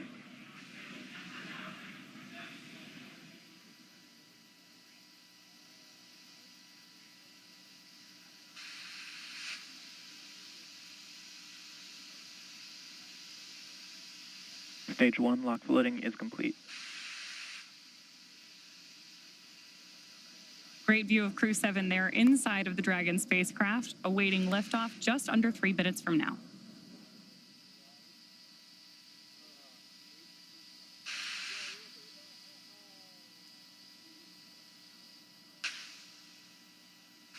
Dragon is in terminal count.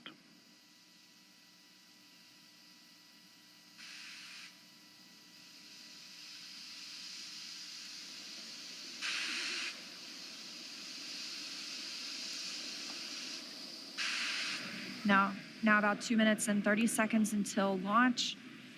Next milestone, we're looking up for stage 2 LOX load to complete. Additionally, shortly after that, we'll hear gas closeout begin, isolating the feed lines from the different gas systems for the Falcon 9 rocket. Those will get vented overboard through the umbilicals and the strong back itself.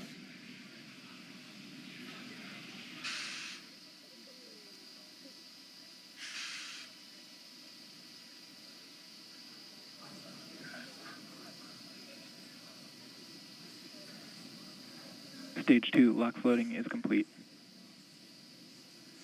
Dragon is in auto idle.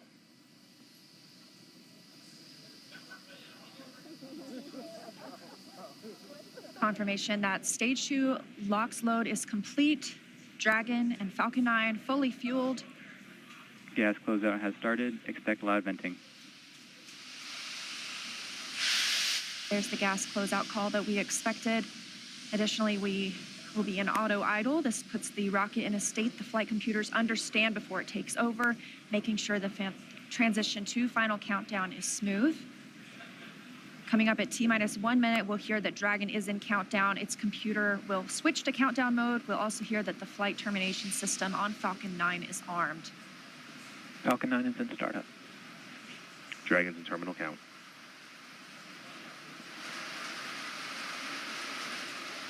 Dragon's flight computer in countdown and configured for launch, and the flight termination system now armed. Less than a minute until liftoff today. Dragon, SpaceX. This flight termination Go for system. launch. Dragon copies, go for launch. You heard it, Crew-7 getting the go for launch, just 30 seconds away for an on-time launch. At the time of liftoff today, the space station will be flying 260 miles over southeastern Iraq. T-minus 15. T-minus 10, 9, 8, 7, 6, 5, 4, 3, 2, 1. Engine full power. And liftoff. Go Falcon, go Dragon, go Crew-7.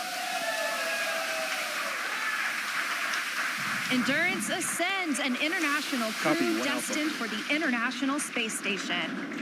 Stage 1 That's propulsion is 1.7 nominal. million. Good calls from the propulsion officers here. Propulsion's nominal. 1.7 million pounds of thrust on Falcon 9, taking Crew-7 to the International Space Station, now traveling almost 300 miles per hour.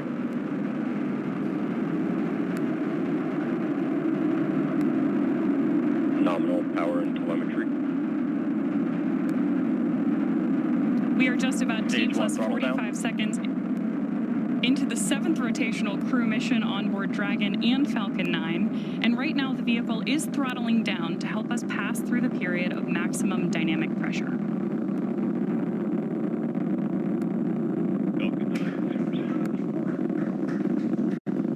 There's the call out that Crew-7 is now moving faster than the speed of sound. Stage 1 throttle up. Confirmation we have moved through max Q and are throttling back up. Copy, 1 Bravo.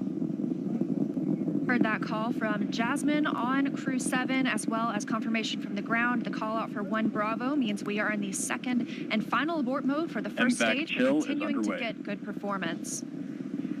We've got engine chill on the second stage MVAC engine. We will then be looking for MECO, or main engine cutoff, where the 9 engines on the first stage will cut off ahead of the first and second stages, separating. Then the single Merlin vacuum engine on the second stage will ignite.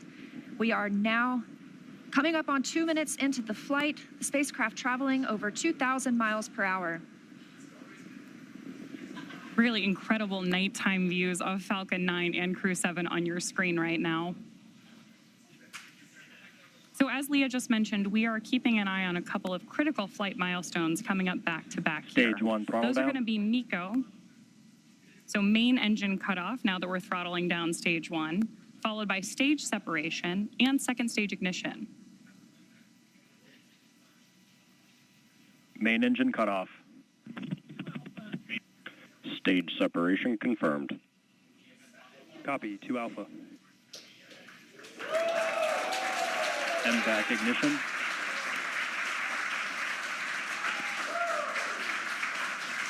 So there you heard and saw Miko stage SEP, and hopefully you heard Jasmine call out for the 2 Alpha abort mode just before second stage ignition. And of course, this is the second stage, powering Dragon on its flight, now traveling almost 4,000 miles per hour. Over 3 minutes since launch, the second stage will continue to power the spacecraft. And our first look at the crew inside.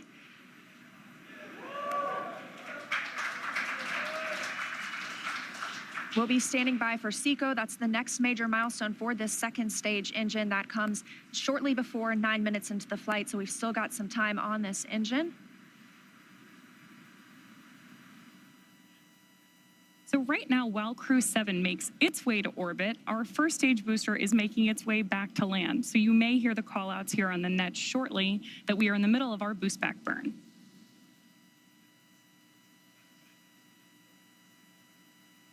Right now, stage 1 is coasting. Dragon, SpaceX, trajectory nominal. Good call-outs there that Dragon is on the right track.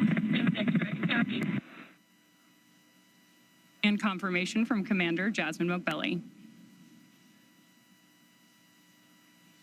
Continuing to see good performance on this lone Merlin vacuum engine on the stage.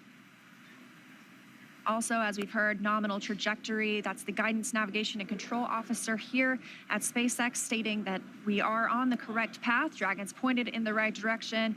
The second stage continues firing until, like we mentioned, second stage engine cutoff at about 8 minutes and 50 seconds into the flight. Right now, we are 4 minutes and 30 seconds since our on-time liftoff, now traveling at 5,000 miles per hour. This single Merlin vacuum engine can provide over 220,000 pounds of thrust in the vacuum of space, doing its job to take our crew to the International Space Station today. Dragon, SpaceX, trajectory nominal. More good news from Mission Control. Acquisition of signal, Bermuda. So with that Bermuda call out, we actually know that the ground station transmitting this flight data back to us is coming from Bermuda.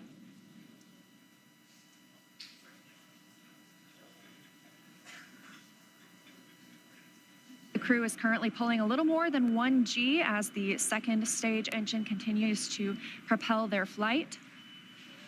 Continuing to hear good calls to the crew, now 5 minutes and 30 seconds into the flight, traveling at 6,400 miles per hour. Again, we will continue to see the second stage fire for about 3 more minutes. Shortly after second stage engine cutoff, we will see it separate from Dragon, which will continue its journey.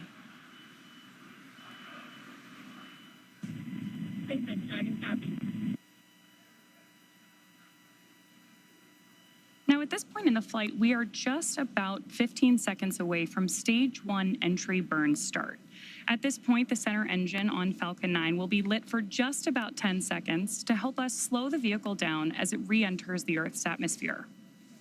That's not the only thing helping us on re-entry, though. The first stage sees high drag on re-entry, which scrubs roughly 70% of the velocity by the time the landing burn begins, which you just had great views of on the left-hand side of your screen. Florida Space Coast beginning to come into view in the background. All while Crew-7, of course, on the right-hand side of your screen, lit up by that MVAC engine, continues on its way to orbit.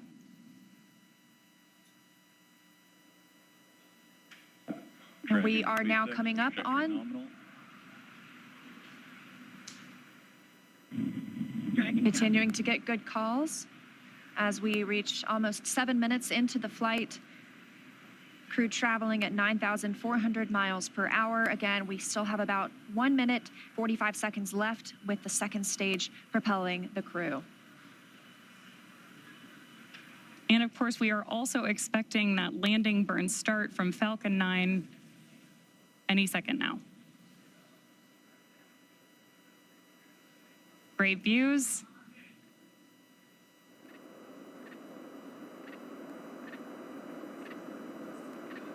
Stage 2 FTS was saved.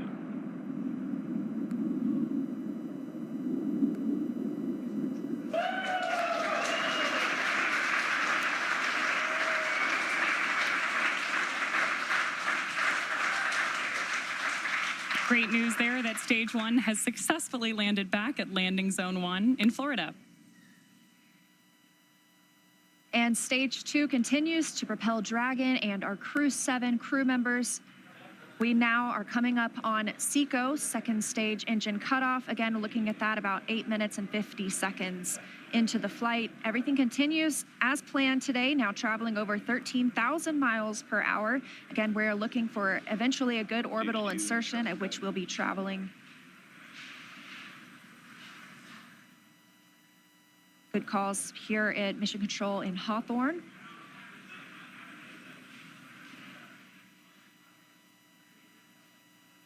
And we are standing by for second stage engine cutoff. Copy, Shannon. Heard that call for Shannon. That is the call out for Shannon, Ireland, the final abort zone.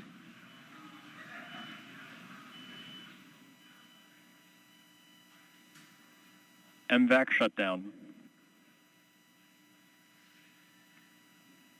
There's audio confirmation, and you can see on your screen that we have had successful second engine cutoff 1 of our MVAC engine. Dragon, SpaceX, nominal orbit insertion. Dragon. And good news there that Crew-7. Nominal orbital insertion. Dragon, SpaceX. Launch Awesome to hear. Disarmed.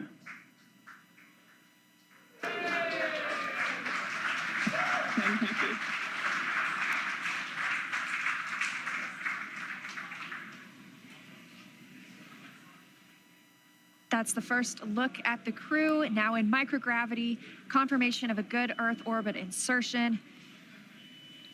We are now coming up on 10 minutes into the flight. Of course, we saw second stage engine cutoff, and you're actually getting a look at their zero-G indicator there. We'll stand by for them to tell us a little bit more about that shortly, but we are also standing by for second stage separation from Dragon. Acquisition of signal in Finland. So as Leah mentioned, right now, Dragon and Stage 2 are still attached. Great views of that zero-G indicator there. And what we're doing right now is basically letting any residual dynamics of the vehicle settle out prior to separation.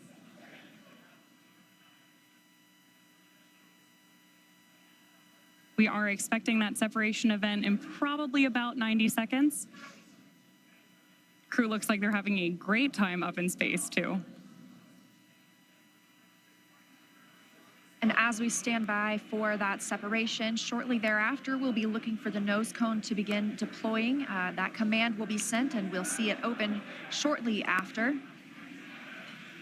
We'll need the nose cone to open to expose those forward bulkhead thrusters, as well as the docking mechanism with which they will use to link up with the International Space Station. After their ride, it's almost 30 hours long.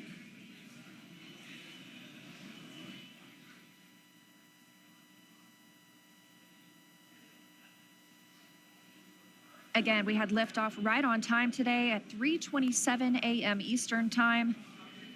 The crew making a smooth journey into orbit. It's now been 11 minutes, 20 seconds since that liftoff. We had confirmation of good orbital insertion, and we are standing by for second stage separation from Dragon.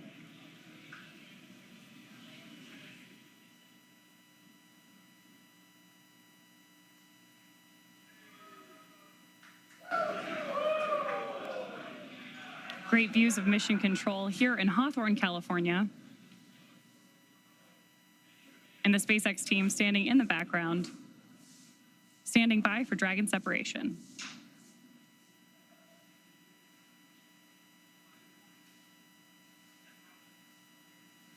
Of course, you also have continued telemetry readouts from Dragon and Stage 2 in the bottom left-hand corner of your screen.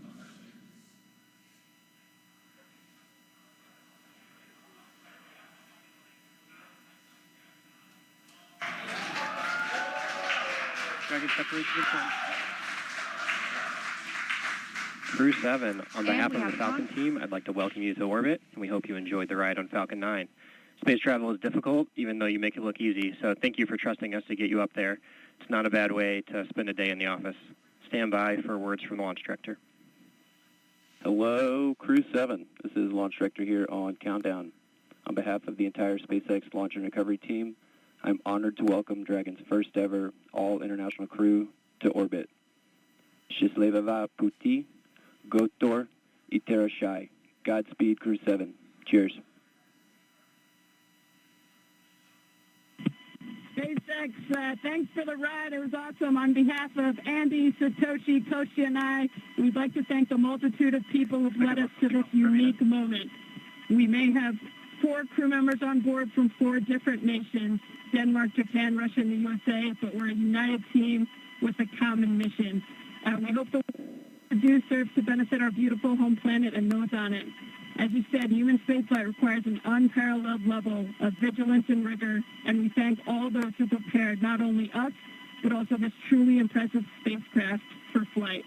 Finally, to our families, carry the greater burden of our choice to explore. Thank you. Go Crew-7. Awesome ride.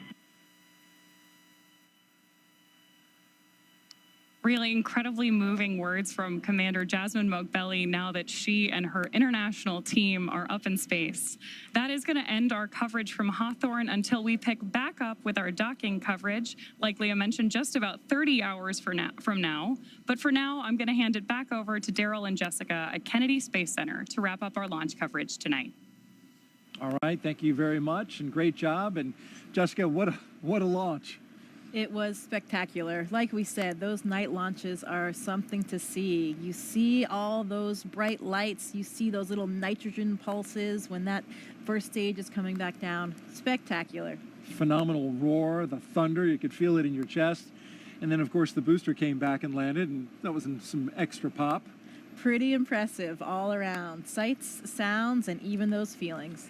That's new, of course, to Crew, to NASA. Crew is bringing the booster back. NASA decided they have a lot of prop margin, propellant that is, and so they burn the first stage a little less and the second stage a little more. It allows them to bring the first stage back and back to land, which is good to see.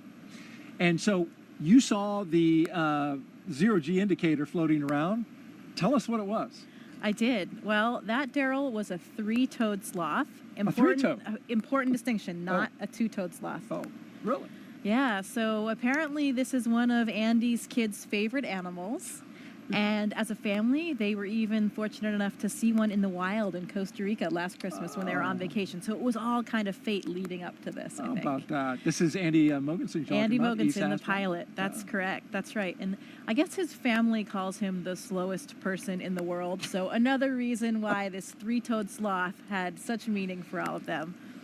Well, that actual sloth in the capsule looked like it was moving slow as well, but he's got an excuse. You know, we have a saying in space, and it's often true. Yeah. Slow is smooth, smooth is fast. And when you rush too much, especially in space, doing a spacewalk or anything that you're doing, you get in trouble. So slow is smooth, and smooth is fast. Wise words from our veteran space flyer, Jessica Meir, sorry. It's early. Hey, we got some social questions. Let's take a few. You do mind? Absolutely. All right. Well, let's look on our screen here, and here we've got one that says, come Sunday morning. Beautiful shot right there, though, of the spacecraft looking out the back. Boy, that is high-resolution image. Come Sunday morning, Earth Eastern Time, what are the first few tasks the crew will do, and how will they best acclimate and get dialed into their mission? Well, when we wake up in the morning on board the space station, we open up our computer and we have a plan that lays out our entire schedule for the day, whether it's scientific experiments, hardware, maintenance, whatever it is that you need to get done. I know what this crew will be doing. One of the first things they do, of course, is a safety briefing. So we want to make sure that they have all of the information they need in case they had any kind of situation on the space station where maybe they needed an emergency breathing mask or a fire extinguisher, anything like that. Safety first at NASA, and that's the first thing that we do when you arrive on board the space station as well. The veteran crew that is up there will take them through that, show them where everything is, talk through some of the main messages, and then they'll have a longer session, usually the next day or later that week. They'll get into their crew quarters. Usually your crewmates will do a favor for you and unpack some of your things so you don't have to do all that when you get there. You arrive to your crew quarters and already have some of the things that you need out, maybe even some pictures from home. When I arrived, my crewmates had really taken great care of me. They had decorated my crew quarters. I had pictures of my friends and family. Everything was all laid out, and that really made it a nice, smooth transition, because those first few moments in space, especially when you've never been there before as a rookie. You're not quite that graceful yet. You know, you don't have your space wings quite yet, and you're getting used to just moving around and being in that three-dimensional microgravity environment. And so you're talking about, you know, getting used to the environment up there, and having a little something from home is important too. You took up a flight kit. These astronauts all have a flight kit. You, in fact, brought a few things that you took up into space. What were a couple of the more meaningful ones that you took? I did. You know, we often pictures of family and friends, like we've talked about before, or things that represent places we've been and worked. I brought up a picture of my wedding photo of my parents. Unfortunately, my father had passed away before I went to space, so I wanted to have a piece of him up there with me. I brought up some things to represent other things along the way. My home state of Maine.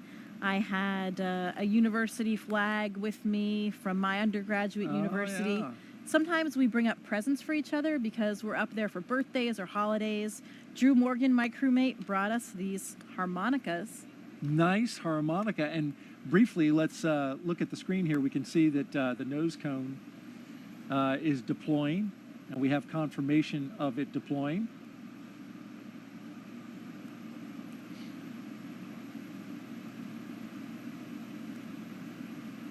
Beautiful shot there. Of course, the nose cone has to deploy in order for Dragon to connect up to the International Space Station. And once this clears out of the way, it is quite a view.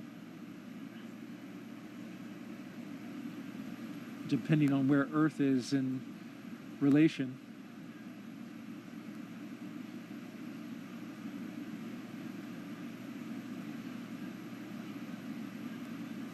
Okay, looks like we're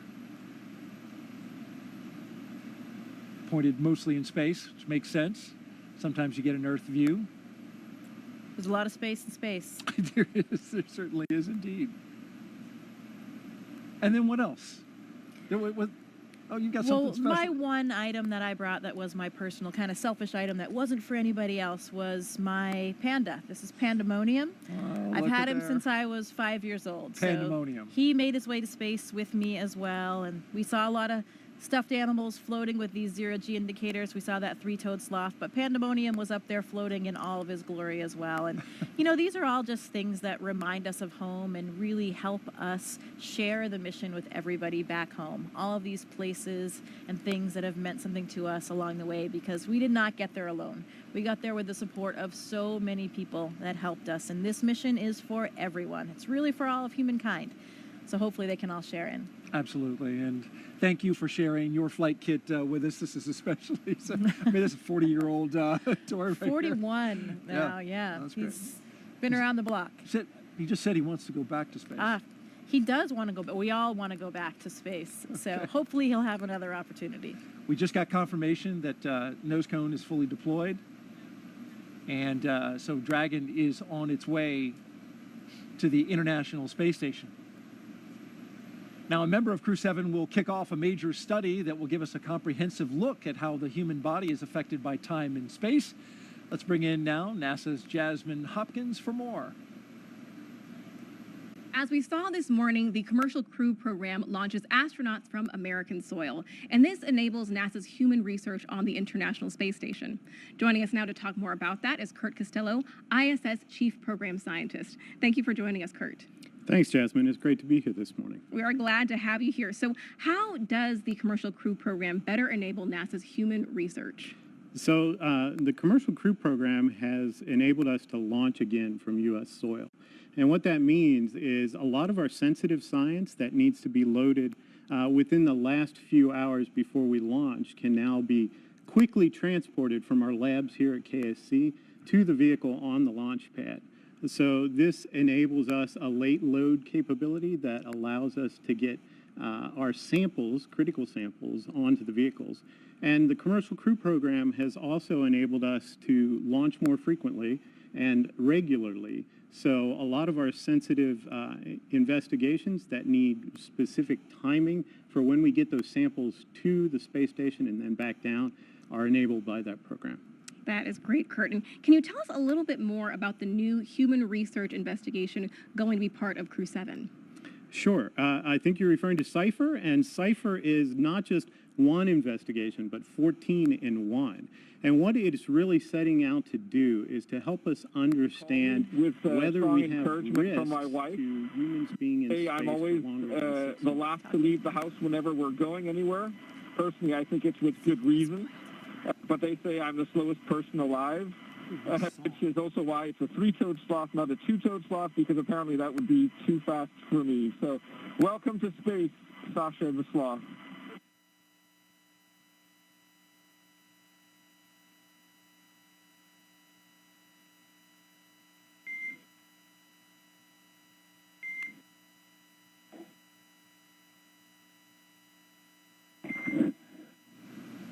And Dragon, we appreciate the introduction to your zero-G indicator and noting that that is probably officially now the fastest sloth ever.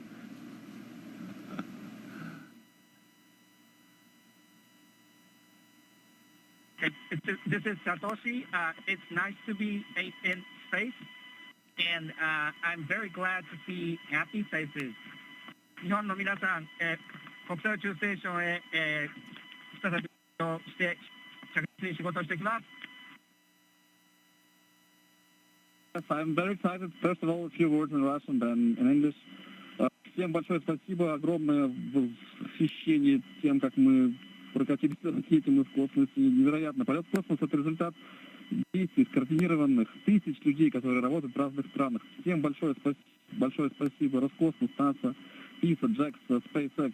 Моим друзьям и семье большое спасибо. Thank you very much for all your hard work. SpaceX, Roscosmos, NASA, ESA, JAXA, and all the partners involved in manned space flight. That's a proud example of how much we can achieve working together in harmony. Let's continue. Cool. Thanks a lot to everyone, to my family as well. Thanks.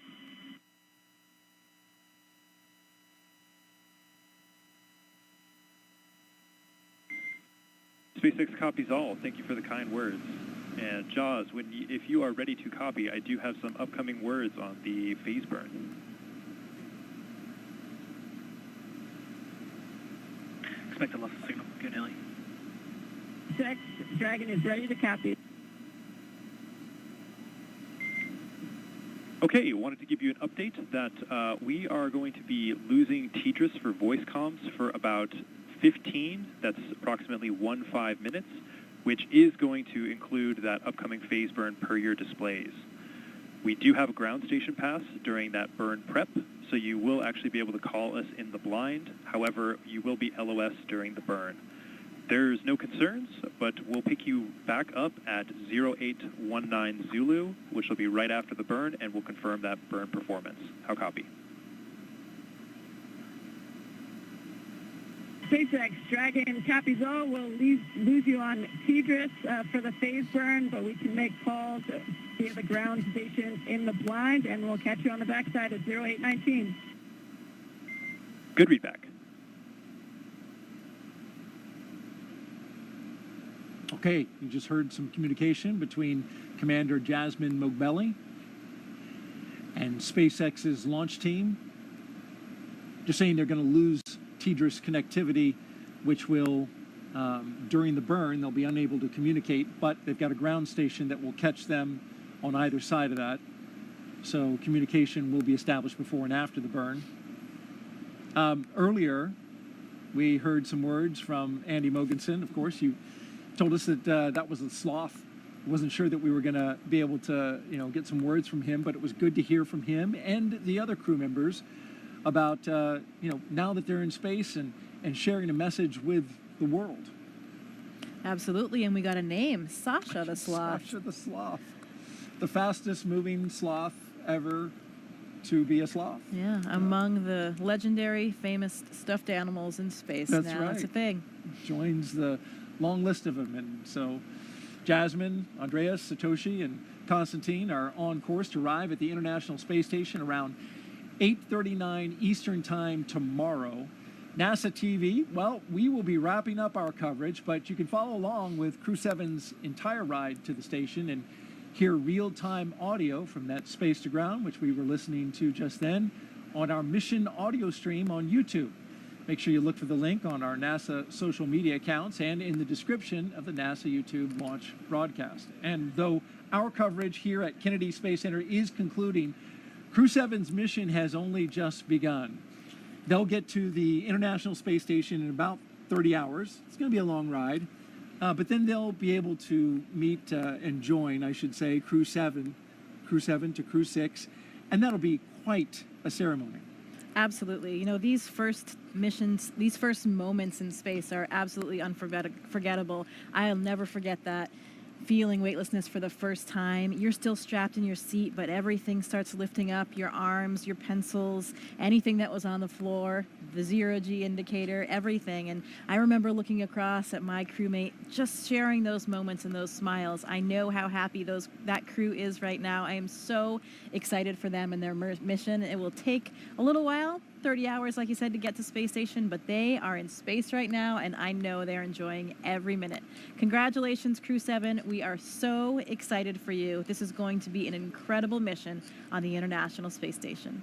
Great words, Jessica. Appreciate those. And Crew-6 will be coming back down in about a week. They'll have a roughly 5-day handover, and then they'll return. Next up for us is our post-launch news conference scheduled at 5 a.m. Eastern Time on NASA TV. And, of course, we'll have live joint coverage of docking and the Crew-7 welcome ceremony starting tomorrow at 6:45 a.m. Eastern Time on NASA TV, as well as SpaceX's YouTube channel. You can find mission updates on X, at NASA, at SpaceX, and on the web at nasa.gov, including, again, the link to that mission audio stream if you want to stick around with Crew-7 and be with them on their entire journey.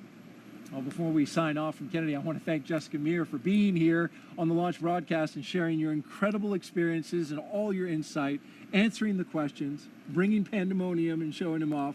Thank you so much. We really appreciate having an astronaut, and especially you today on Crew-7 to share this with us. Well, it is absolutely my pleasure. Any good day when a rocket ignites is a great day for astronauts all around the planet. So we wouldn't miss out on it for the world. Very happy to be here and excited to share this moment with all of you. Thanks so much. And a huge thanks as well to all of our guests for joining us today, but most importantly, thank all of you for watching. For everyone here at NASA and SpaceX, have a great morning and keep looking up.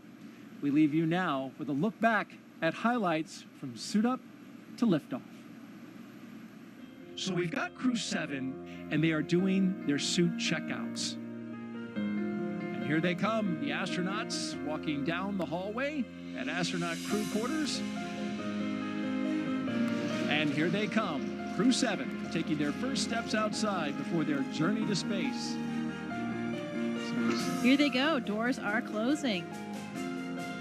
This begins the drive across NASA's Kennedy Space Center to Launch Pad 39A. And there's Jasmine Mobelli, the commander, and Andreas Mogensen, our pilot. There go our pilot and commander carefully getting in. And here come our mission specialists, Konstantin Borisov, and on the right, Satoshi Furukawa. Technicians working to close that side hatch. 1, engines full power, and lift off. Go Falcon, go Dragon, go Crew-7.